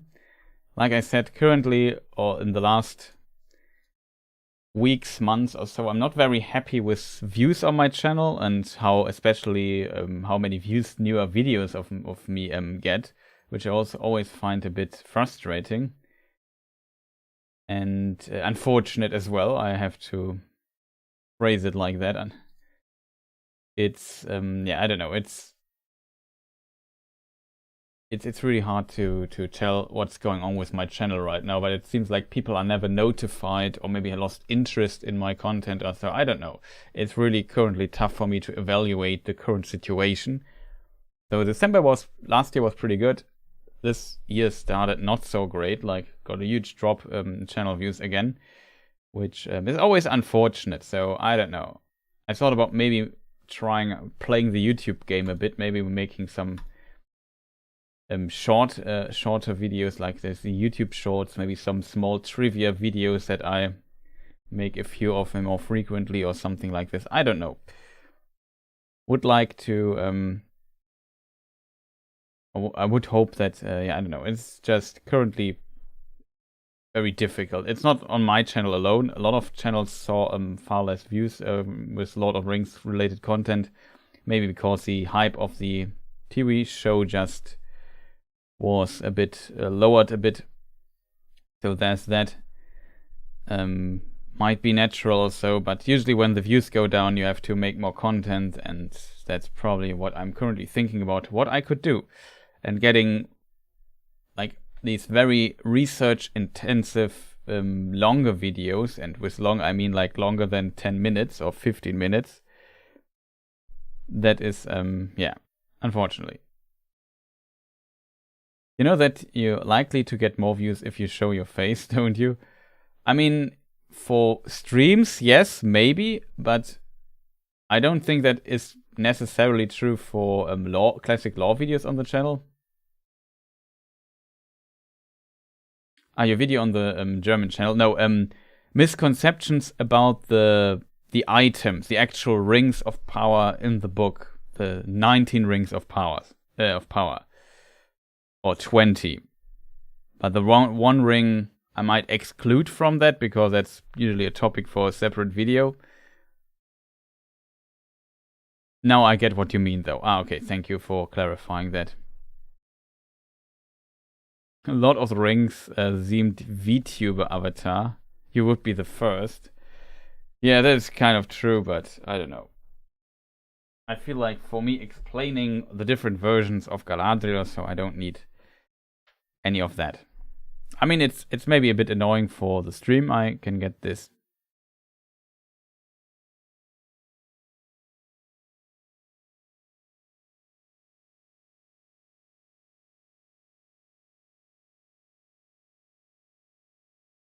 That's true, but you don't see Nerd of the Rings in his lore videos as well. I think he became popular due to his lore videos and not necessarily due to his streams. So yeah, he showed his face quite early. But the problem is I don't expect like numbers from Nerd of the Rings. I just expect numbers I already got on my channel on a frequent basis, and currently I don't reach those numbers anymore, which is very unfortunate. Like if you work for several weeks on a video and it gets like not even 1,000 views, it stings in my heart a lot. Like I have to admit, this really makes me sad. I don't know, it's not your fault. I guess everybody here watching has seen the video already 3 times or so, which I appreciate a lot, but I don't know what's going on currently. It's just highly frustrating to not even get like, I don't know. There was a time when I uploaded lore videos and I would get without any problem, let's say 7-10k views on this video over time, and currently the video is out for 2 days and it struggles getting 1,000 views. That really makes me sad, I have to say. I could just stream every day here on YouTube and just talk to you guys and I would get quite similar views on these VODs. So why should I work hard several weeks on a video, do a lot of research, find out all the quotes, read, I don't know, 6 different versions, write a script, rewrite it again, iterate through it, I don't know how many times. Make a really difficult content to make, and not many people do this content because it's difficult to make in this detail. And not saying that the others do like not a great job as well, but it's really frustrating when you don't like. I expected this video not to be very successful from the start, and yeah, it even performed worse than my lowest expectations. That stings really a lot. Not gonna lie, it's a topic that's currently a lot on my mind, and I don't know what to do against it anymore. Like, I always hope I make good content and good content gets views, but that seems currently not the meta of YouTube. It's not the fault of you or anybody, it's the fault of YouTube in my opinion, because it doesn't promote my stuff properly anymore. Like, I have 45,000 subscribers and I struggle getting 1,000 views. Are you kidding me, YouTube? Like, what's wrong with YouTube? Can somebody explain this to me? I have no good explanation for this. Maybe the title is not good, the thumbnail is not good. I don't know what to do. Like, I could change this. But yeah, it stings quite a bit. Not gonna lie. Not gonna lie. That's like, I don't know, it really stings.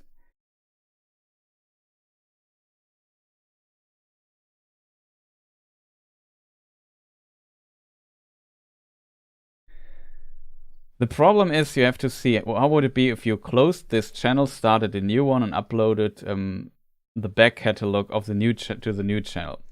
It's an interesting idea. The problem is I need 1,000 subscribers and 4,000 watched hours to monetize the channel. And I need to monetize the channel because this is part of my main job, what I'm doing here. And yeah, if I can't monetize, I can't pay my rent, you know? That's the problem, basically. Sure, I have some money saved up and so on. It's not that big of a deal. I could, but it would be tough. Also, yeah, maybe the aftermath of Rings of Power, true, but I have so many comments saying that they didn't watch the show and looking forward to my book content again, and then nobody watches my book content. It is, I don't know. It's unfortunate, I feel.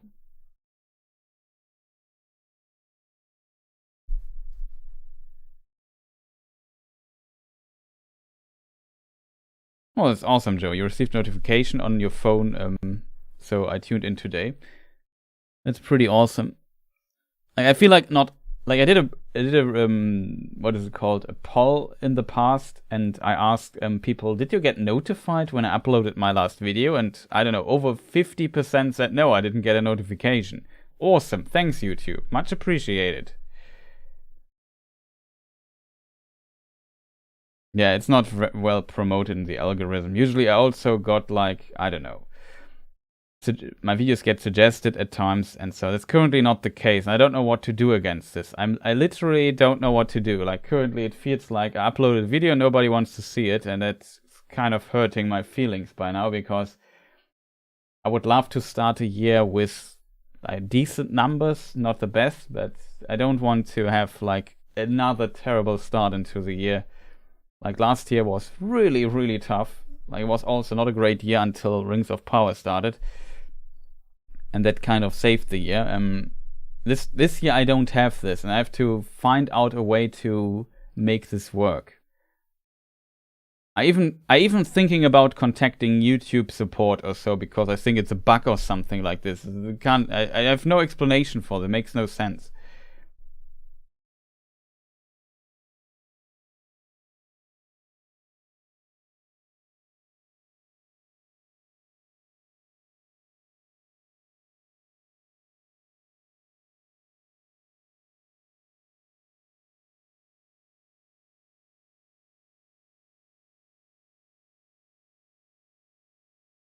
But yeah, I don't know what is. You could maybe argue the competition is now much bigger, and other channels getting this. But simply what does not go into my mind is I have 45,000 people subscribed to my channel. How is it possible to struggle getting 1,000 views on a video for me? Like, that I never saw in the past with a mainline lore video on this channel, which was well researched and decently long, with almost half an hour of length. That's just mind-boggling for me. I don't know what to do.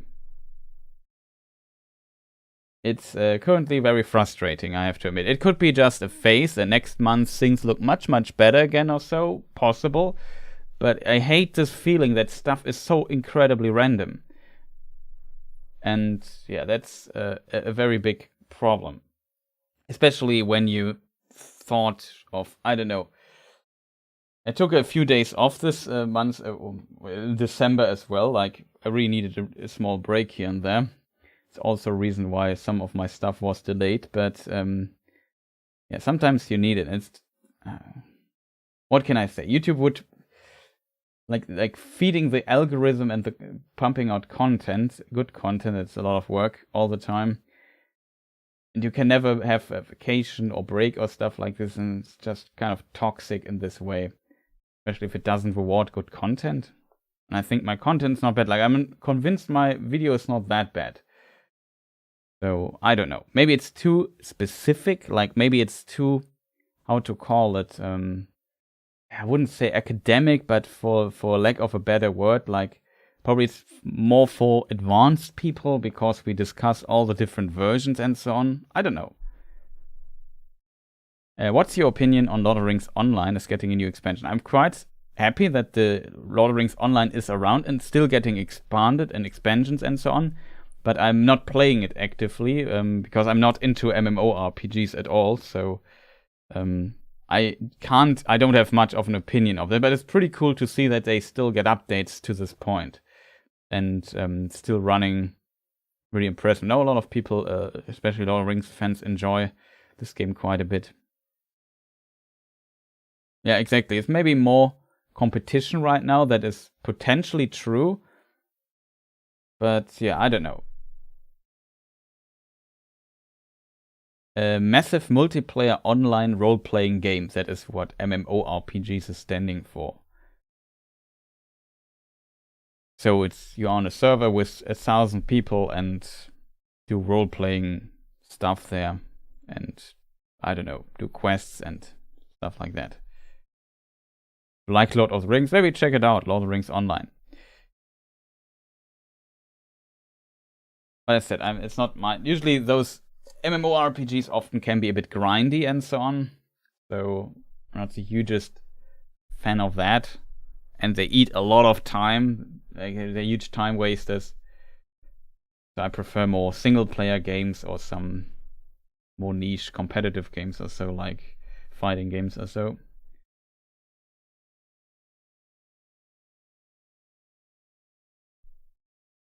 But it's not like my competition is getting, like, except for, I don't know, some channels that also got pretty big pretty fast, like Tolkien Untangled or so. He's getting pretty decent views, I've seen, which is pretty awesome because he does fantastic content. It seems like also Girl Next Gondor is also doing well, which is pretty good as well. Also fantastic creator.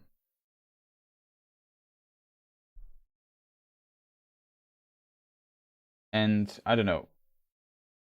But yeah, some other channels, it's not like they are seeing 10,000s of views or so. It's, I don't know, maybe for sure stuff is swing. Redbook also pretty good content creator. We had him as a guest here a few times. Shout him. Of course, Dan, Voice of Geekdom. I think he uploaded also a video recently. But yeah, it's really strange. And I don't know what to do exactly.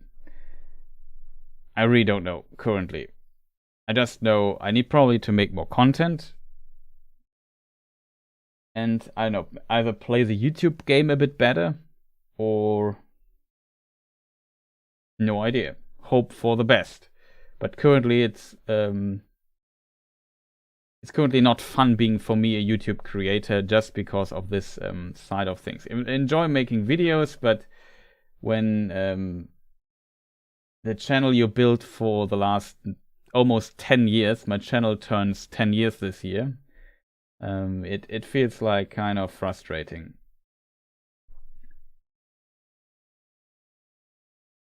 Shipbuilding with Kierdan. That is too specific for me and other 5 people. Yeah. Well, I have a very successful Kierdan video that also covers basically the complete history of the elves and so on, but yeah.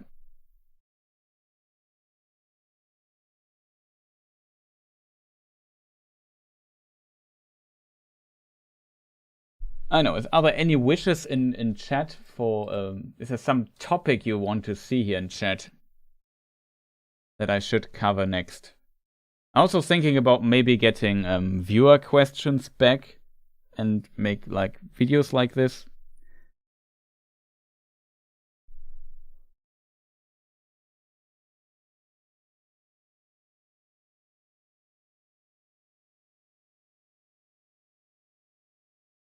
Okay, I said maybe starting. I mean, a classic example is my new German channel. German though has the audience. There are not that many. There's not that much competition in the German room for a Lord of the Rings content. And I made the video called "The Misconceptions About the Nazgul." It was the first video on this channel. When I started, I asked some people of my German followers to sub to the German channel. I had like 90 subscribers or so on the German channel. I made the Misconceptions of the Nazgul video and translated it into German. It had identical, like content-wise, it was the same video just in German. On my main channel, it got 6K views. On the German channel, it got 13K views. On a channel without any subscribers. I don't know what I can say about this, but it's kind of strange, I have to admit. I can't think of any particular question which hasn't been covered. It's unfortunate. But yeah, we covered a lot of questions here, and you're often on the streams as well, where we also cover tons of questions.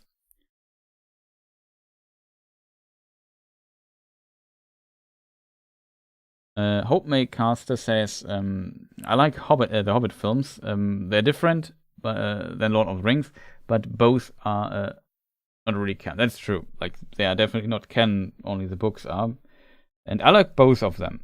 And the Hobbit films are definitely different, and that I appreciate a lot because the Hobbit book is also very different from the Lord of the Rings book.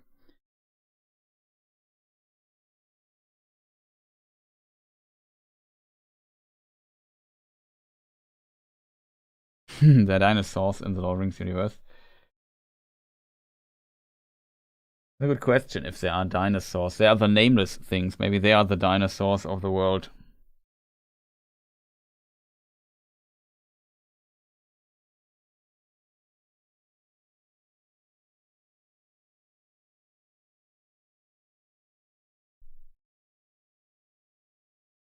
Yeah, maybe doing stuff with other creators again. Thought about this, but currently didn't feel like had not the energy to organize it.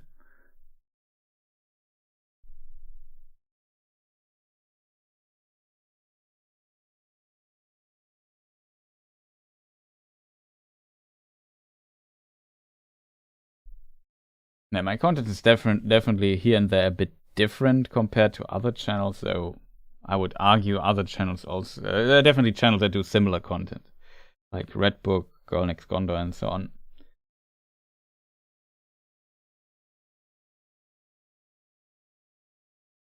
But yeah, it's kind of interesting to see that YouTube works strangely.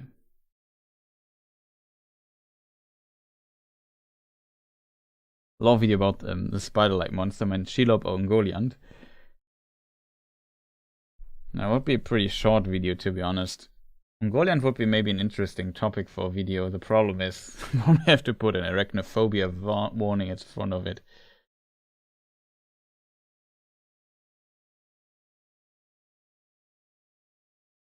Okay, it's an interesting point. Of an older world makes me think dinosaur. Yeah, interesting point.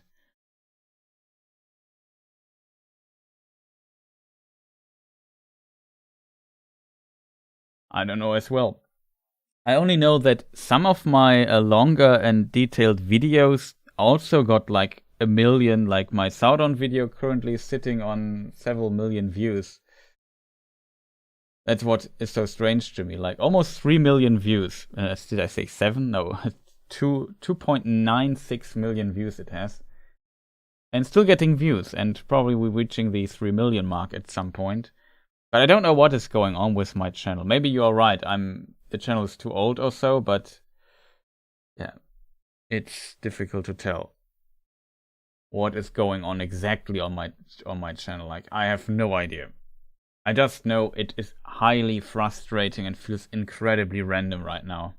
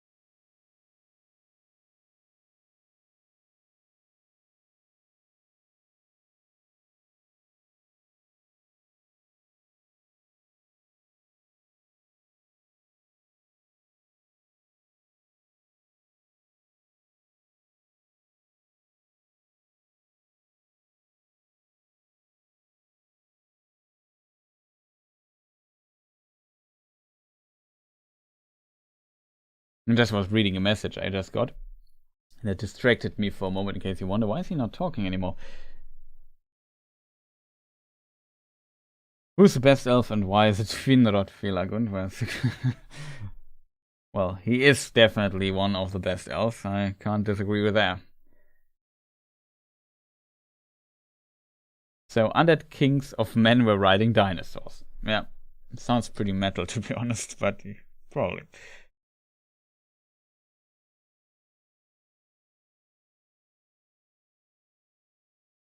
Yeah, I don't know what it is with this annoying algorithm. It kind of worked at some degree, and I worked on this channel for a long time, but I have no idea what's going on. Top 10 most hated characters. 10 characters I hate getting together is really tough, I have to admit. In the Lord of Rings universe, do I really hate a character there? Like even Fëanor is a pretty cool character, to be honest. I don't like what he does, and I don't think he's very wise, but I think it's a pretty cool character in of itself.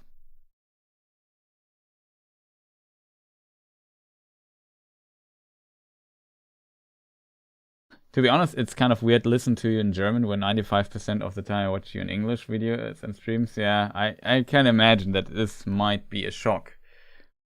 I feel like my German delivery is a bit stiff still because simply it's I'm not used to it. But I don't know.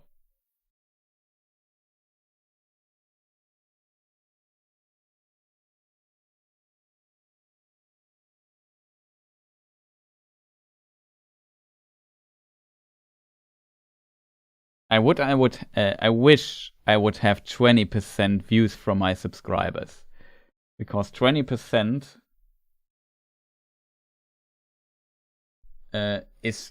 would be almost 10k views on my channel. I would wish I got those 10k views on my videos. But yeah, it's even worse on my channel. I only have 10% views from subscribers and 90% from non-subscribers, which is an insane number. It's so 90% of my viewers are non-subscribers, and they also don't subscribe, which is the weirdest thing ever. Can you imagine? You go to a channel, watch a video. I have like average view time on my channel of over an hour per video. So they go to my channel, watch my video, law video for over an hour, and then move on with their life and don't hit subscribe. It's fascinating. Like Tolkien Untangled is an extremely good example. At some point, a few months ago, I checked it because I found this number always strange and just see how other channels I'm doing. And Tolkien Untangled had less total channel views than I have. So less people have seen his content, but he had 50% more subscribers than I had. For whatever reason. Makes no sense, and he also does long videos. Very long videos, so I have no idea what this is.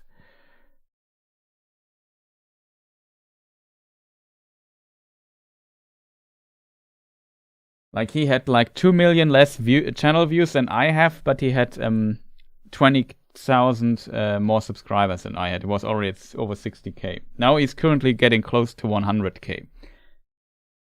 Yeah, it's I don't know what I'm doing wrong on YouTube, but it's one of the things I don't understand, and I don't know how to change this. I would love to have more subscribers, because subscribers give you the feeling of, okay, I reach people, I have like my main core audience, and if I upload a video, they watch stuff.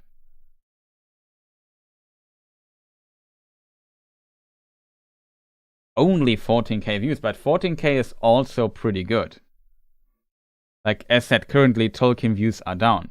It's not like I'm expecting also 14k views on my videos, but I don't know. On my Galadriel video, I thought maybe it gets 1 to 2k views, something like this. I was expecting a low number.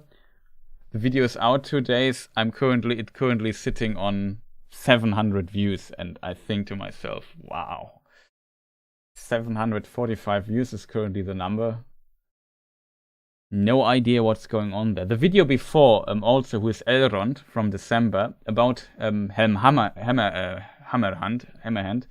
and the War of the Rohirrim. Pretty fantastic video. Barely got 2k views. Like, it's pretty terrible, I'm not gonna lie.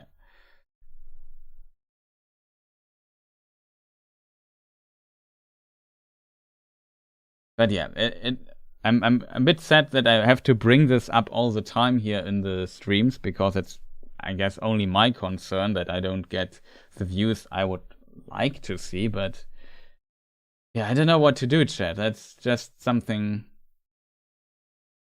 I have literally no idea how to change this. I have literally no idea what to do. Like it feels, it's scary in a way, because I need those views to keep going on making this or having, like, it's difficult on, so like if your view numbers are so low,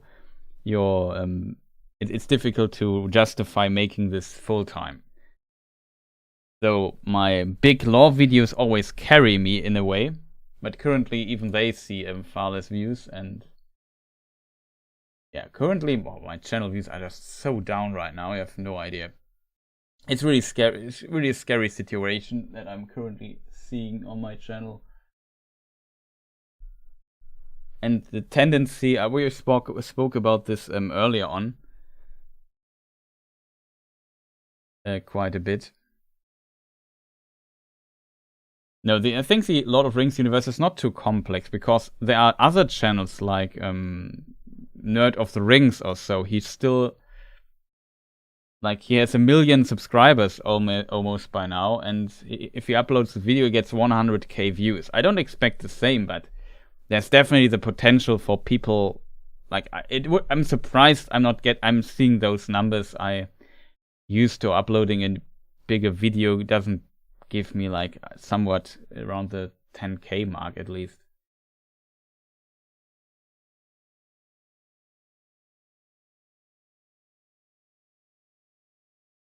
They're definitely views to get. Like, of course, also the Nerd of the Rings views are down by quite a bit. Just recently checked some statistics from other channels, and it seems like currently the views are down by quite a lot. But after Rings of Power, that is to be expected, not gonna lie.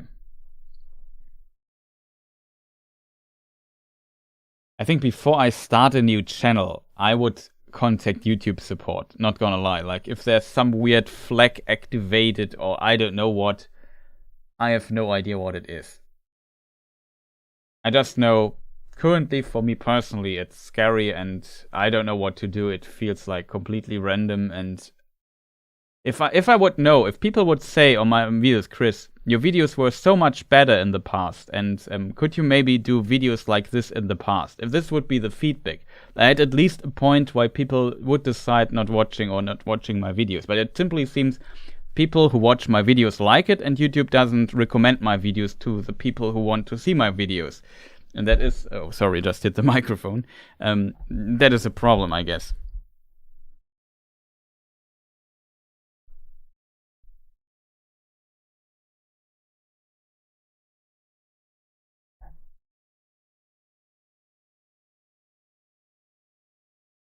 Yeah, you might be right. They're not they might not listening to whining, but I don't whine about this in my lore videos, I think, and they still don't watch it.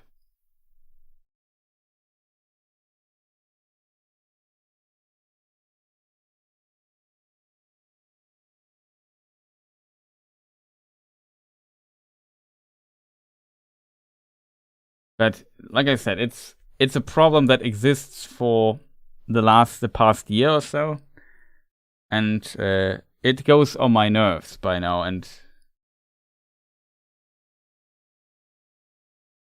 because it's a very present in my mind, I often talk about it. But yeah, I know what you mean. Probably I shouldn't whine less about it. But if you have any idea what I could do better, please let me know, because I'm currently running out of not running out of ideas, but yeah, it's just strange.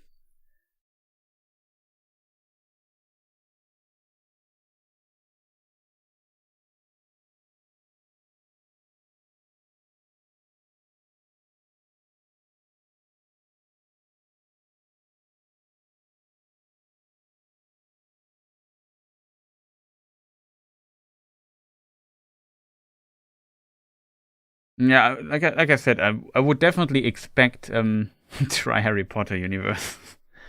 Unfortunately, I'm not really also into Harry Potter. Like, the only thing I know really good is Lord of the Rings stuff.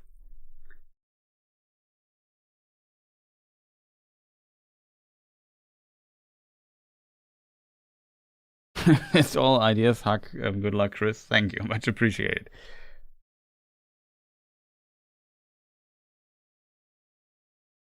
But yeah, probably I have to experiment a bit this year and try to find something that works. Maybe the YouTube meta has shifted again and I'm out of the meta. Another potential, but yeah, I have really very little idea. Thank you. But that's basically what I said. It feels like it's not my content that is a problem. It's more like, I don't know, not reaching the right people at the right time. I don't know why though. Because sometimes it works. Like, in the past, I have seen it kind of working, and then not anymore.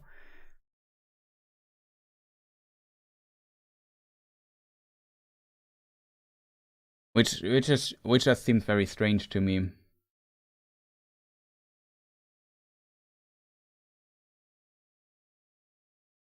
And the for me frustrating part is, if it's not the content in of itself. Like I said, the feedback is always insanely positive. I get very little dislikes. Well, like for example, the my last video has not a single dislike. Not the last video, the with Elrond video, the one before that, about Helm Hammerhand and the War of the Rohirrim. It actually sitting at 100% likes. It's pretty neat, I have to admit. It seems like watch time is pretty good for the most part.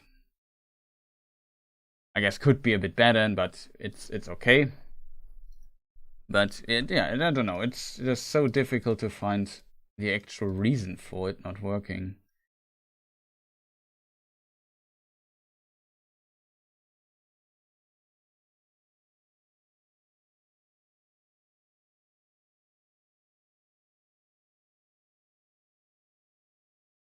Spiffing Britvi is about the advantage of taking advantage of YouTube algorithm. I have not. Maybe try a bit of YouTube Shorts. Yeah, that's something I also had in my mind. Maybe some small Tolkien trivia things, but I have to be able to put this in a minute, and I'm not very good at putting things in a minute. No, currently I'm not planning on remastering old videos simply because I have so many still topics I want to cover. I don't even know when I'm supposed to make all those videos. So I'm not running out of ideas for videos. That's also not a problem. I would be pretty sure if I would just for example, re-edit the Who is Sauron video and make a new version, maybe in 4K, just take the old narrative and edit it new with my current tech. I think it would also not do well. It's late, I have to go. Bye everyone, tschüss. See you later, Mark. Nice that you were here. Or next time. I really hate shorts, personally. I unsubscribe from various channels because they keep putting shorts on. I hope you won't unsubscribe here, but I would definitely try them out and see what happens.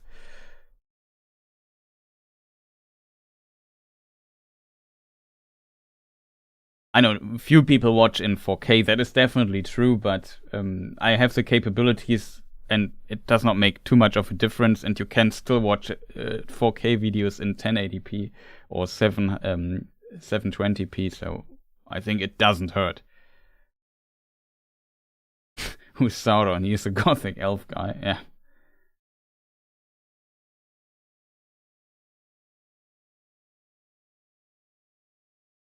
Yeah, I definitely have to find like a good formula.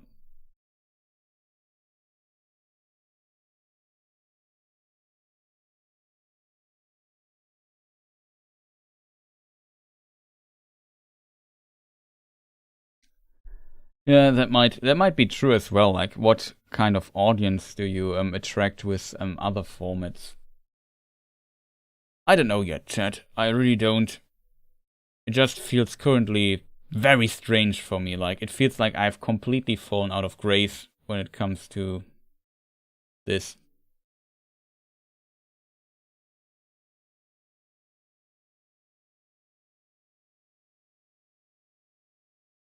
Yeah, I agree on that. I'm also not into shorts as well. I mean, I make 8-hour-long videos about Elrond.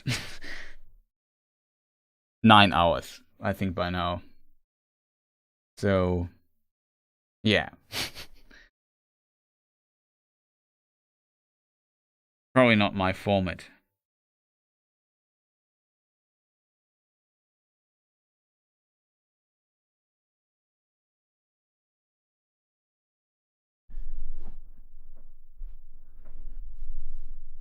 But yeah, I think, as said, it's just very difficult to analyze what the exact problem is.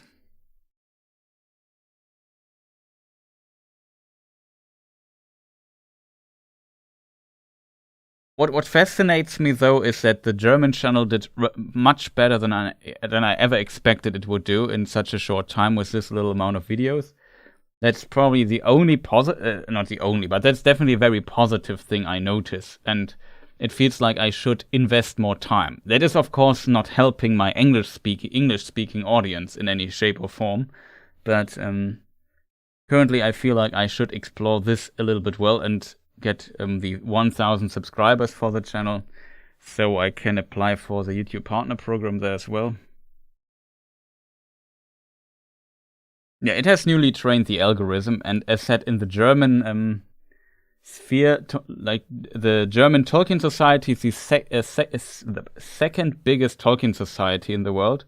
So Germany has a very big audience for Tolkien content as well. And on top of that, there are a few creators, and they're all awesome. I know some of them, like Tolkien Erklärt. He was already here on this channel for some discussion in the past and so on. I was invited by the German Tolkien Society and so on. So there are some fantastic people there that also make some great content.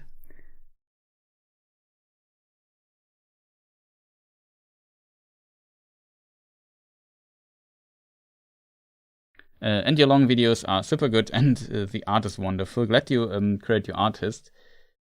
You do have fans out there. Yeah, I know that, and I appreciate everything, but sometimes even fans say to me, hey, I didn't get notified when you upload this video, even though I watch your videos all the time. Strange. But yeah, some people, of course, do get notified. Like, I have a second account just to check how notifications work and so on, like a private account. And they also get notified when I upload a new video. So for me it works, but why it doesn't work for some other people consistently is kind of, I don't know, just strange.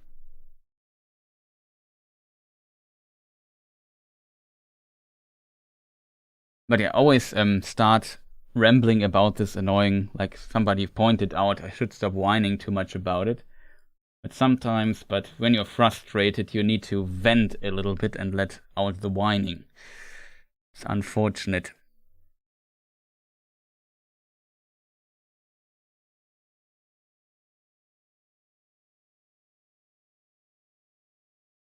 Yeah, that's true. Probably they have too many subscriptions or so. I don't know.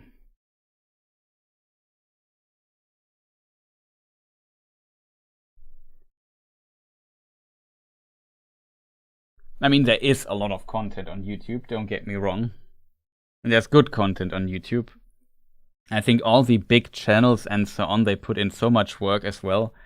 Also the smaller ones, they also deserve their views.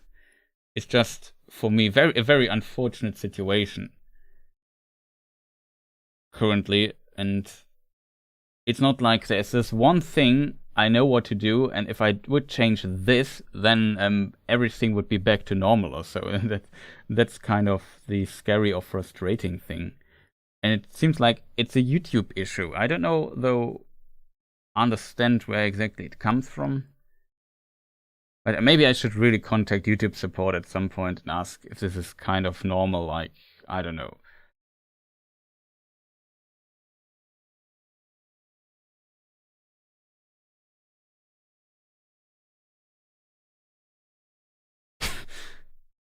Did Yavanna cheat on Aule with a dwarf? No. I mean, one part is also I like doing or making videos that I personally want to make. Those would not fall under that category.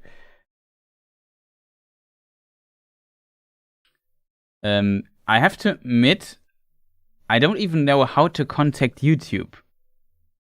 Like, YouTube is not talking to me. I got contacted one time, I answered, and I never got an answer back. No, he's just making, or she is making stuff up, but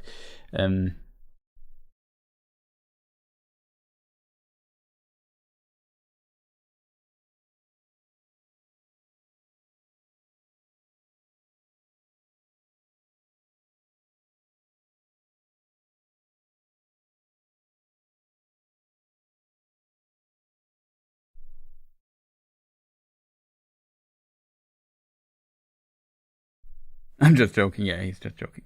Um, it's a good question if the universe is losing popularity and so on. Maybe I could just imagine the audience gets older.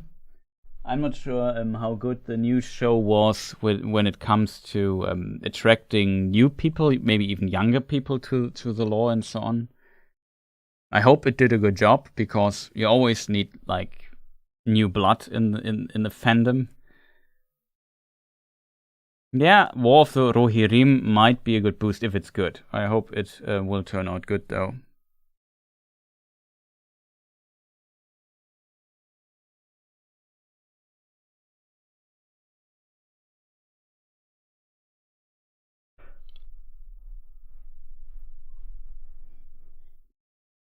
No, I'm not even sure if there's a distant release date announced for the War of the Rohirrim anime. I'm very looking forward to, though. Very curious what they do with it.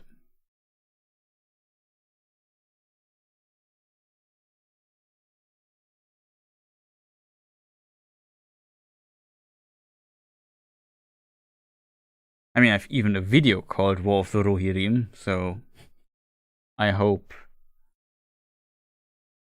it didn't do too well, to be honest. But yeah, I don't know. It's just frustrating.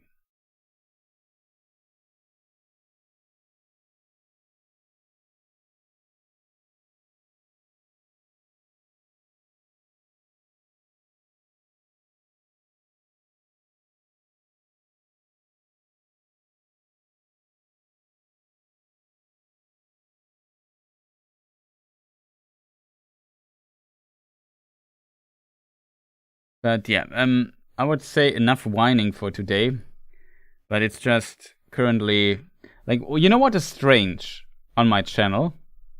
When I do these polls and ask people to vote, I sometimes get 400, 600 people voting. I think to myself, wait, 600 people go into my community tab and vote here, but I don't get but I've struggled to get 600 or 1000 people watching my video. That is also so strange to me. You know what I mean? Like, why does it work in the community tab? Why does it work so well? And why does it work? I don't know. That's very strange for me.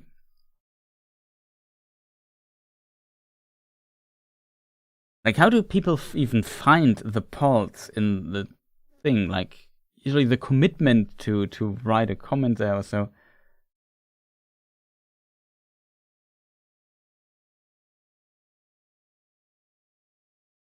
Going to look at your community tab. It's not 600, but around about 400.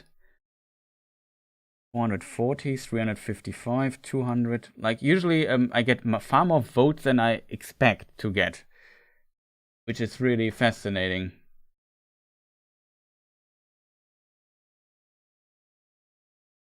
Yeah, that's an interesting. I tried this, but I could never. I tried this a few times to promote like an existing video with a tab, but it never worked. I think those people voting there are usually also very frequently watching my channel anyway.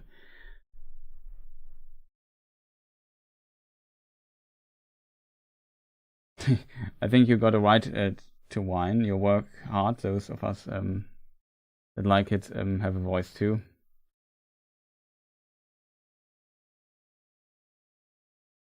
But yeah, that's definitely a thing I tried out, and it seemed to not have too much effect on my views. Seems. Could be wrong though.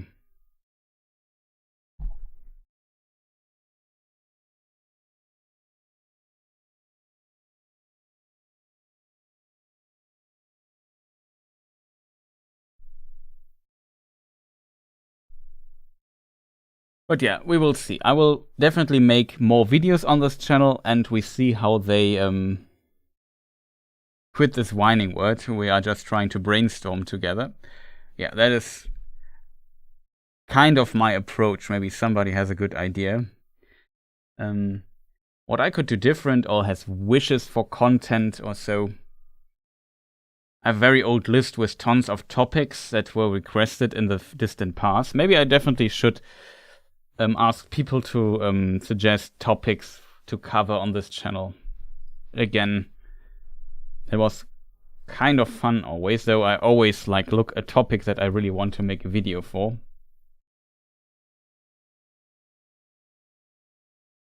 And sometimes that worked, sometimes it didn't. I don't know. It's, for me personally, it just feels very strange.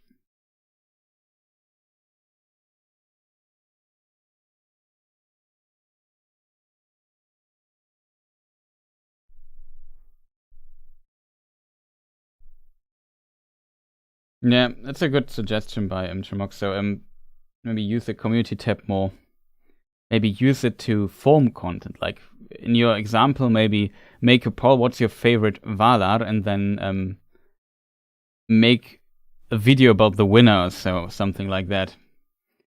Problem is, of course, that YouTube only allows 4 answers, so I would have to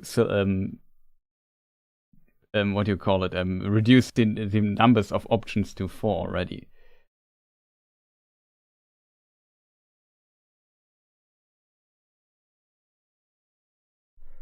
But yeah, I don't know. It's, for me, kind of fascinating. Like, on Discord, I posted just to give you an idea how bad the video performed. On Discord, I posted my graph for it.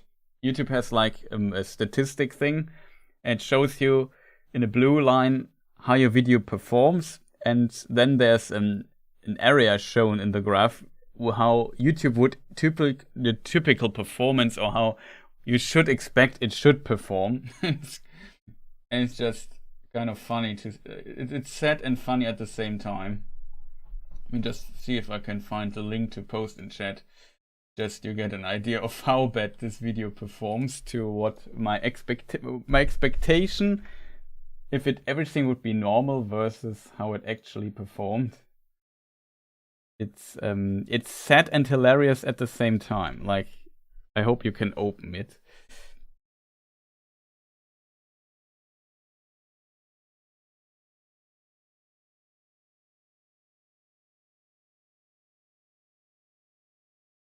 I can include an actual video link where you also see the thumbnail, but I'm very limited with posting images. You can post 1 image or so. I'm not even sure if you can make a gallery or something like that. But I would love if YouTube would allow for community tab posts to always add an image or 2. That would be... It's kind of fun. Yeah, but...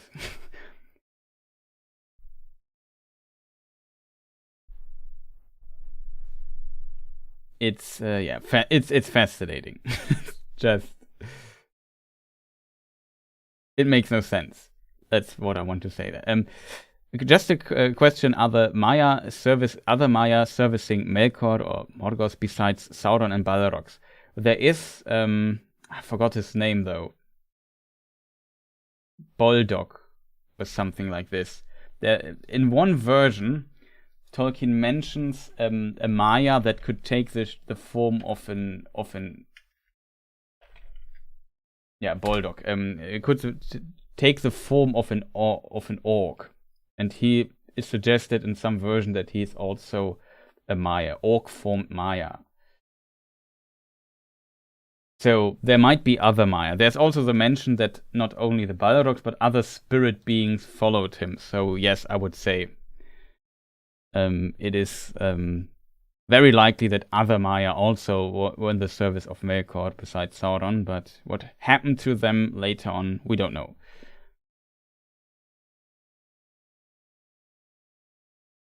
But yeah, also full-sized images would be possible.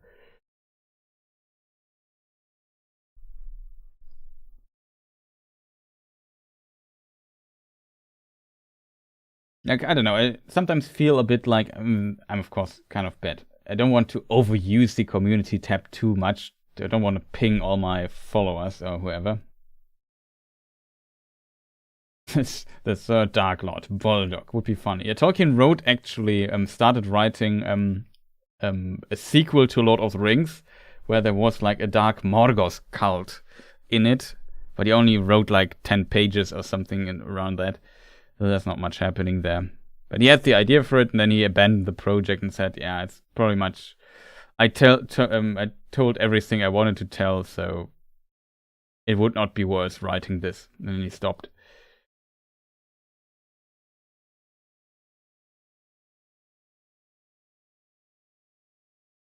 There are very few sentences. If I'm not mistaken, Boldock is also... Yeah, he appears in the Lays of Beleriand for the most time. In the Lays of Lathian and so on.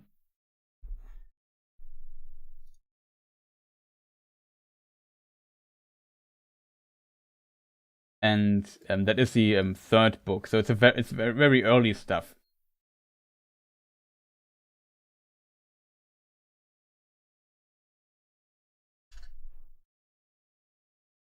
Yeah, The Lays of Beleriand, 1985 is the third book of the History of Middle-earth books, and yeah, that appears, I think, it might reappear in The Lost Road and other writings as well. Also pretty early stuff, but it's not mentioned in the later transformations of the of Tolkien's writings and works and so on.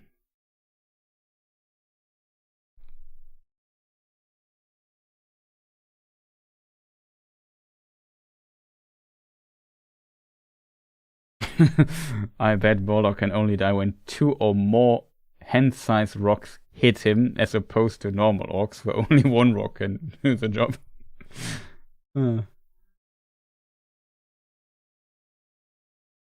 Yeah, that is for sure a problem, that I'm not sufficiently commercially minded. So often, I would hope that not being too commercially minded also, like, people kind of like. Because I don't try to sell out too much. But yeah, I don't know.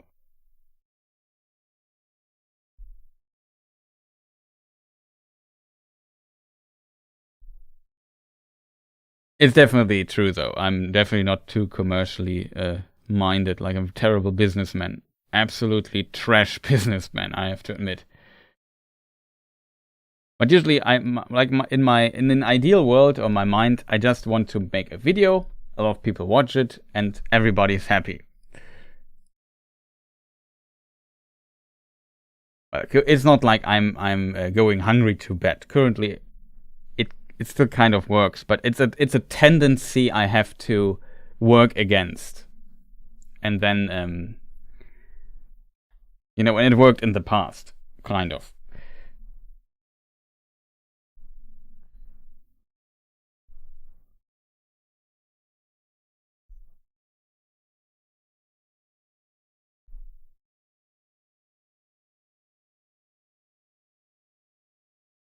Don't follow advocate business advice. I won't. Don't worry. But yeah, chat. I would say this has very little now to do with Lord of the Rings. Just expect that I might experiment about a few things. I don't you are too upset if I maybe try a few shorts or so, maybe see what's going on with that. Probably have to find some stuff. I don't know. I of course will do normal lore videos, I guess. I would really love to complete the Who's Elrond video, but as said, it's very difficult.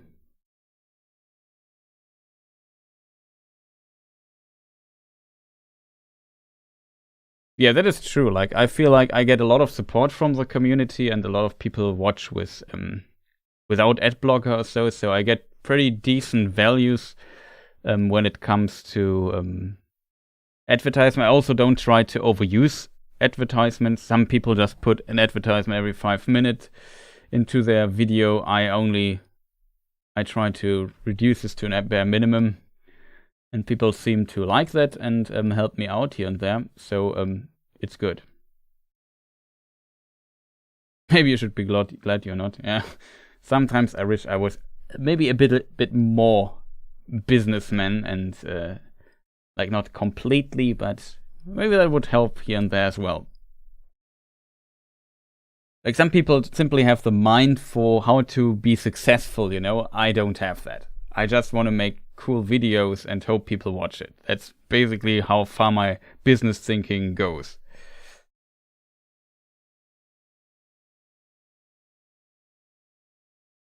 I can't deal with apps, but you get YouTube Premium. Do you get much? Yeah, the YouTube Premium income is pretty insane. Like it's twice as much as you get for if you watch an ad.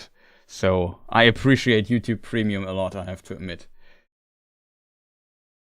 Maybe it's even more than twice. It depends a little bit on the country and other things. But yeah, YouTube Premium is usually pretty neat, I have to admit.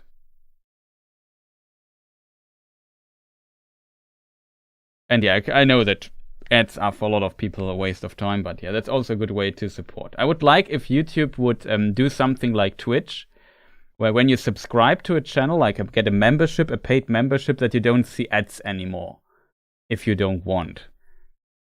Maybe make a button where you can activate it if you want to support a little bit extra, but I guess if you get a membership, you already...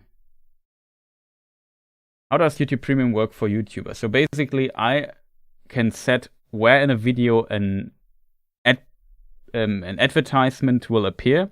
I can't tell what advertisements will appear. I can only tell when they appear in the video and how many of them. And if you have YouTube Premium, you simply don't see the ad, and I get a share though when the ad is shown, if that makes sense.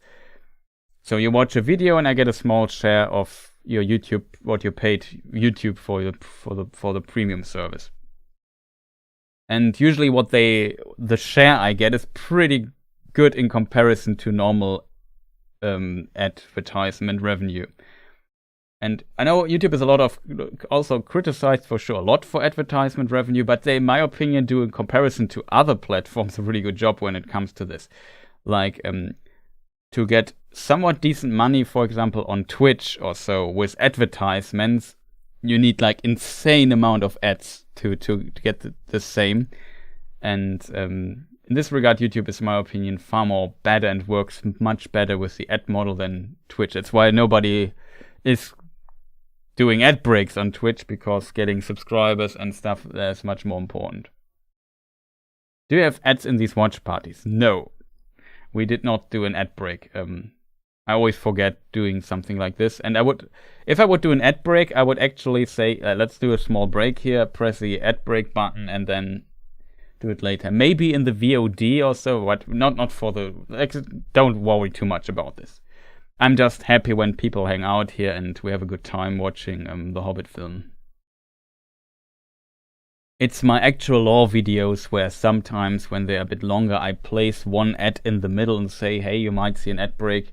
Like I did with the last video, the Galadriel video and the first kinslaying stuff. There was one ad break in the middle, which I wanted to try out. I even thought about announcing an ad break and just using it to remind people to subscribe, and then don't show an ad, but I actually placed an ad there, just to see how the feedback would be.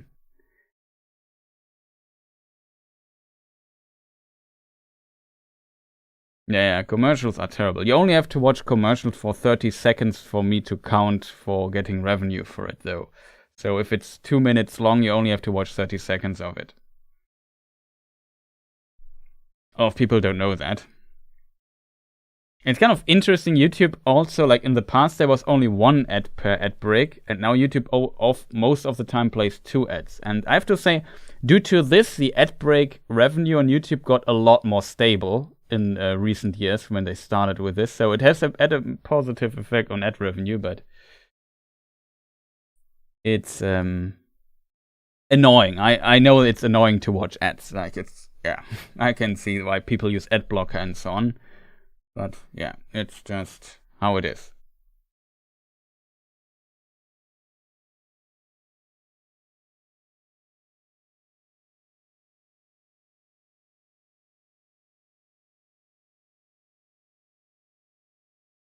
I've spent as much watch party time this watch party and the rest of the week combined. Yeah, maybe I just do an ad break right now. And then we call it a day. That would be kind of funny. It's like the worst, the terrible, like when only like 5 people are left in the stream. Then we do the ad break because it makes absolutely no sense.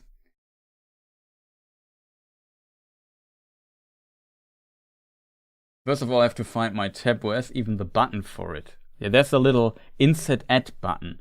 I have to admit, I never did this in the past. I've never pressed the insert ad button during a live stream because I never do breaks, or longer breaks in the stream. Only at the beginning where stuff doesn't start. And I don't know. So maybe we try this out this time. So I will press the button and we see what happens for you people. Okay, it tells me ads inserted. What happens now?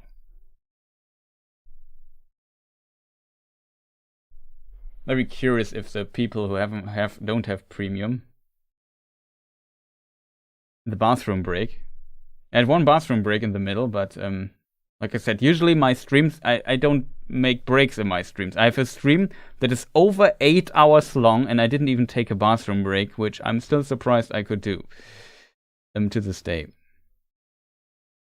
Yeah, of course you don't see it, but maybe some the other people might see an ad break. I hope it's not too long. Don't forget it's just 30 seconds and you can skip it. It's longer. But YouTube recently also made shorter ads that are like 10 seconds and you can't skip them at all.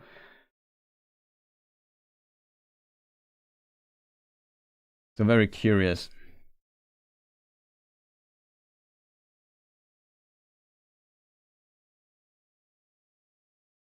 The interesting thing, I still hear you talking. Yeah, for sure. It should not. That is what I would expect. I insert an ad, you hear me talking, and the people who see the ads currently, they come back and don't hear what we are discussing now here. It's the same on Twitch, by the way. When they press an ad, and there's also the Twitch Turbo or whatever it's called, or if you're subscribed, you also don't see ads, so you see the streamer talking and interacting during the ad break stream. But there's also annoying, especially in Twitch, you have forced breaks for every hour or so when you are partnered or so. It's kind of annoying.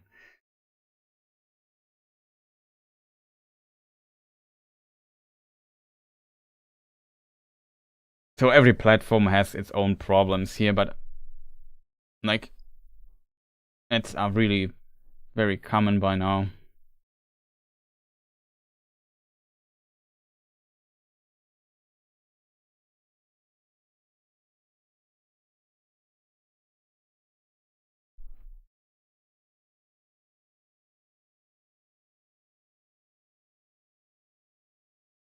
Yeah, that is true. Maybe we should do more breaks. But the ad revenue is not my problem. My problem is people getting people to watch me or find this channel.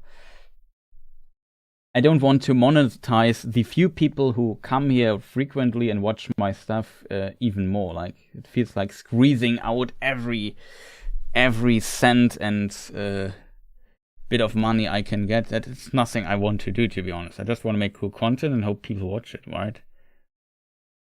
Ultimately, it's income, isn't it? That is true, of course, but I still would simply appreciate to get stable views again on this channel. That would be pretty fantastic.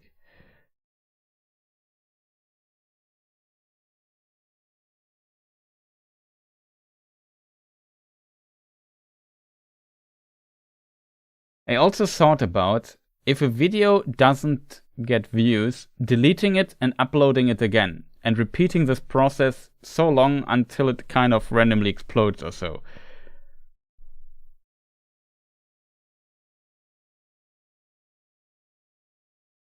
Yeah, that is true. Yes, in a short break. If you have dedicated breaks, I think people don't mind when nothing is happening anyway. I think when people are annoyed by it is when it interrupts the content at a wrong place. You know what I mean? I don't like this as well. Like something interesting is happening, he's answering my question, ad break. that would be yeah, that's not great. So I try to avoid this. So very curious if anybody has seen any ads or so.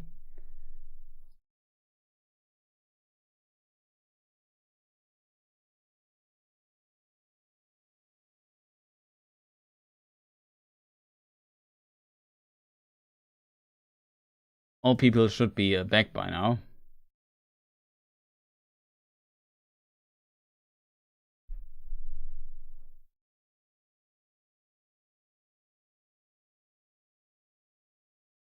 I saw no ads. Okay, that is interesting.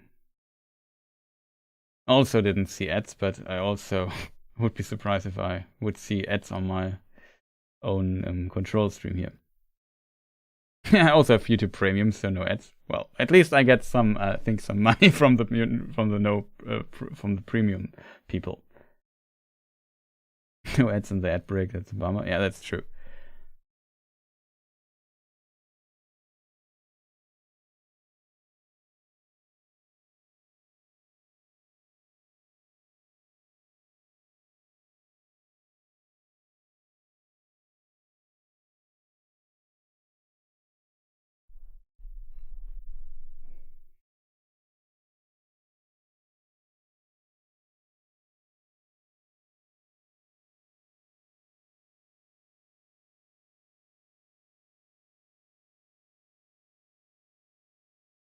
I can change thumbnails even it's working. Sometimes it takes a moment till the new thumbnail is applied, though. I think the first change happens relatively fast. If you change it a second time, it might take some time till people see the changed thumbnail.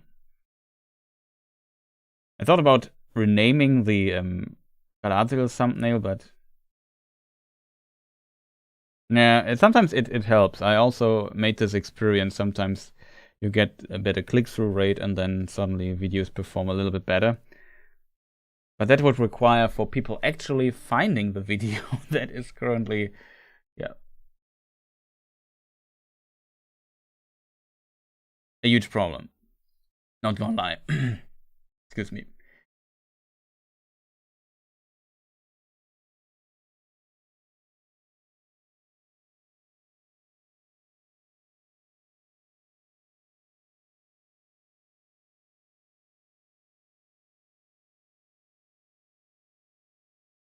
Now it's also interesting, YouTube suggests improving the title or thumbnail of this video might increase viewership, but keep in mind that some topics may just naturally attract a smaller audience. Yeah, I mean, the side character and very unpopular character Galadriel, nobody is ever interested in what she did in her youth and so on. So I can definitely see this not working. I remember when I uploaded a video about Galadriel shortly before Rings of Power aired. It's not like she's the main character or so, but yeah, also did very terrible. It might be that the Rings of Power show left a bit of what do you call it? Burnt earth? No, yeah, verbrannte Erde in German. Scoured earth. Whatever the English idiom might be. With Galadriel, so maybe she lost a little bit in popularity as a result, or people fear. I even did not include any, like only the 2 trees screenshot from Rings of Power. Scorched Earth, that's the word, thank you.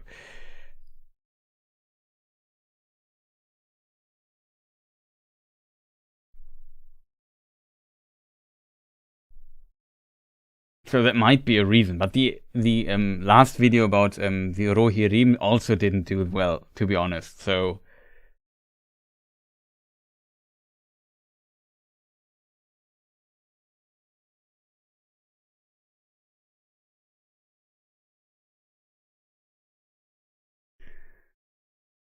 I mean, there are definitely people who liked Rings of Power as well as the show, but yeah, I don't know.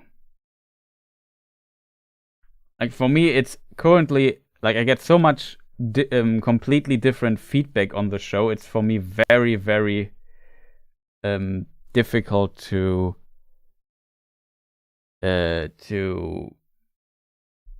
kind of evaluate how my viewer audience or the typical viewer of my channel kind of sees this. Is this just a very loud minority that really hates a lot on the show? Is it 50-50? Is it even more, like more people dislike the show than like the show? I don't know. I really can't evaluate it right now. It feels... I don't know. I just know the dislikes on all my Rings of Power videos. They all have the worst dislike ratios on my channel. All of them. I upload a video with Rings of Power in the title and it gets dislikes by default. So there are people who are really, really triggered by this. And I don't know how many they are. So currently I'm trying to avoid the topic a little bit. And I feel like I said everything about the show in these 2 months when the show aired. So I don't have anything to say about the show right now. I just hope it gets better next season. And it might be... I don't know. Though there's also some stuff I liked about the first season. Not like I completely hated it, but I feel like they did some good stuff, some bad stuff, and then lands in the middle for me. Kind of. Could have been better. I think the script is not that great. But yeah, we talked about this 5,000 times in streams at length. And in a lot of videos. I also did one Rings of Power review video for episode 3, which was still open. I didn't manage to finish it. That video also did very well, and it was a lot of work making this one. But yeah.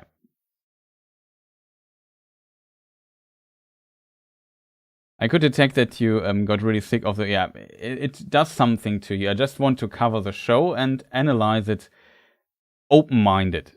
And if you just consistently read the negativity about the show, you lose a bit of fun, you know, when, like, I don't know, it's, you get, like, it gets to you at some point. Then you don't enjoy making the content anymore. That's usually not good, because I don't want to deal with constant negativity and complaining. I don't mind valid criticisms, but I sometimes feel people go too much overboard and are too extreme in their approaches when it comes to this. And I don't want to defend the show. I just want to discuss this open-minded. I criticize what I think could have been done better. I praise the things it did well, and people have to decide themselves if they think it's good or bad, and if they give it a try or not, or if they liked it or not. It's not my... I don't see it as my, not purpose, but as my... I can't influence how people perceive the films anyway. I can just maybe start a discussion about it, which might be interesting or not.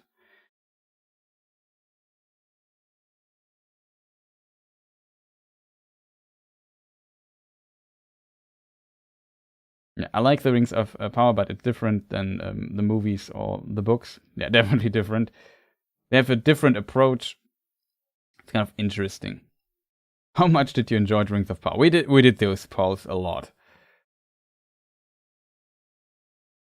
Yeah, the comment section will be active. You just have to mention Rings of Power, and then people they have developed this supernatural sense that when YouTube somebody says something about Rings of Power, they come and tell you how terrible the show is.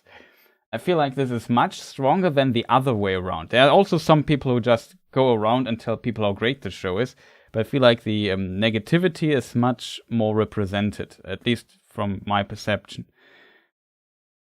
And I don't mind that people dislike the show. Every opinion can be used to your favor.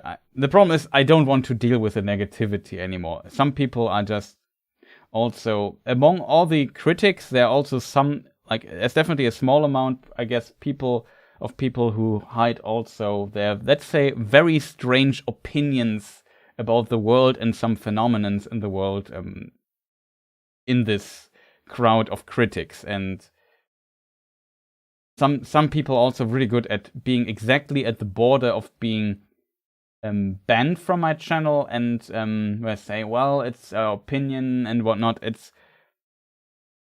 I don't want to deal with these edge cases all the time, because it eats a lot of energy and it's kind of annoying, I have to admit. I rarely ban people from my comment section, but as I have banned people from my channel simply because they wrote absolute horrible stuff, and I don't want to have those people in my comment section. Usually I try to avoid this, and usually people commenting on my videos are awesome and write cool stuff, be it positive or negative, but it's, yeah, I don't know. If you start denying the existence of the Holocaust and stuff like this, I will ban you from my channel. It's very simple.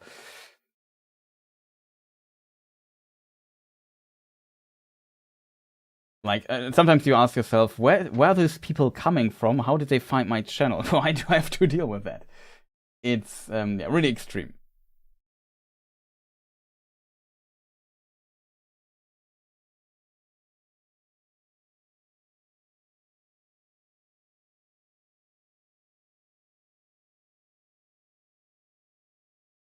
Yeah, me too. In fact, I unsubscribed from some couple of Tolkien channels themselves because they were just relentlessly negative. Yeah.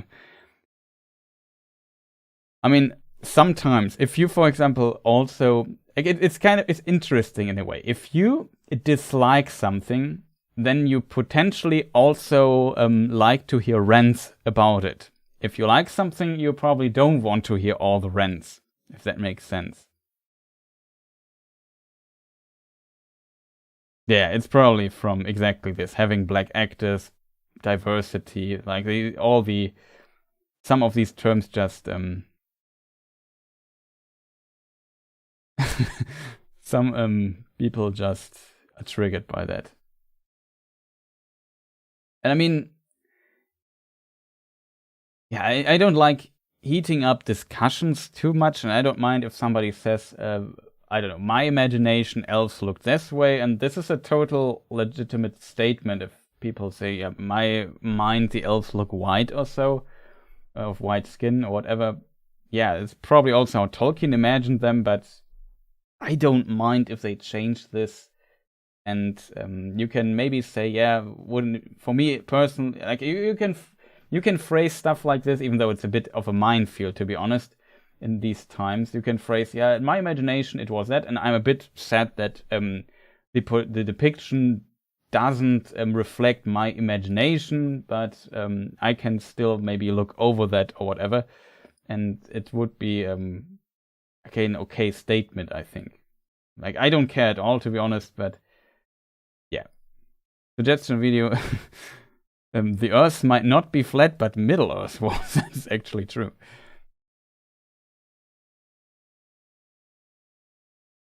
I think the people you banned Tolkien would have banned also. I agree on that, to be honest. Like, Tolkien was also maybe in some ways quite conservative, but in many ways he was also very progressive, and he definitely did not like what Germany did during World War II, I can tell you that.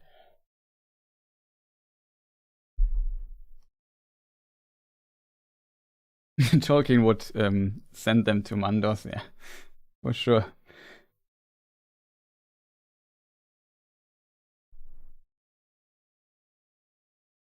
I've seen he uploaded another Rings of Power video, which surprised me, to be honest, because I could imagine Matt had also enough of the show by now.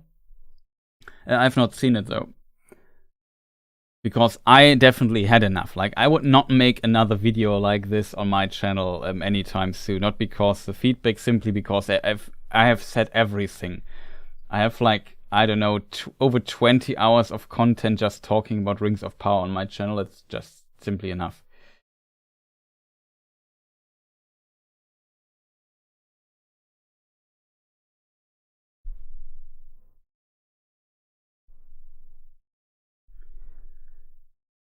But I will definitely cover the show when the next season comes out. At least as long as this channel exists, but let's hope for the best.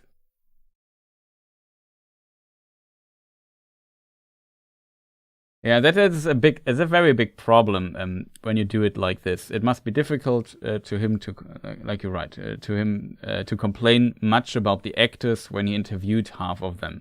Yeah.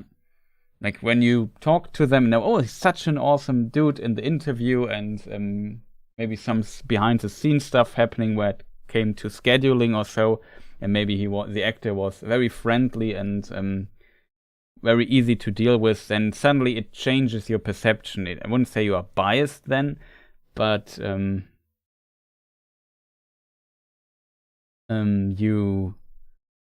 you could see them in a bit more positive light. That's also why I try to avoid interview situations like this. I'm not sure if I could have even gotten somebody to interview, to be honest, but for the show, I tried to be, because I wanted to review the show also, which I did, and for that I feel like I wanted to be unbiased, so I'm not on Amazon's payroll, at least when it comes to the show and so on. I did not go to any events. I could have gone to the premiere of Rings of Power as well. I did not do that simply because of that. It was a tough decision, though, to be honest, because it would have been great to see some of the other creators face to face, which I'm know for quite some years by now, which attended these events. And yeah, I didn't do that. Probably not a smart decision, to be honest, but it was definitely a reason why I didn't do this. Who would care? I personally, it's just my personally philosophically or my working ethic that I don't want to be biased. I can't make a review when I don't know, get invited somewhere, they pay for my flight or whatever, or for my thing, I don't know. That would not be the case. I probably would have to pay my flight myself in this particular invitation case, but still getting something from them and so on could kind of bias you, if that makes sense. Ever did collaboration with other YouTubers? Yes, I did quite a bit. Usually, there were some streams here that we had, where I had, for example, where I had usually Dan from Voice of Geekdom. I often have here. I had Red Book in a stream. Often Helen, Clueless Fangirl. We also did a lot during the Rings of. Also, I had in one time Men of the West, Joysten, and Nerd of the Rings here as guests multiple times by now. I had one very big stream, very big stream collaboration. I'm very proud of. I think that was for episode 2, my roundtable stream. There I got Hello Future Me, Timbo Took, Nerd of the Rings, Men of the West, and Clueless Fangirl was also there. So that was a pretty big collaboration with some very big YouTubers. Like, they combined have like Nerd of the Rings, Hello Future Me, Men of the West have more subscribers than I ever will have. So that was pretty fun, though. Pretty awesome people. Does anybody think Red Book speaks too slowly? I wouldn't say too slowly. He speaks maybe a bit slower, that's true, but I wouldn't say too slow. It doesn't. Never say never. You are right. I wouldn't complain if I would surpass them, to be fair, but I think it's highly unrealistic with the content I'm doing here. But he's a very thorough person that also goes in a lot of depth discussing very specific topics, and he puts a lot of work in his editing. It's a pretty cool dude, I have to admit. Was very fun guest when I had him here on this channel, the few times I had him.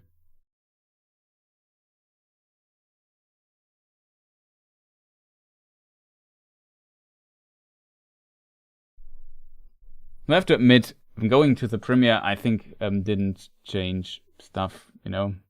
I think actors were alright, but the writers have it rough because Tolkien was a genius. Yeah, that's true.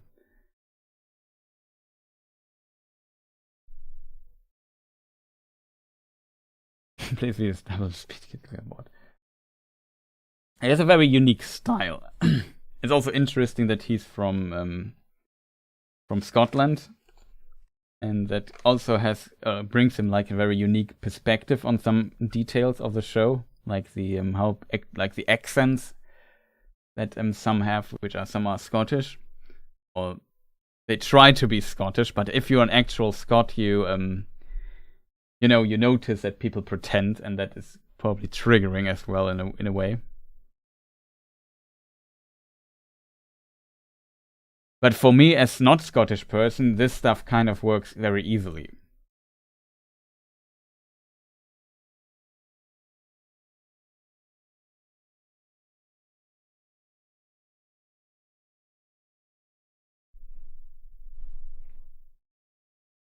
But yeah, very curious to see what collaborations I will do this year. I have nothing organized yet, but I should maybe invite a guest for a stream in the future. So I have one. I have not even requested the collaboration. I won't tell. I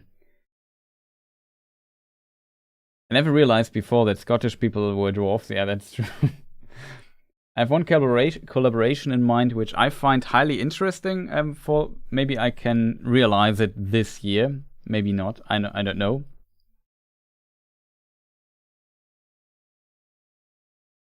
I wonder why dwarves have a Scottish accent. That's a very good question. I think it makes a lot of sense that dwarves speak with an accent because, or kind of makes sense. Let's put it that way.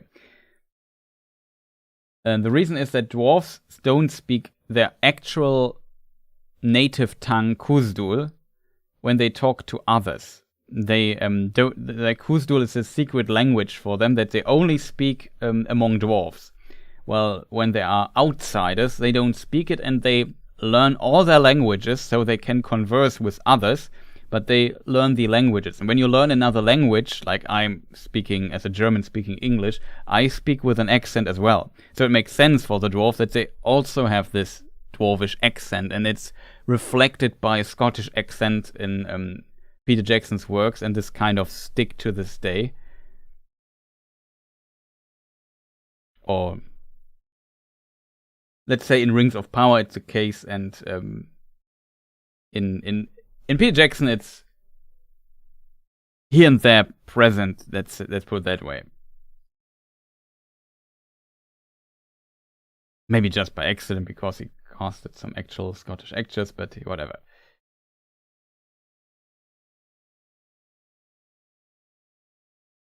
In German version they don't have an accent. In German localization, which might seem a bit strange, even though they are in different regions, there are also different accents in Germany. Some so strong that you don't even understand. Some cases it's actually almost like a different language, like Plattdeutsch or something like this. It's really intense. But there are also a lot of different German accents, and in localization, usually they're always done only in standard German, and they never use accents. Because it would be very strange, like if the dwarves had like a Bavarian accent or something like that.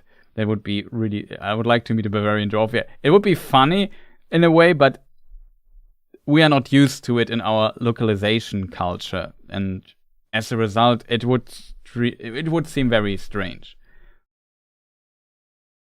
Or let's say from Saxon or so. That's also kind of funny accent in Germany. I think best dwarvish accent maybe would be like a northern accent, like Hamburg or so. I could imagine. And Hobbits would need a Rhineland accent. That would also be funny.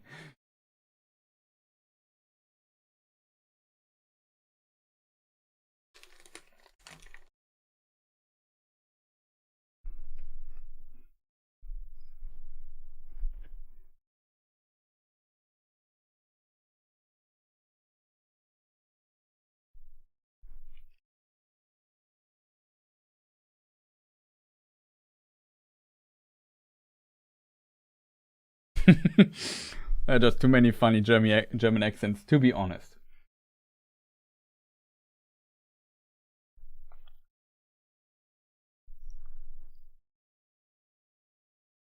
The Austrian accent that would also be funny for dwarves.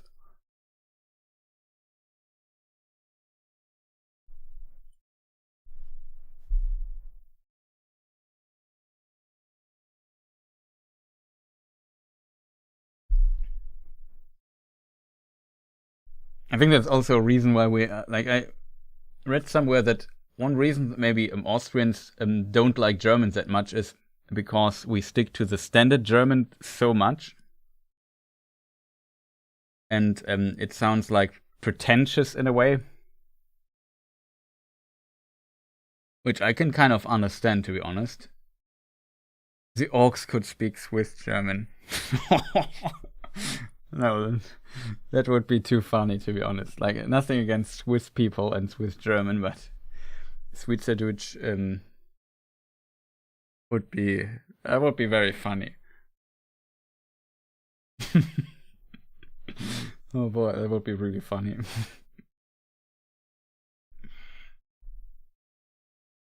Imagine an Austrian dwarf yodeling. Yeah. But the Austrians, at least in some regions, are also very also like their mountains, so that would kind of fit, I have to admit.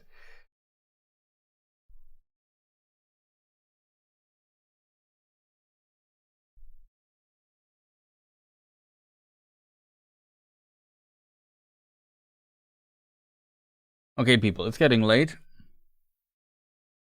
I would say we call it a day. I said this like hours ago, and now maybe I need to cut out this last part here so people have just a watch party at the end, but at least we had like a good time. The horn of the hall of Helm Hammerhand of Helm. Okay, the horn of Helm Hammerhand will be yodeled once again. Yeah, thanks, Chris. Yeah, no problem. Thank you, Tsuchan, for your support and so on. Also for all the others here staying in chat with me, enduring my complaints about the weird behavior of YouTube. I really need to get and find out how I can contact YouTube people. Yeah, I'll take care of you people as well. We watch it maybe the next part next week. As said, I try to do a video for the German channel and also here for the main. Maybe I try out some short stuff. I don't know yet. You will see. Something will pop up hopefully in your subscription thing feed or in the notification thing on top when you have pressed the bell, the annoying bell that kind of doesn't work. And yeah, thank you people for watching. I hope you enjoyed this little fun stream here. And I would say see you people next time and goodbye.